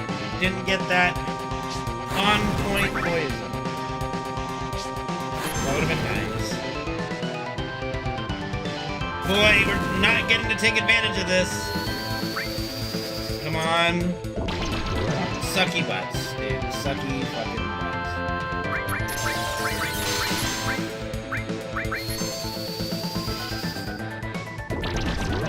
Alright.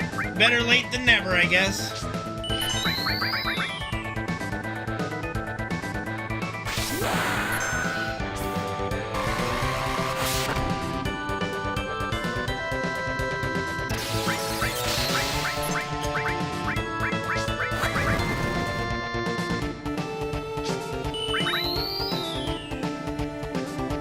Yep, red does damage. That's why I like having his limit breaks there.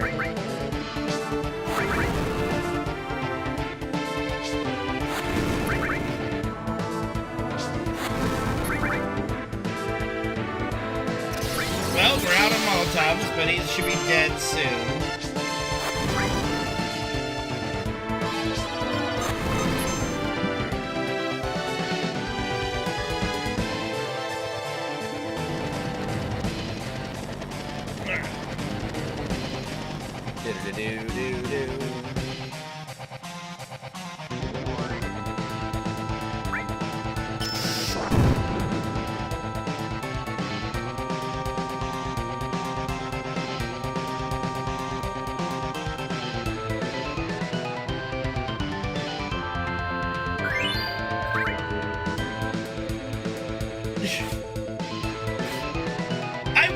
A second encounter with Palmer in Rocket Town, and I do think it would be a good fit there. And then we come back the third time. I'd be okay with that. No, he's not. Nope, he's not dead. When we come back to Rocket Town, he appears on the monitor inside the Shinra HQ, and he, you know, counts down well, there's no countdown, but he basically taunts Sid a bit and then says, blast off! So Palmer ain't dead. No, he ain't fucking dead.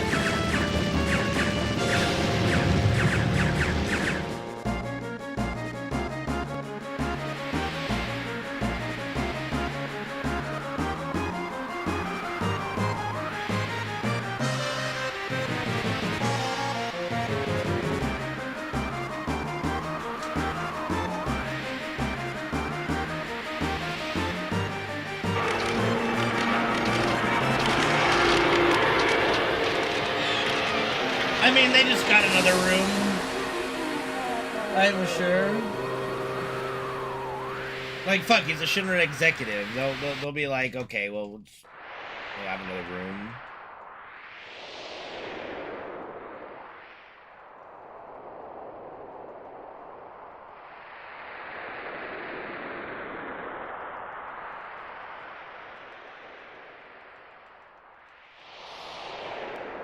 And thank you, Disgayer6, for the Gigantify emote of Palmer for 25 bits. Thank you, buddy. Thanks for the quota.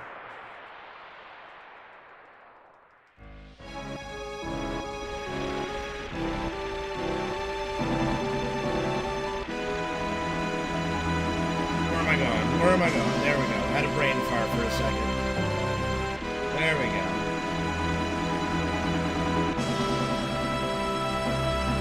Over the river and through the woods.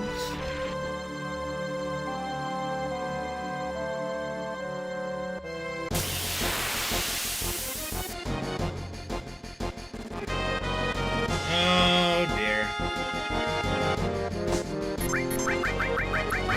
Alright, good. No card. No Joker card.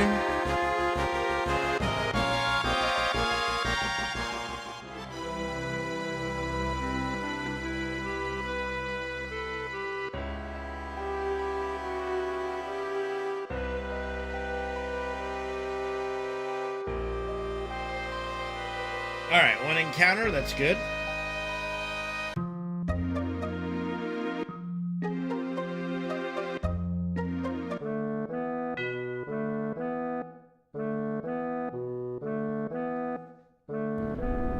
No, very good at 0 encounters, but that's also super rare.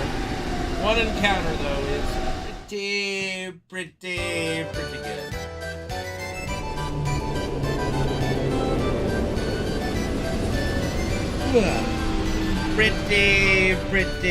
Pretty good.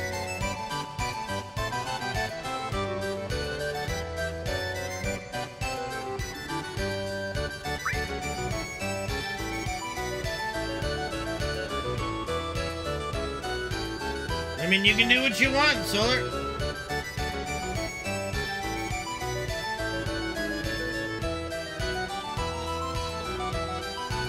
It's just letting you all know how to donate if you desire to help support the stream in that way. You know.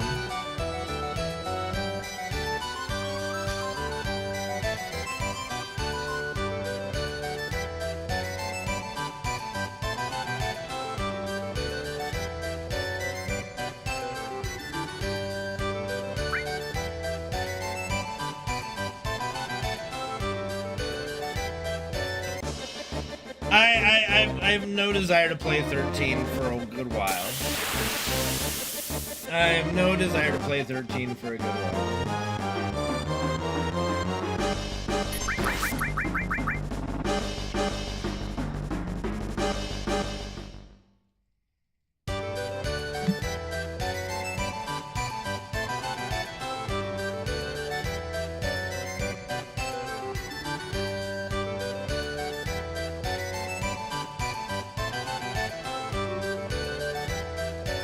I know.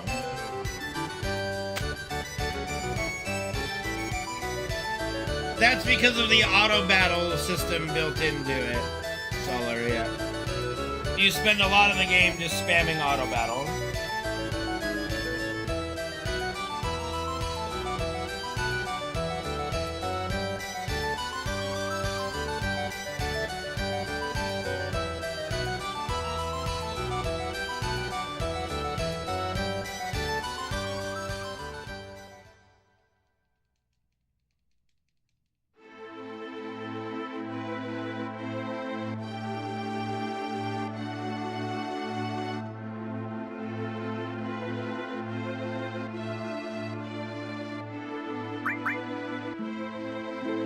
What do you mean, for some reason? The story is bollocks, and the only way to follow it is you have to read all the data logs that they throw at you.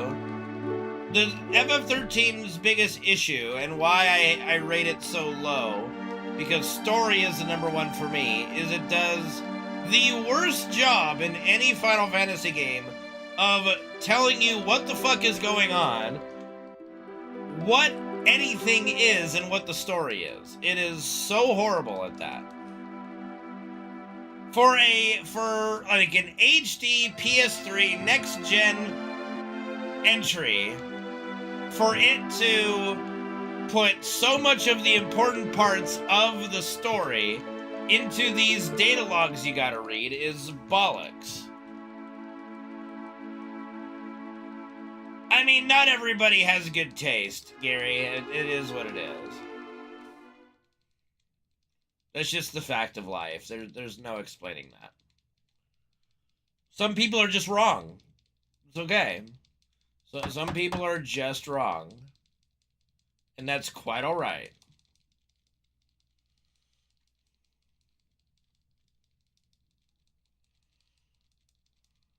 Sarah! Oh, yeah. Sarah! Sarah!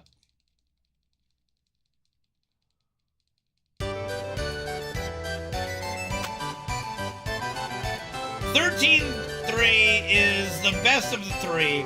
Would I call it a good game? Maybe. It's as if Final Fantasy wanted to do a Majora's Mask, and so it's alright. Would I call it a good game? I don't know.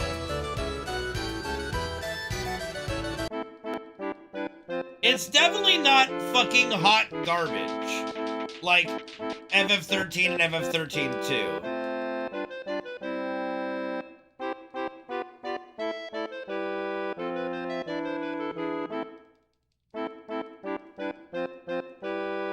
(13.3) is unironically the best of the three. And it's not even close. Like, 13.1 is terrible. 13.2 is garbage. 13.3 is a whole nother thing. Like, it has no business even being in that trilogy.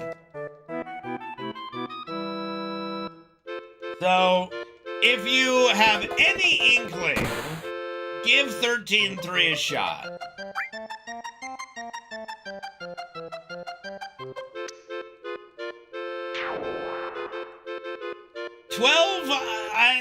I'm not a big fan of 12, but if you're gonna play 12, at least play the Zodiac Age. That's the only version worth playing.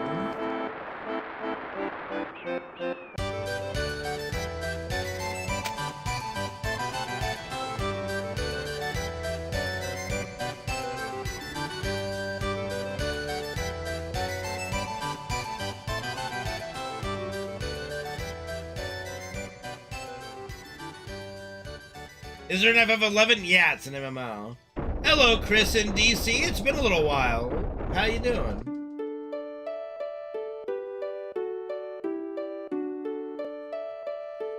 Yeah, I gotta get back to doing some... Like, once this marathon's done, we gotta finish up my unfinished business games.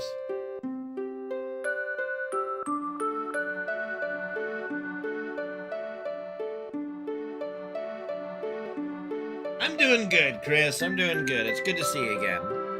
Glad you're doing well. Glad you are doing good.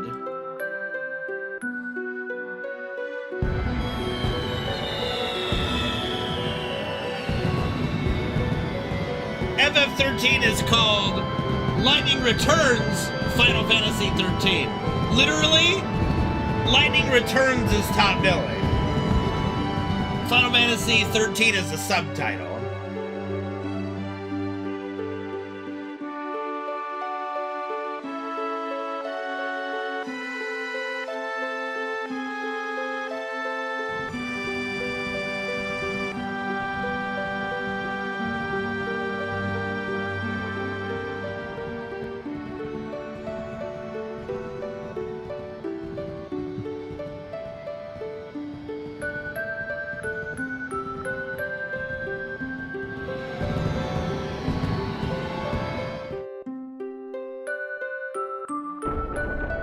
I still have to, we have to, for unfinished business, go back and beat Mike Tyson's Punch-Out for the NES.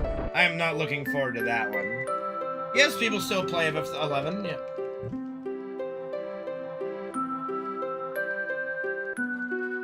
Yes, that would be Final Fantasy 14, Joe.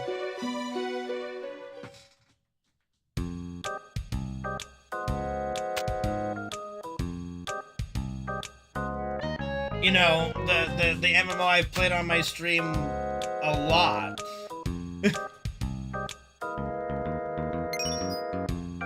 How does it seem cringe?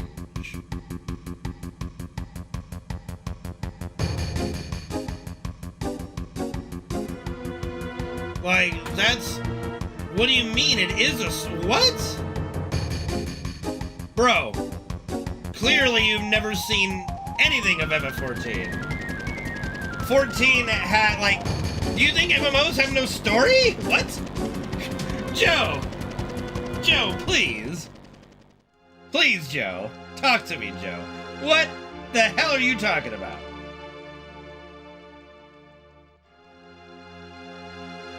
I would put some of FF14's stories as better than most mainline titles. I would put a lot of the FF14 stories. No, Joe. No. Good Lord. Joe, stop it. I would put a lot of FF14 stories above the majority of named or of other numbered single-player Final Fantasy games. The stories in FF14 are that good. Fucking bore meat. Motherfucker. Spoken like someone who's never played an MMO, I think.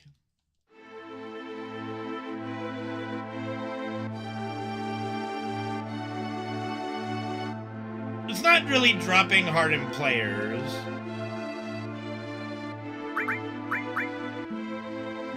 The only thing that could be happening, really, would be a lot of the WoW players are going back to WoW.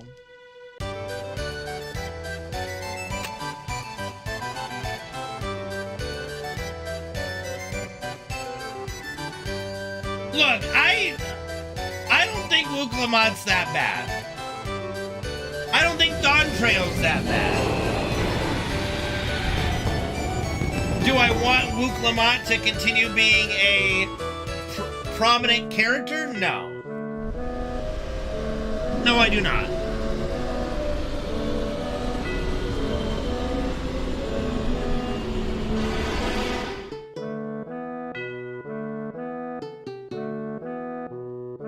Well, it was a new expansion introducing a new story starting point. So yes, it had a lot to...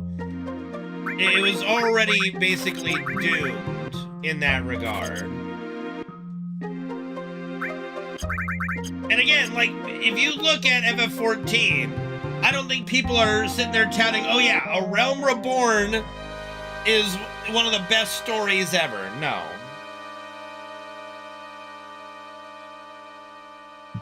Dawn Trail did not hit the mark that people were expecting.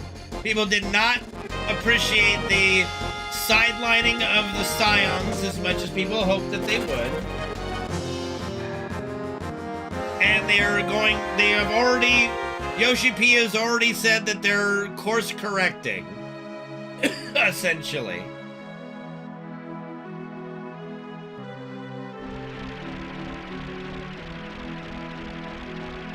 I do not like CSGO. I'm sorry. Like I said, maybe if 1.6 gets a revival in some way, shape, or form, then I might play Counter-Strike again.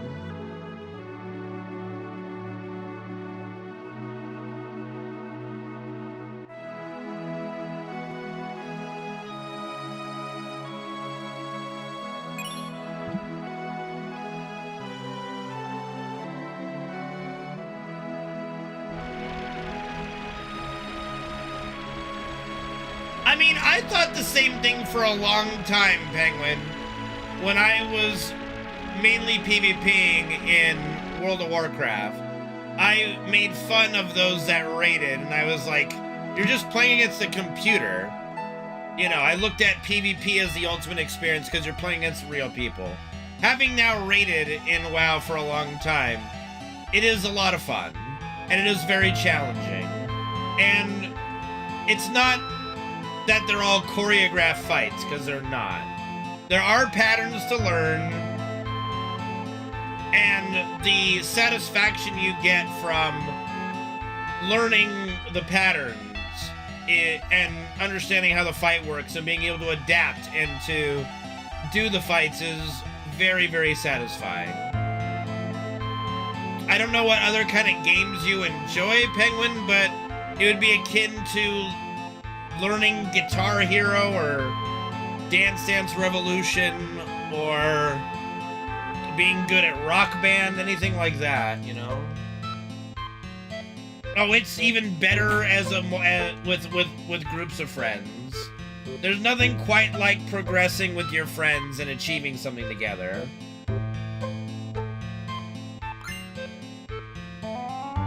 Well, of course it'll get annoying, Solar, but that's where you either replace them or they learn or what have you. Depends on. I mean, it just sounds like you're a solo kind of player. Like, you don't find enjoyment on playing with others. That's okay.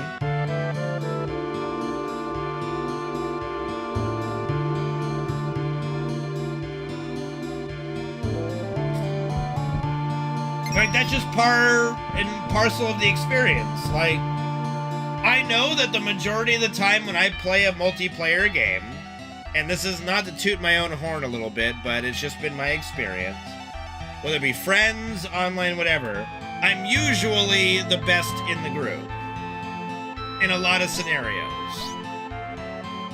So I've just kind of gotten used to playing with folks that are not quite gonna do as well as I am in whatever game we're playing, and that's okay.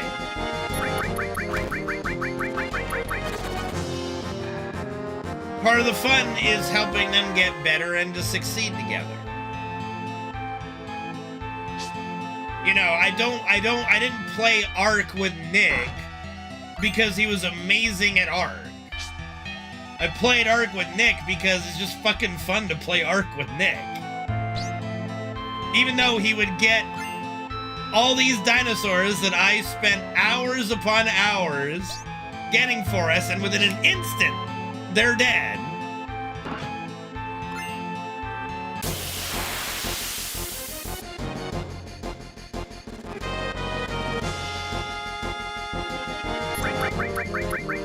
No, Nick, okay. Yeah, Nick, the best I could do for Nick to tame dinosaurs is, okay, Nick, just go get us some dodos. That's the most I could ever trust him to do, as far as taming something, are dodos. Everything else was up to me. So I would spend hours finding and searching for max level pteranodons, take them out, tame them, bring them back to base, then Nick would take them out and lose them or get them killed within 5 minutes. And that was just par for the course of playing with Nick. Oh, Nick, what did you do? It was an accident.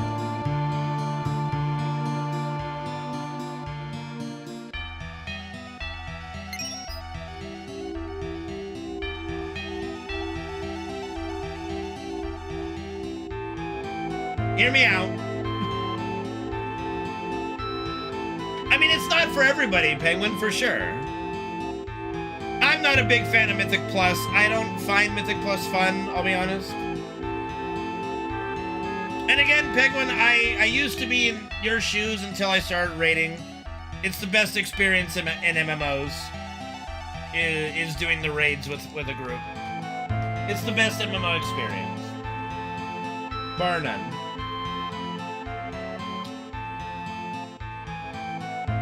There is nothing more enjoyable.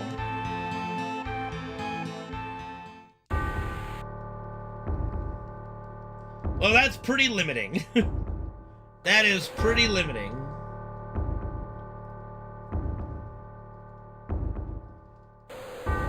Well, you can still pug, Solar. You can get on and try to pug. World bosses are a joke. Now, anyway. Well, Joe, that is a very limiting mindset. Like, I don't know what to tell you.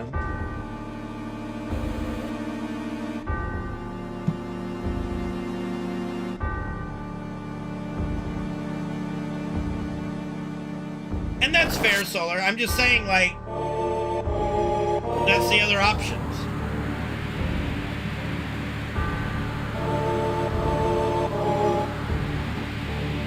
It's one thing to watch it, another thing to actually play it.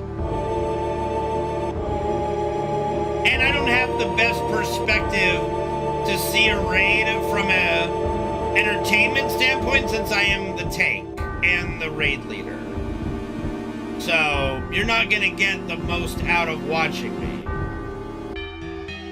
I mean, it can be. I find it enjoyable to watch, but that's because I play it. I enjoy watching the Race the World first because I play the game.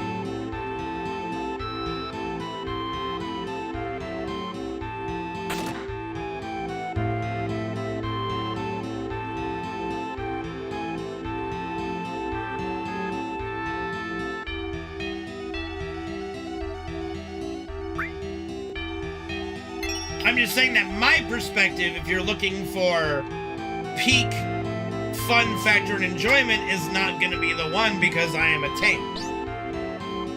And I am the main tank. So again, it's not going to be the most enjoyable perspective for people who don't play the game.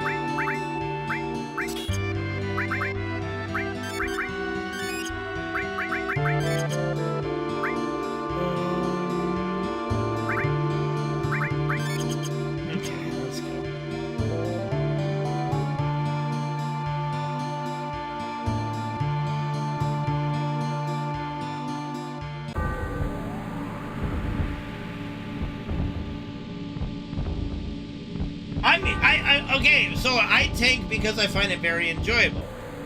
And it's easiest to raid lead with. But I'm talking purely as a viewer that doesn't play WoW. Watching the tank perspective with the bosses just right in front of your face the whole fight is not going to be the most enjoyable viewer experience. And that's how I raid in both WoW and FF14, because I don't do DPS. WoW is very good.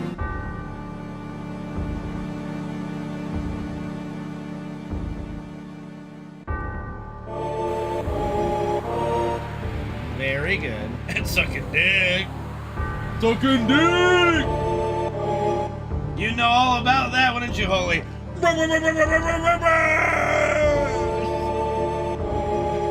Oh, alright. Time for Red Dragon. $20 is $20, baby! Sucking that dick!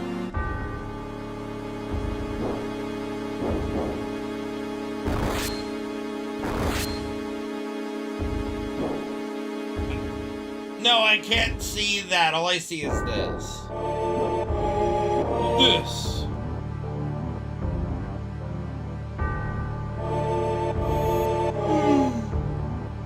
Ugh.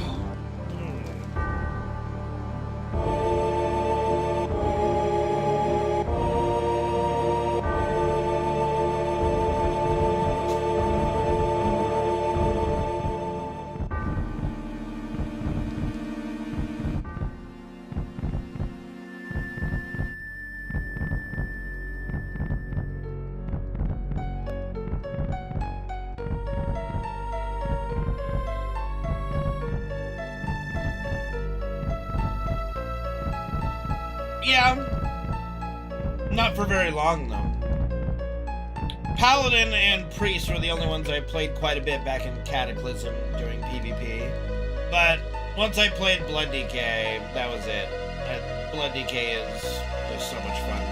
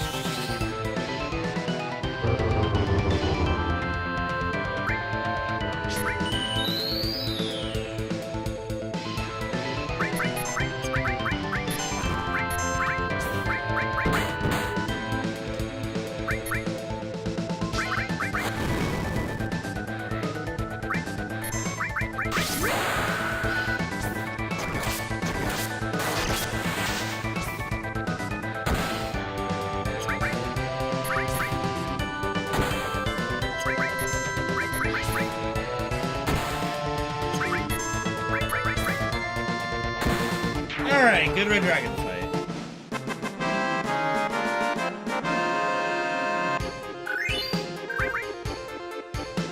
If I count only classes I've raided with, it's Blood Decay. I've never raided on another class. I mean, I guess I've done, like, Unholy for shits and giggles, but I've never seriously raided on anything other than Blood Decay.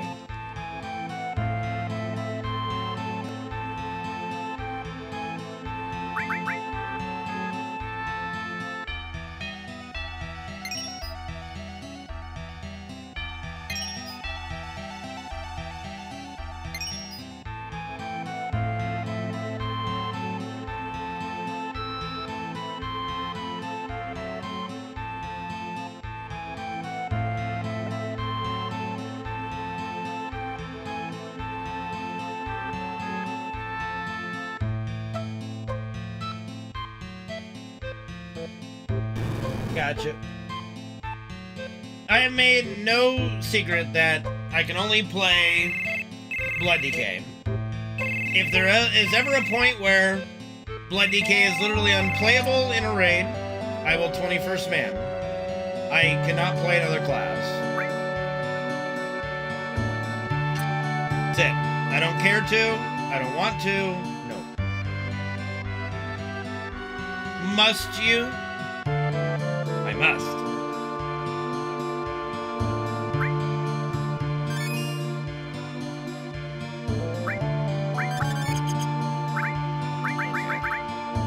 Alright, let's go.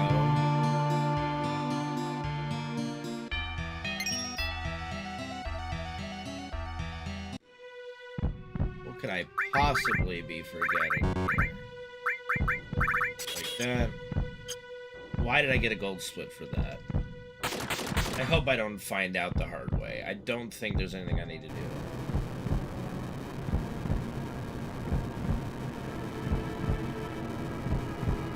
That's pretty funny. Also pretty awful. Okie dokie. Thank you. Thank you so much. Thanks. Thank you. Thank you. Thank you so very, very much.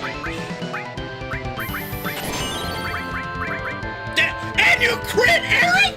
Come the fuck on!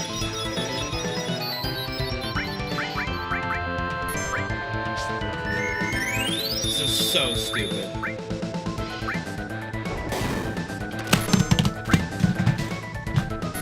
Fuck everything.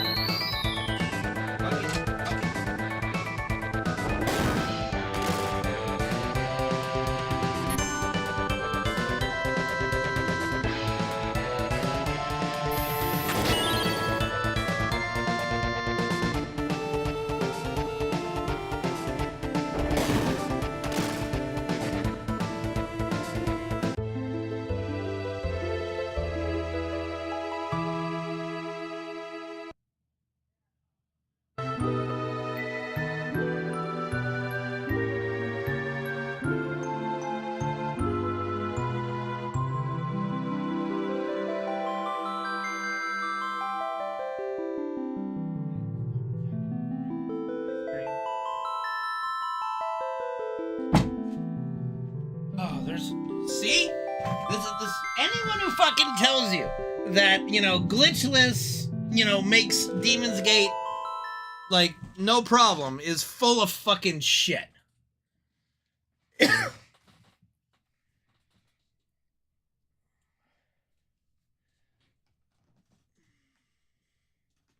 Dude, bro, like, seriously, what even was that? No, I can't run it back, but we'll play like some Dead by Daylight for a bit. Oh, what a fucking fuck off that was. I have no balls. 5-minute mute.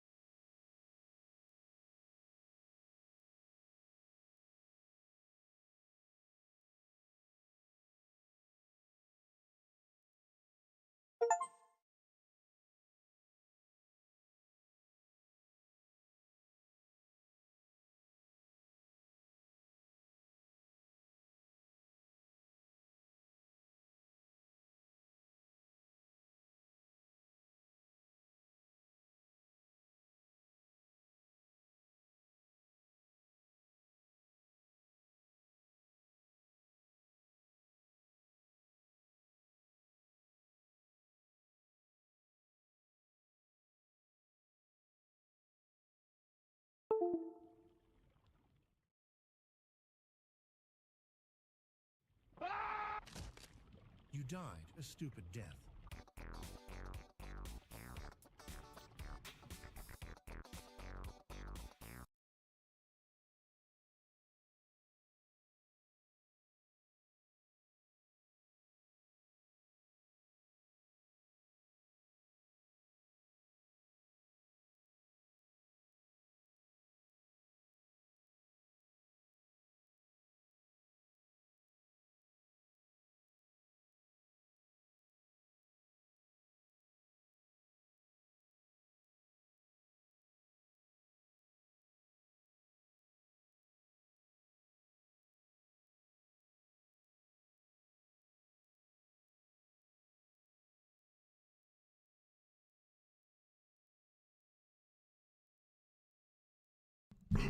Okay.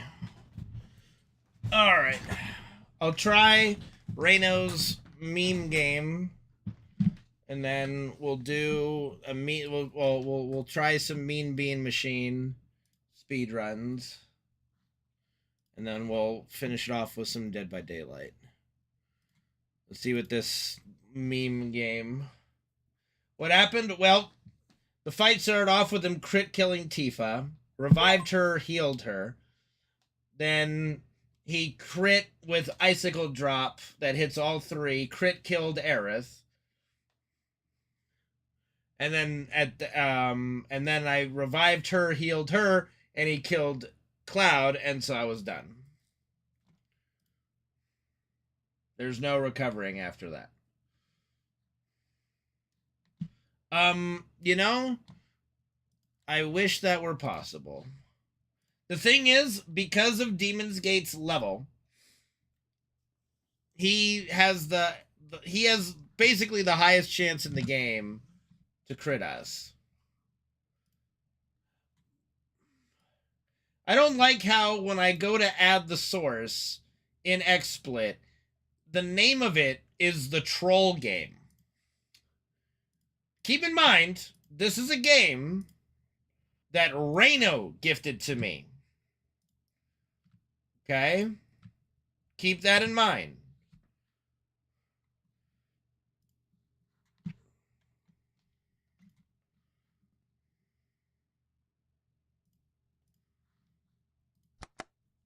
Am I a content creator? Yes. Fever Meme is the first game I've ever finished and released on Steam. I truly hope you enjoy. Okay.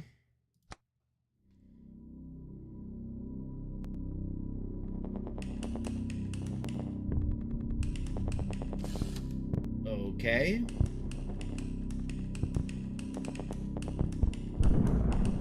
German-occupied Wyoming. Pardon? Salvador here will guide you through the tutorial. Hola. Soy secretamente un dictador fascista. The fuck? Si llegas al verdadero final me encontrarás allí. Can I make it right click? No, I cannot. Apparently I cannot. What is cinematic? I'm not sure. Why is he falling through the... Okay.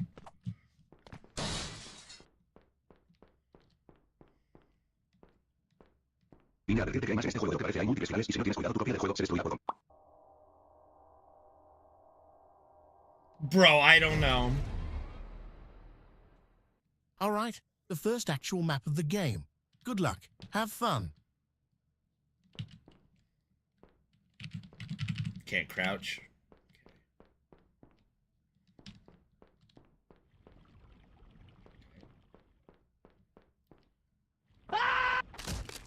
You died a stupid death.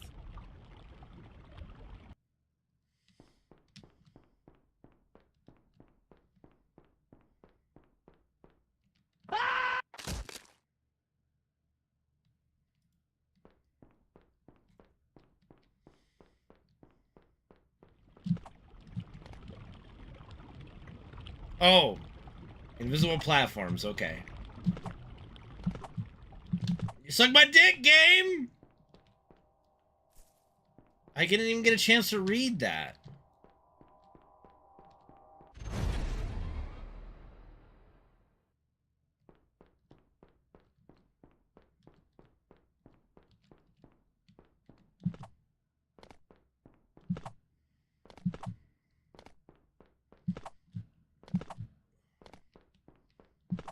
No, you fuck!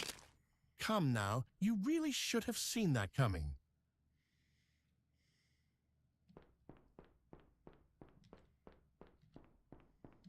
I was just about to say, come on, I ain't no noob platformer.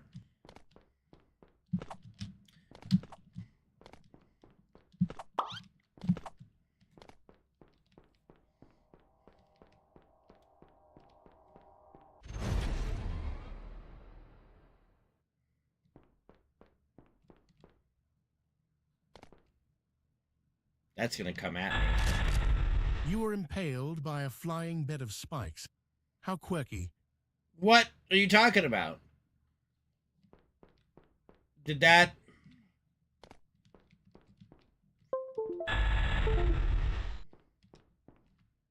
Oh, yeah, see, suck my dick, bitch.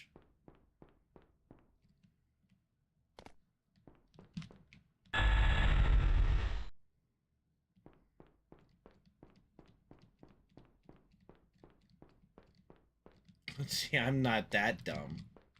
Oh, fuck me. Careful, you should really watch your step.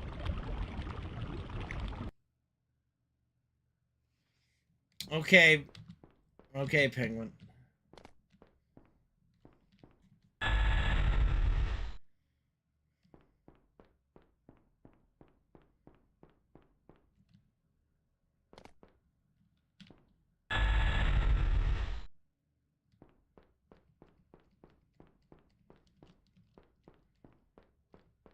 That means we just gotta go, go, go.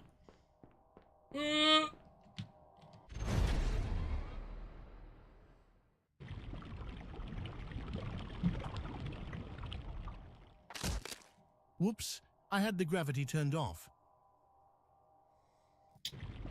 Okay, it's back on this time. You're just a fucking troll.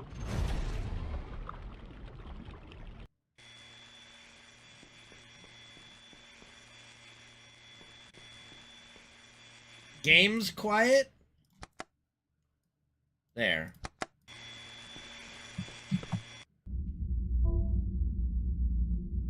Hi. Oh, okay.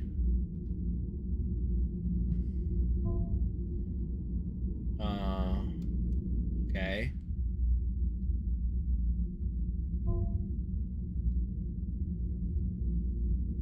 Okay. Okay.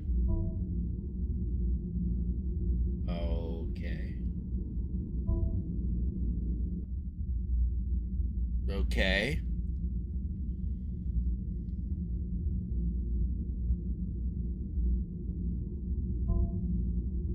Okay. Okay. All right.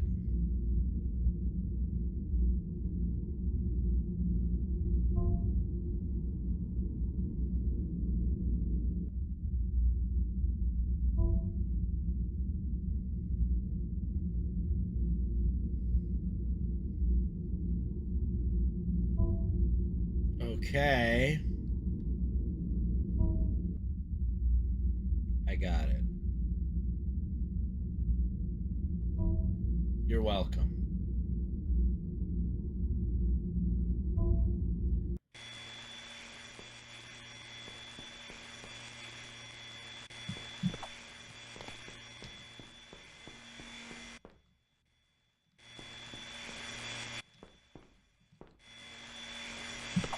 How high can I jump?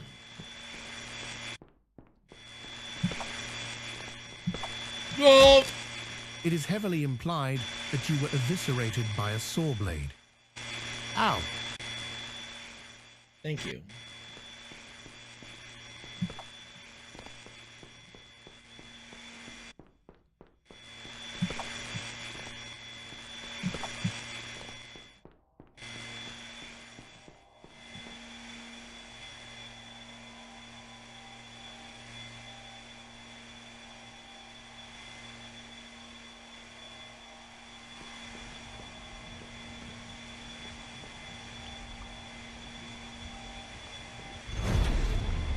Good things come to those who wait.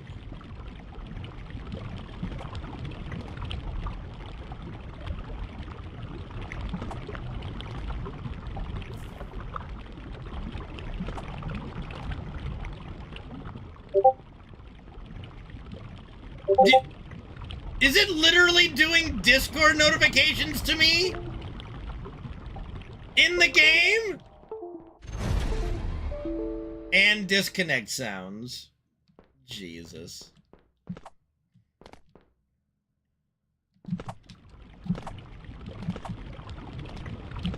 A little fast, a little fast. Lava is indeed hot.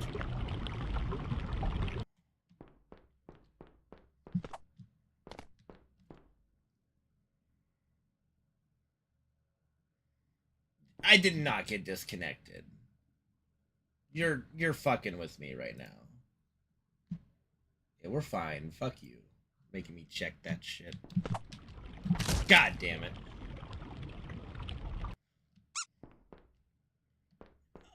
Okay, don't... No, don't you...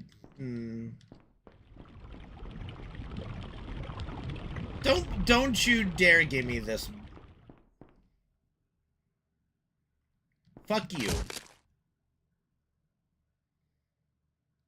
No. No, I want the other level. I want the other level.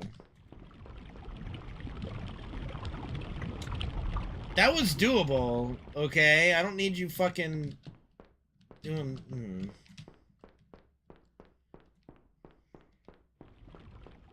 Stupid. Okay, good. Wait. Yeah, fine.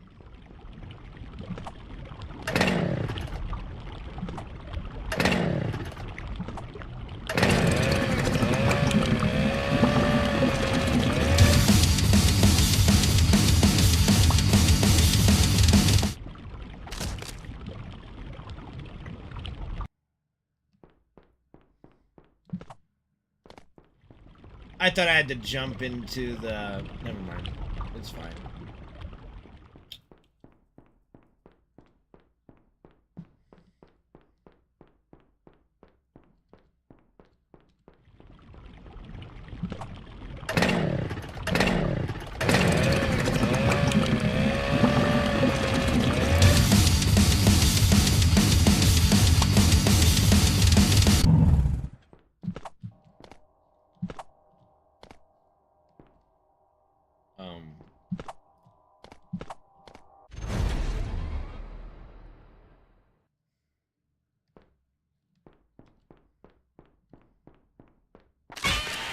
Oh, beware of spiders, by the way.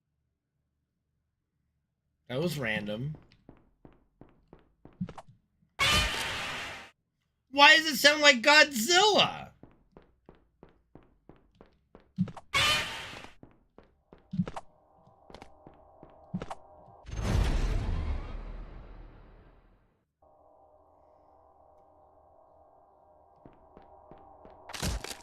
I wonder what red means.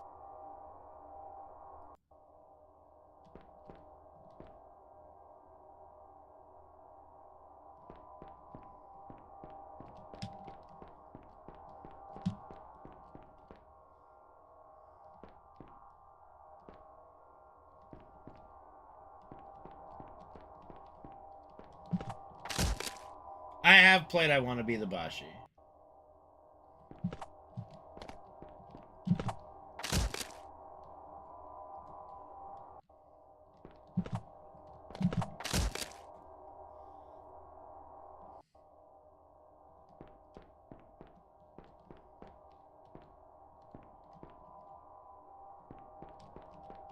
Is there a spot I fall through the floor, maybe?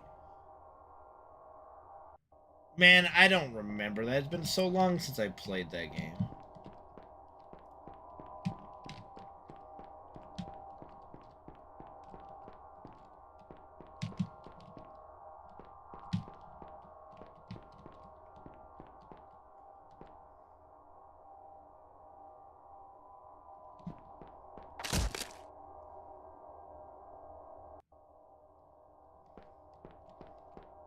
That was not the answer.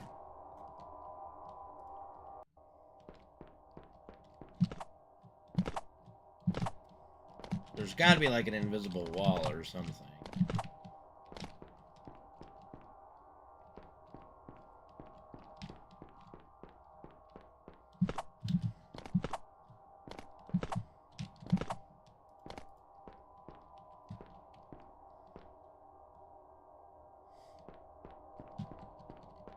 I'll bet you do, Reno. I'll bet you do.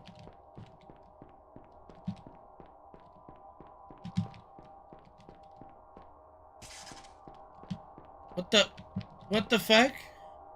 Oh, I get it.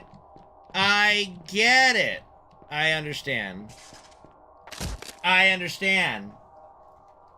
I understand. I understand. That makes sense. Ah! In the air.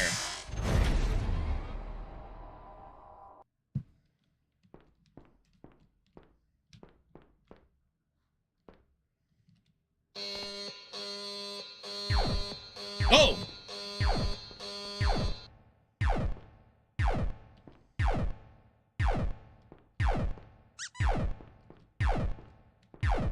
Whoop.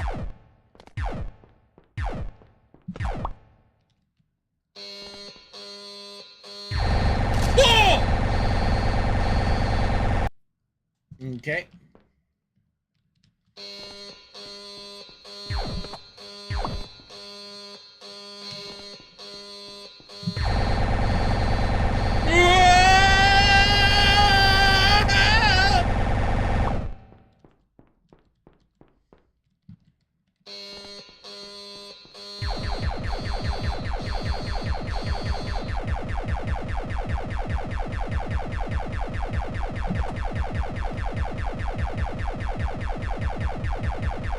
Fuck you, bitch. I'm a god.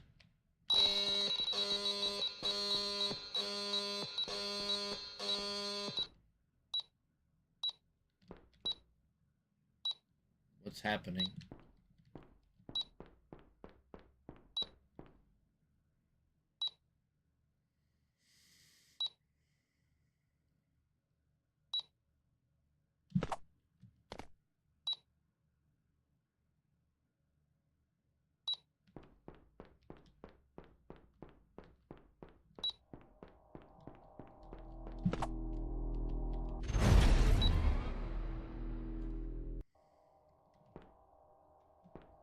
I don't know. You fucker.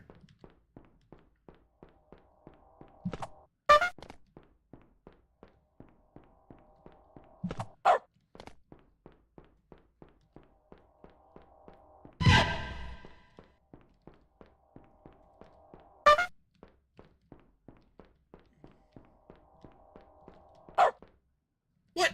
I didn't go to...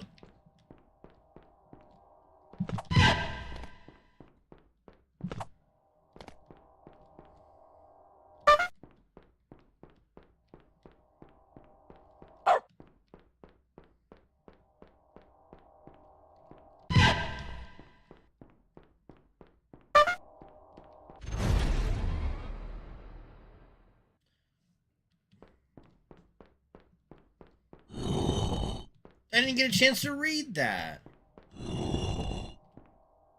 Please type yes or no for the following circle. Was the previous trapdoor too obvious?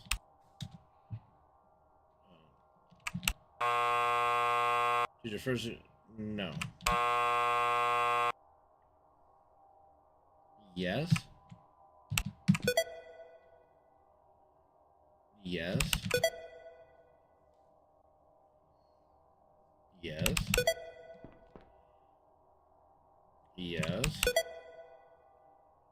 No. No. No. No. No? Am I subscribed to Mr. No. Yes. Do I miss my ex? I don't have an ex. Yes. Do I think I'm a good person? Yes. Do I donate to charity? No. Have you ever done anything illegal? I mean, getting a ticket doesn't really count, but I would say like no. Yes. Has anyone ever described you as gullible?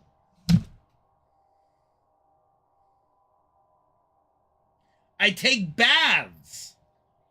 Yes, I'm gullible.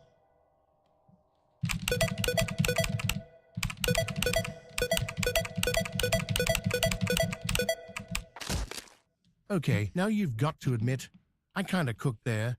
Getting you to type yes enough times so that the backwards movement from pressing the S key on your keyboard made you fall backwards into a pit of spikes that you already knew were there. That's cinema. In fact, since I'm sure this death was particularly embarrassing, I believe it's only appropriate to commemorate it with a song. Oh, you died. Wow, you died. Wow, wow, you died. Wow, you died. Wow, wow, you died. Wow, you died. Wow, wow, you died. Wow, you died. Wow, wow, you died.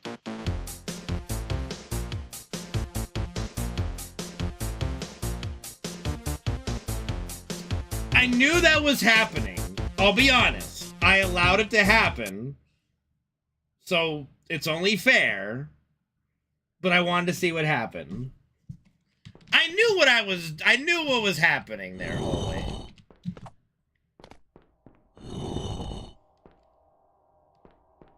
Can I just okay.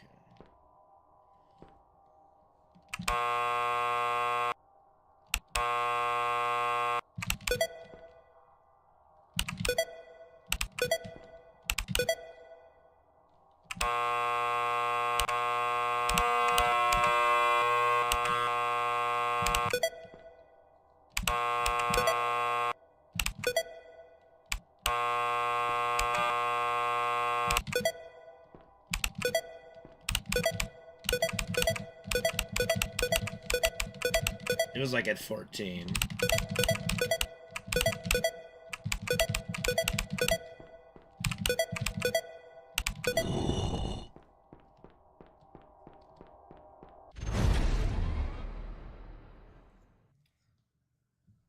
Ugh. That's good, Scrix. Yeah, it's pretty good. I'll say it's pretty fun. Another Godzilla spider.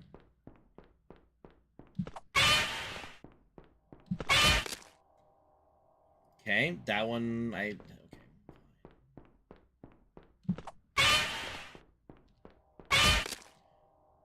Do I not jump for that one?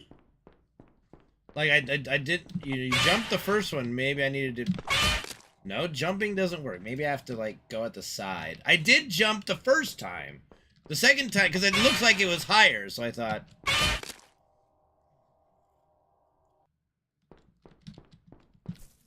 What the hell did that say? Let me try jumping immediately. Okay, there we go. Yeah, so just jumping through it. Fine.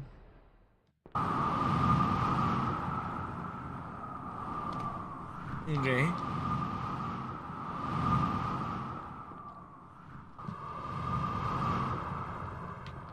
Ooh! Bro, Hello? You have not given me enough time to read your shit to follow the story so far.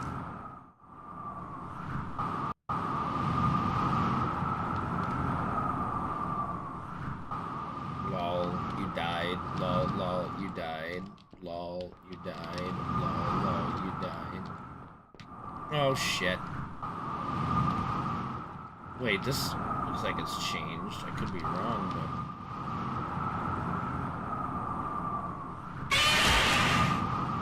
I didn't mean to actually run into the spider. Spider sounds like Godzilla. It's Godzilla. How do you not know Godzilla's fucking scream? Or roar. I guess it's a roar.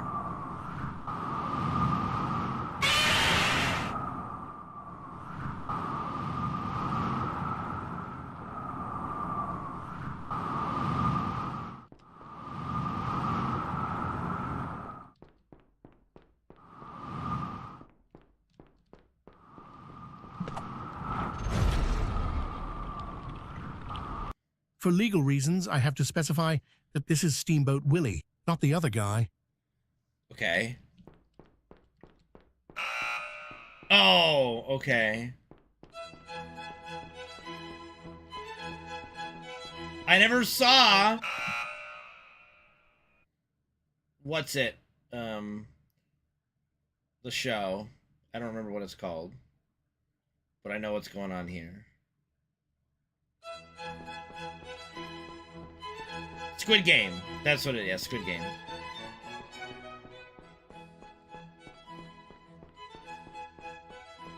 I can't even see the...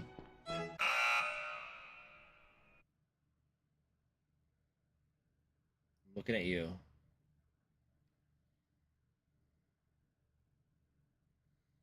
Do I trust the music?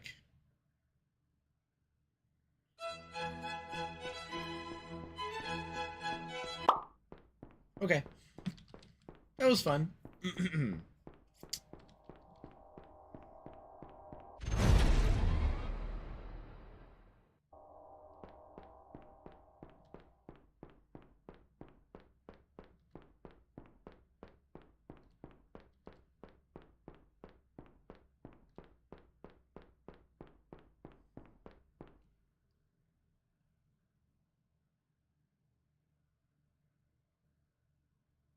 Okay, I looked behind me.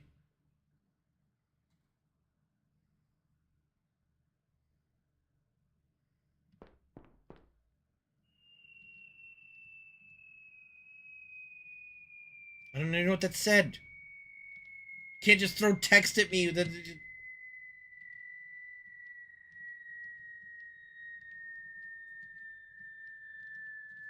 Oh, it was the... It was the... Okay.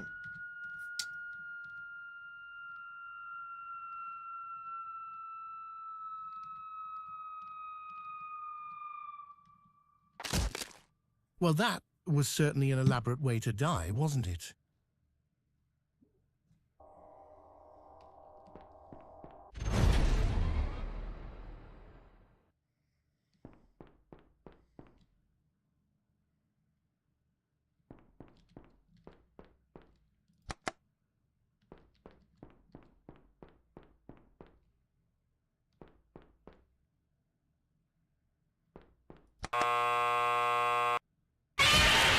That button was clearly labeled blue. Pay attention.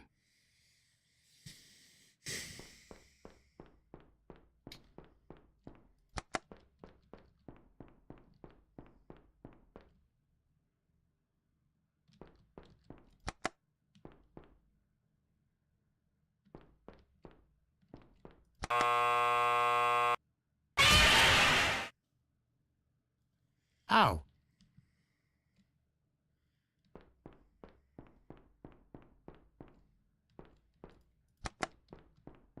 I know.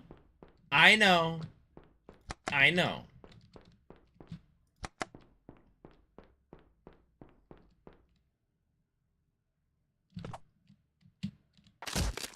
It didn't say Spider says.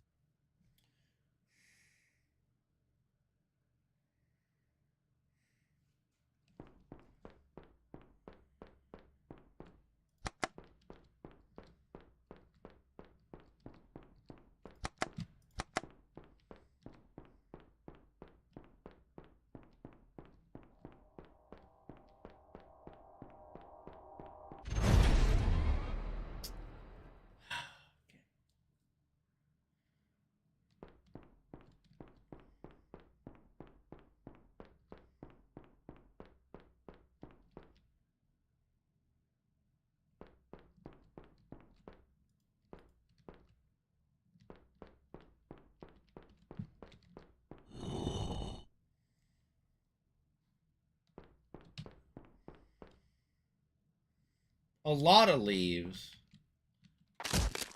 It is heavily implied that you were impaled by spikes.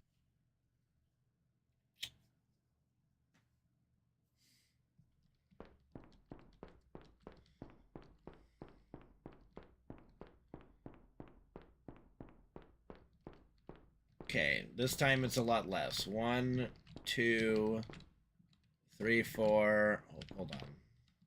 1, 2, 3, 4, 5, 6 leaves.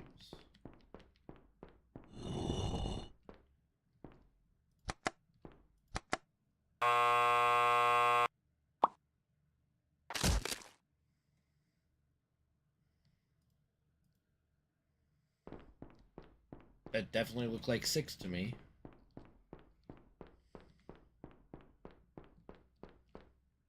Okay. That's none. What color was the... Oh my fucking god.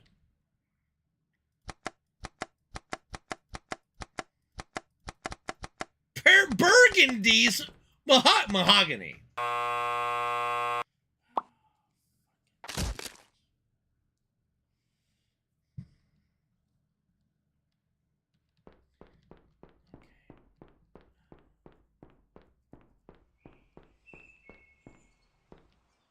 Oh, for fuck's sake.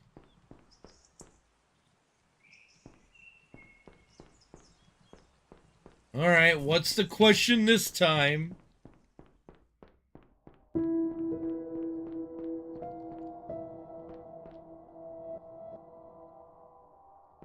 Mahogany. Mahogany.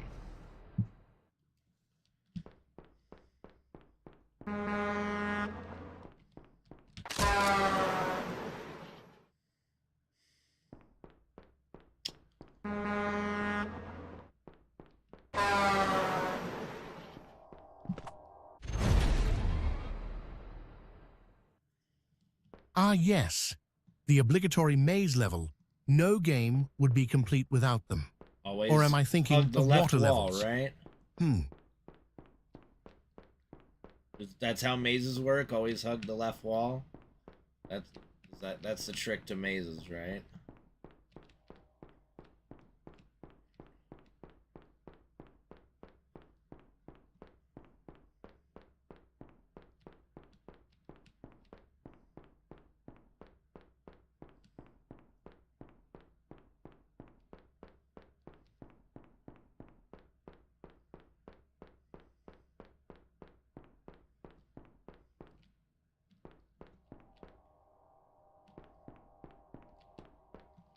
Okay, that did not work for me.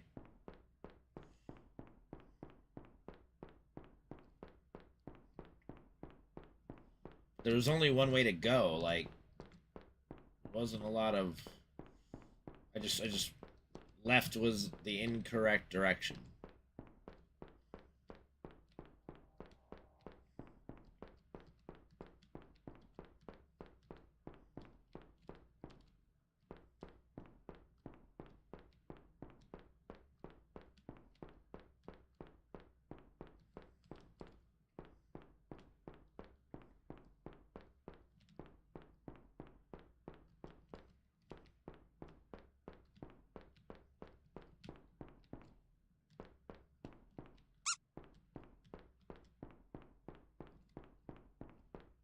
Why does this site have so many different options compared to the previous?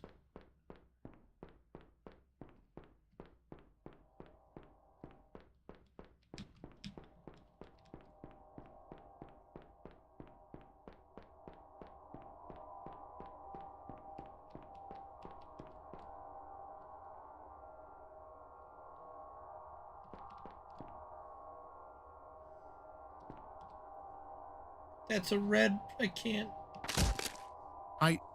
What? How did you even walk into that? Were you on autopilot or something? Lock in already. I mean, I stopped in time, but I just couldn't.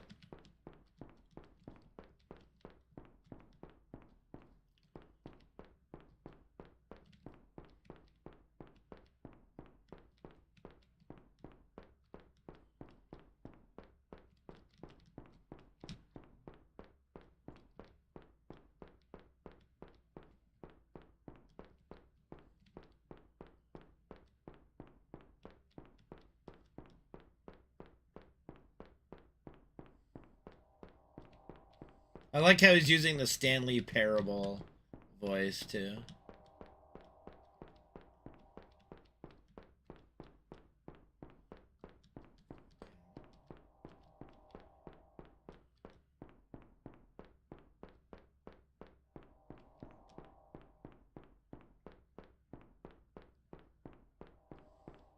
Not much. I haven't gone in circles. I was just testing different routes before going back to the same one.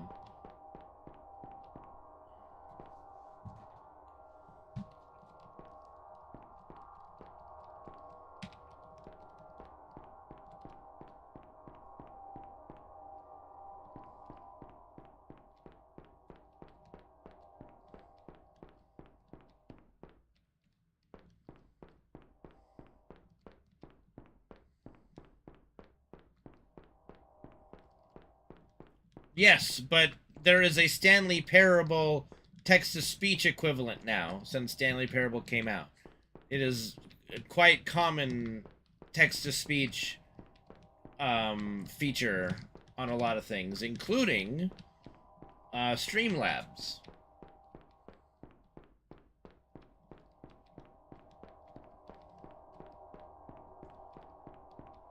So it is...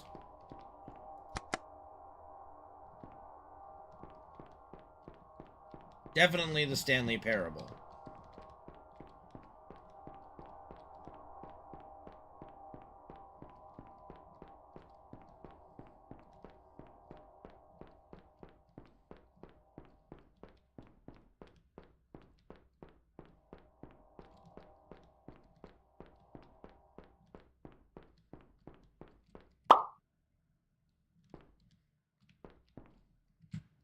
What?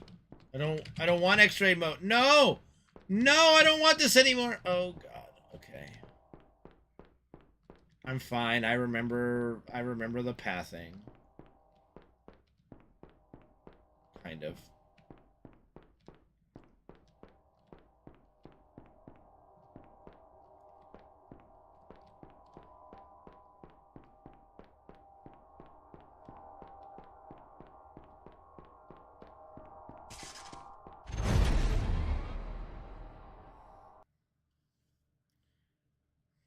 Ad break. Hello there. You told me you were a content creator earlier. So as thanks for playing, please take this opportunity to stop for an ad break. And if you feel bad about shoving ads down people's throats, don't. I promise the alternative, if you don't, is much worse. Ad break starting now. All right. Ad break over. Welcome back and enjoy the rest of the game. Okay. Whoa, whoa, whoa, whoa. What has happened to my control? Uh-oh. He's fucked with the mouse. Oh, Lord. Everything's inverted. Inverted mouse, by the way. Inverted mouse. Yeah, I know. I could tell.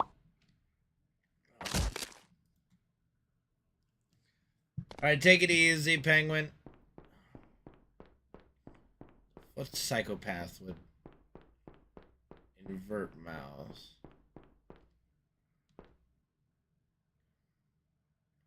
She speed runs the game. Okay.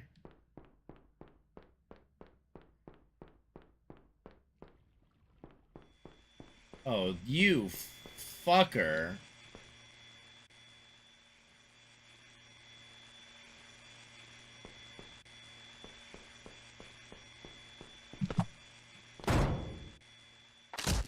What happened? Hey, so here's a pro tip. If you turn your mouse upside down, then it's like you don't even have inverted controls. I'm not even trolling when I say this, but yeah, an early beta tester from about a year and a half ago figured this out and beat the map that way. Go try it out. Okay. Holy shit, that's genius. That's fucking genius. I was prepared to try to do it all inverted. They should have at least made me have to do this a few times before disclosing that, because that's fucking genius.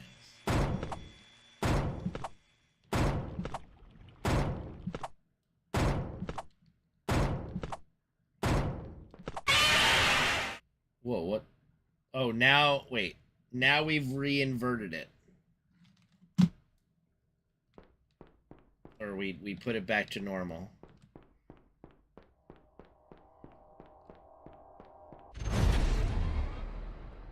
Caught it. I had a sneaking suspicion about about that.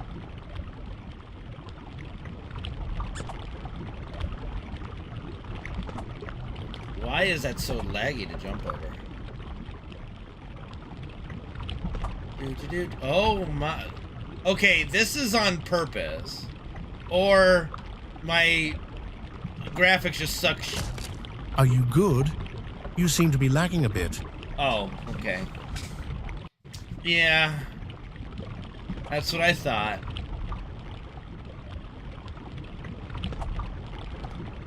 This fucking shit. Yeah, I guess that. Hee!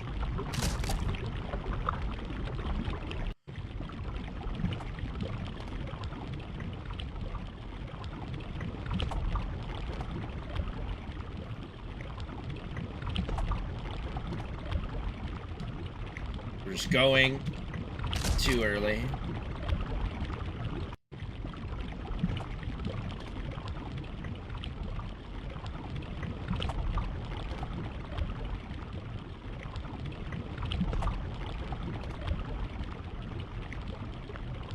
Now. Got it. Now. Got it.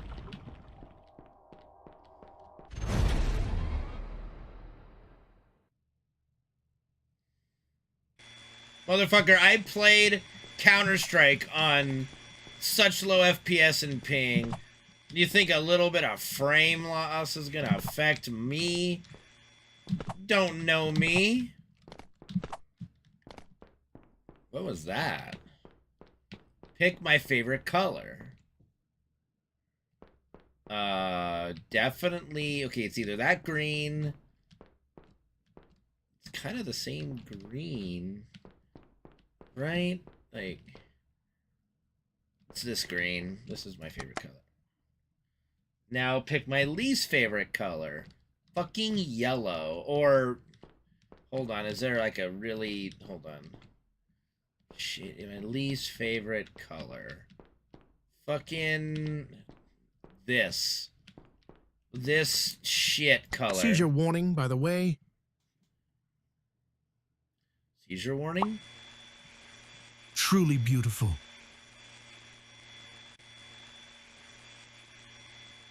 Oh God.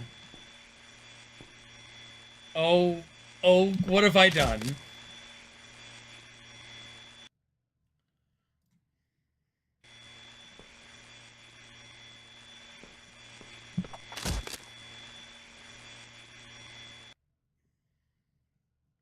The seizure procedure.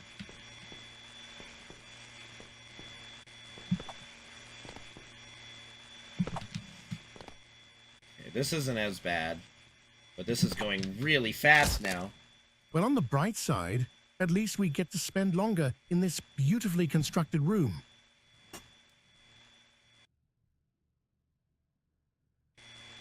God, the seizure procedure.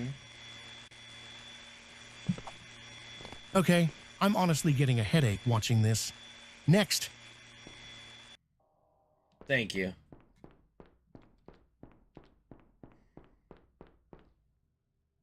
Not a fake wall. Okay. I believe you.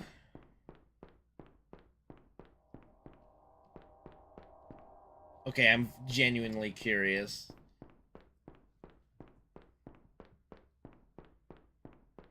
Is this like an endless hallway?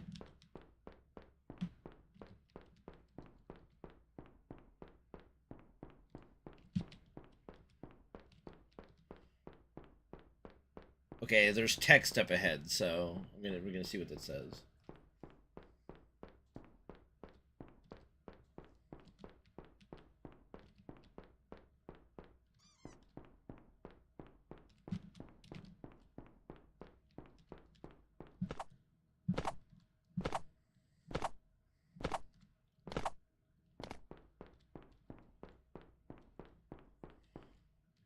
Oh, there's a fake wall behind me, yeah.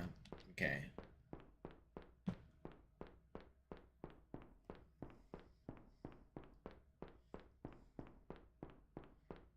Don't... Oh, dude, I already went... Oh my my god.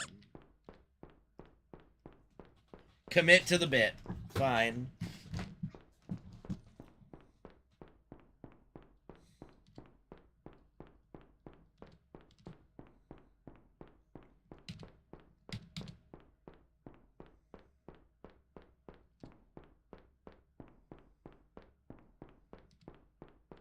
We write our own stories.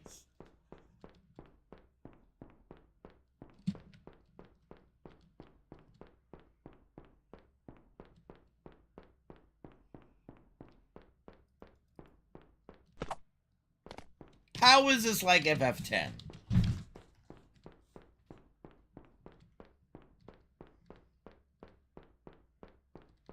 Bro, how far do you want me to go? Is there like an achievement for this? Oh, linear path. Okay, fair.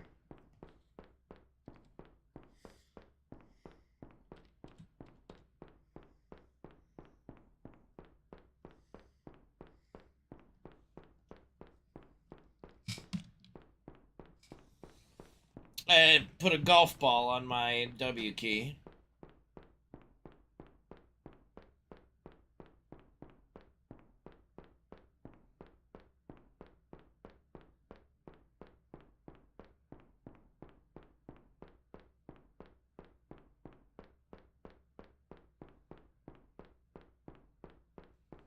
This is nice ASMR.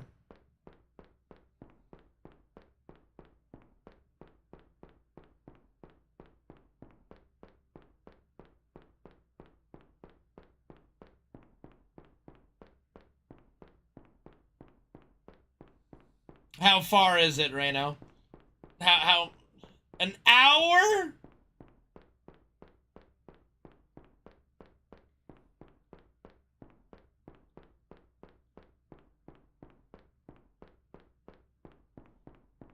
I don't want to do an hour. We'll turn my ass around.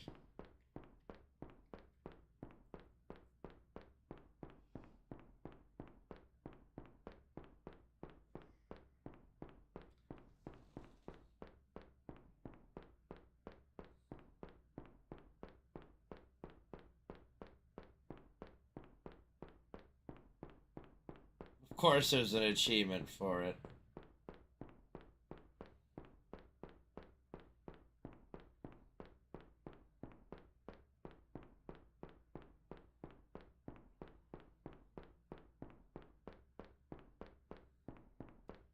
So literally 2 hours walking on the hallway? If I were to go all the way.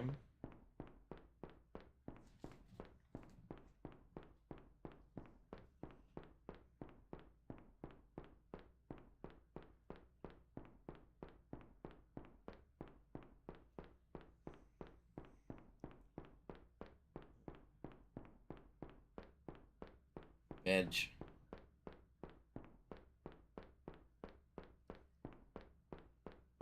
Well, at least the golf ball's doing work.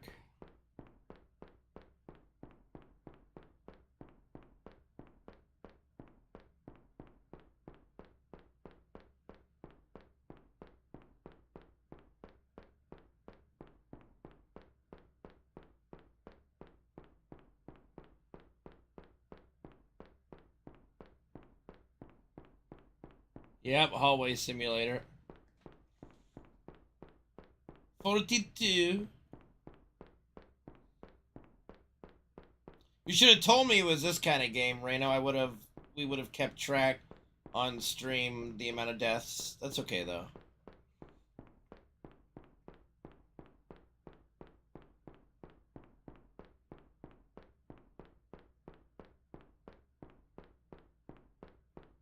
And how long would I last in an endless hallway? I don't know. I can walk for a good amount of time.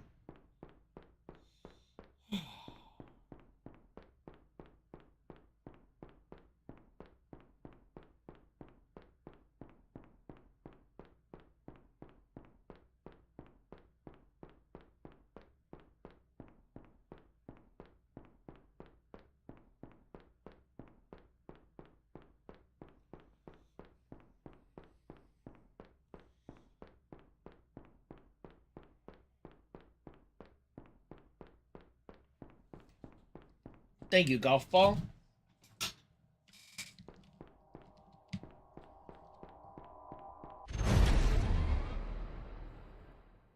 In this game, a dangerous cube chases you. Each time you successfully jump to the next platform, your score goes up. How high of a score can you get?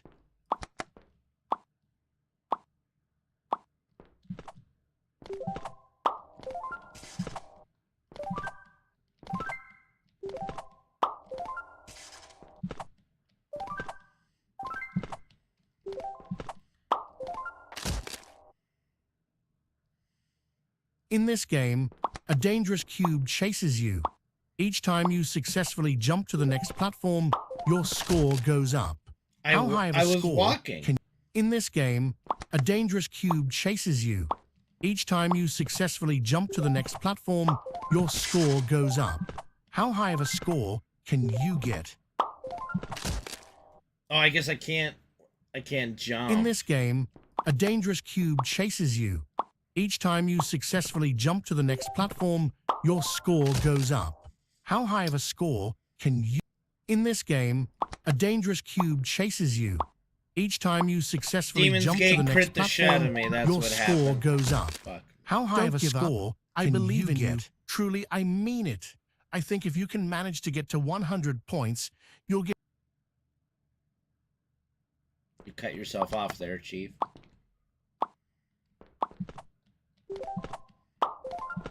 I jumped. I fucking jumped.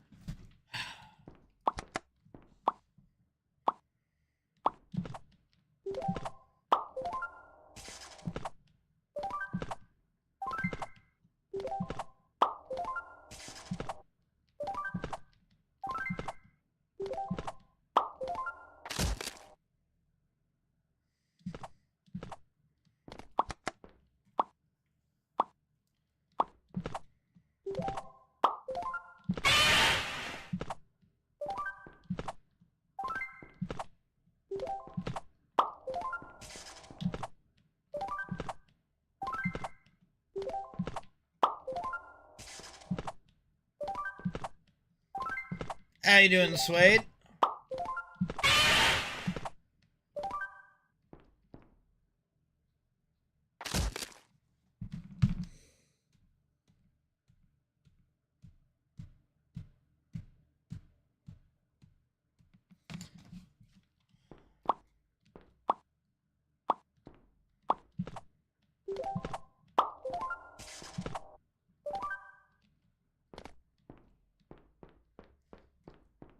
It's still.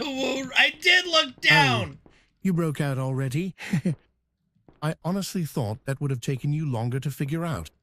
I didn't even finish building this section of the map yet. Just a moment.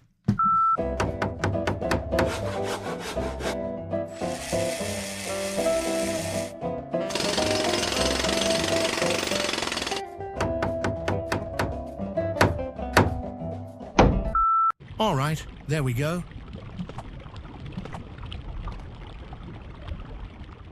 All Oh, that. silly me. I forgot the exit.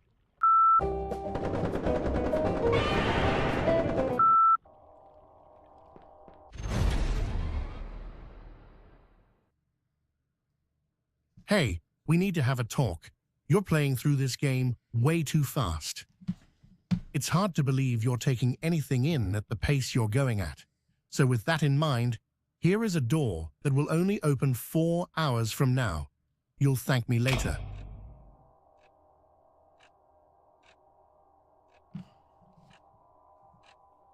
What?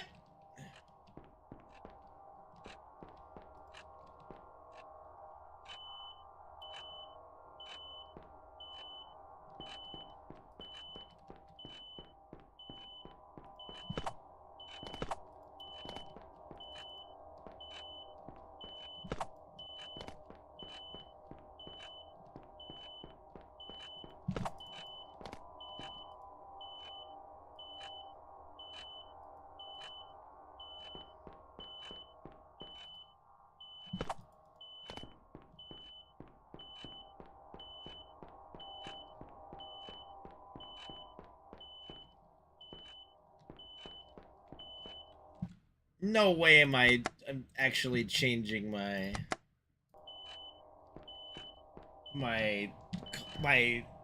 come on, I'm not changing my Windows clock.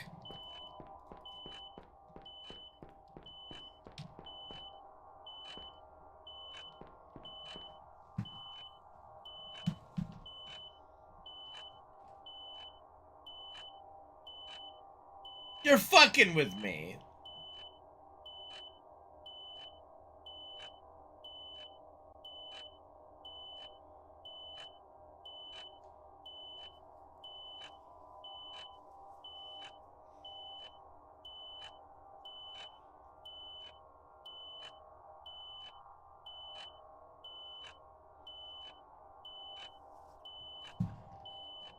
Wait, definitely the intended solution.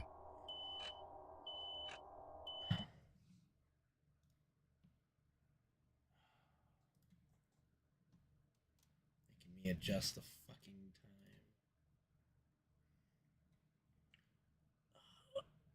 time. How do I? Oh my god. Not. I don't want to do that. All right, fine. Let's see. It's okay. That would be December 9th.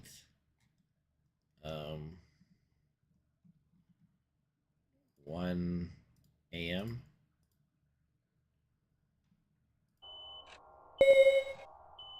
Thank you for your patience in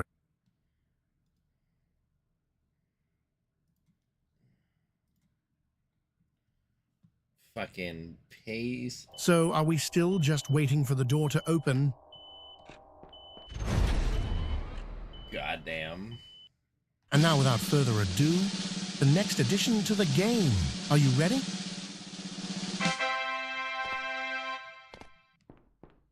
Press E to crouch. Why E? Of all the buttons, why E? Did my camera freeze? Yeah, my camera froze, probably because of the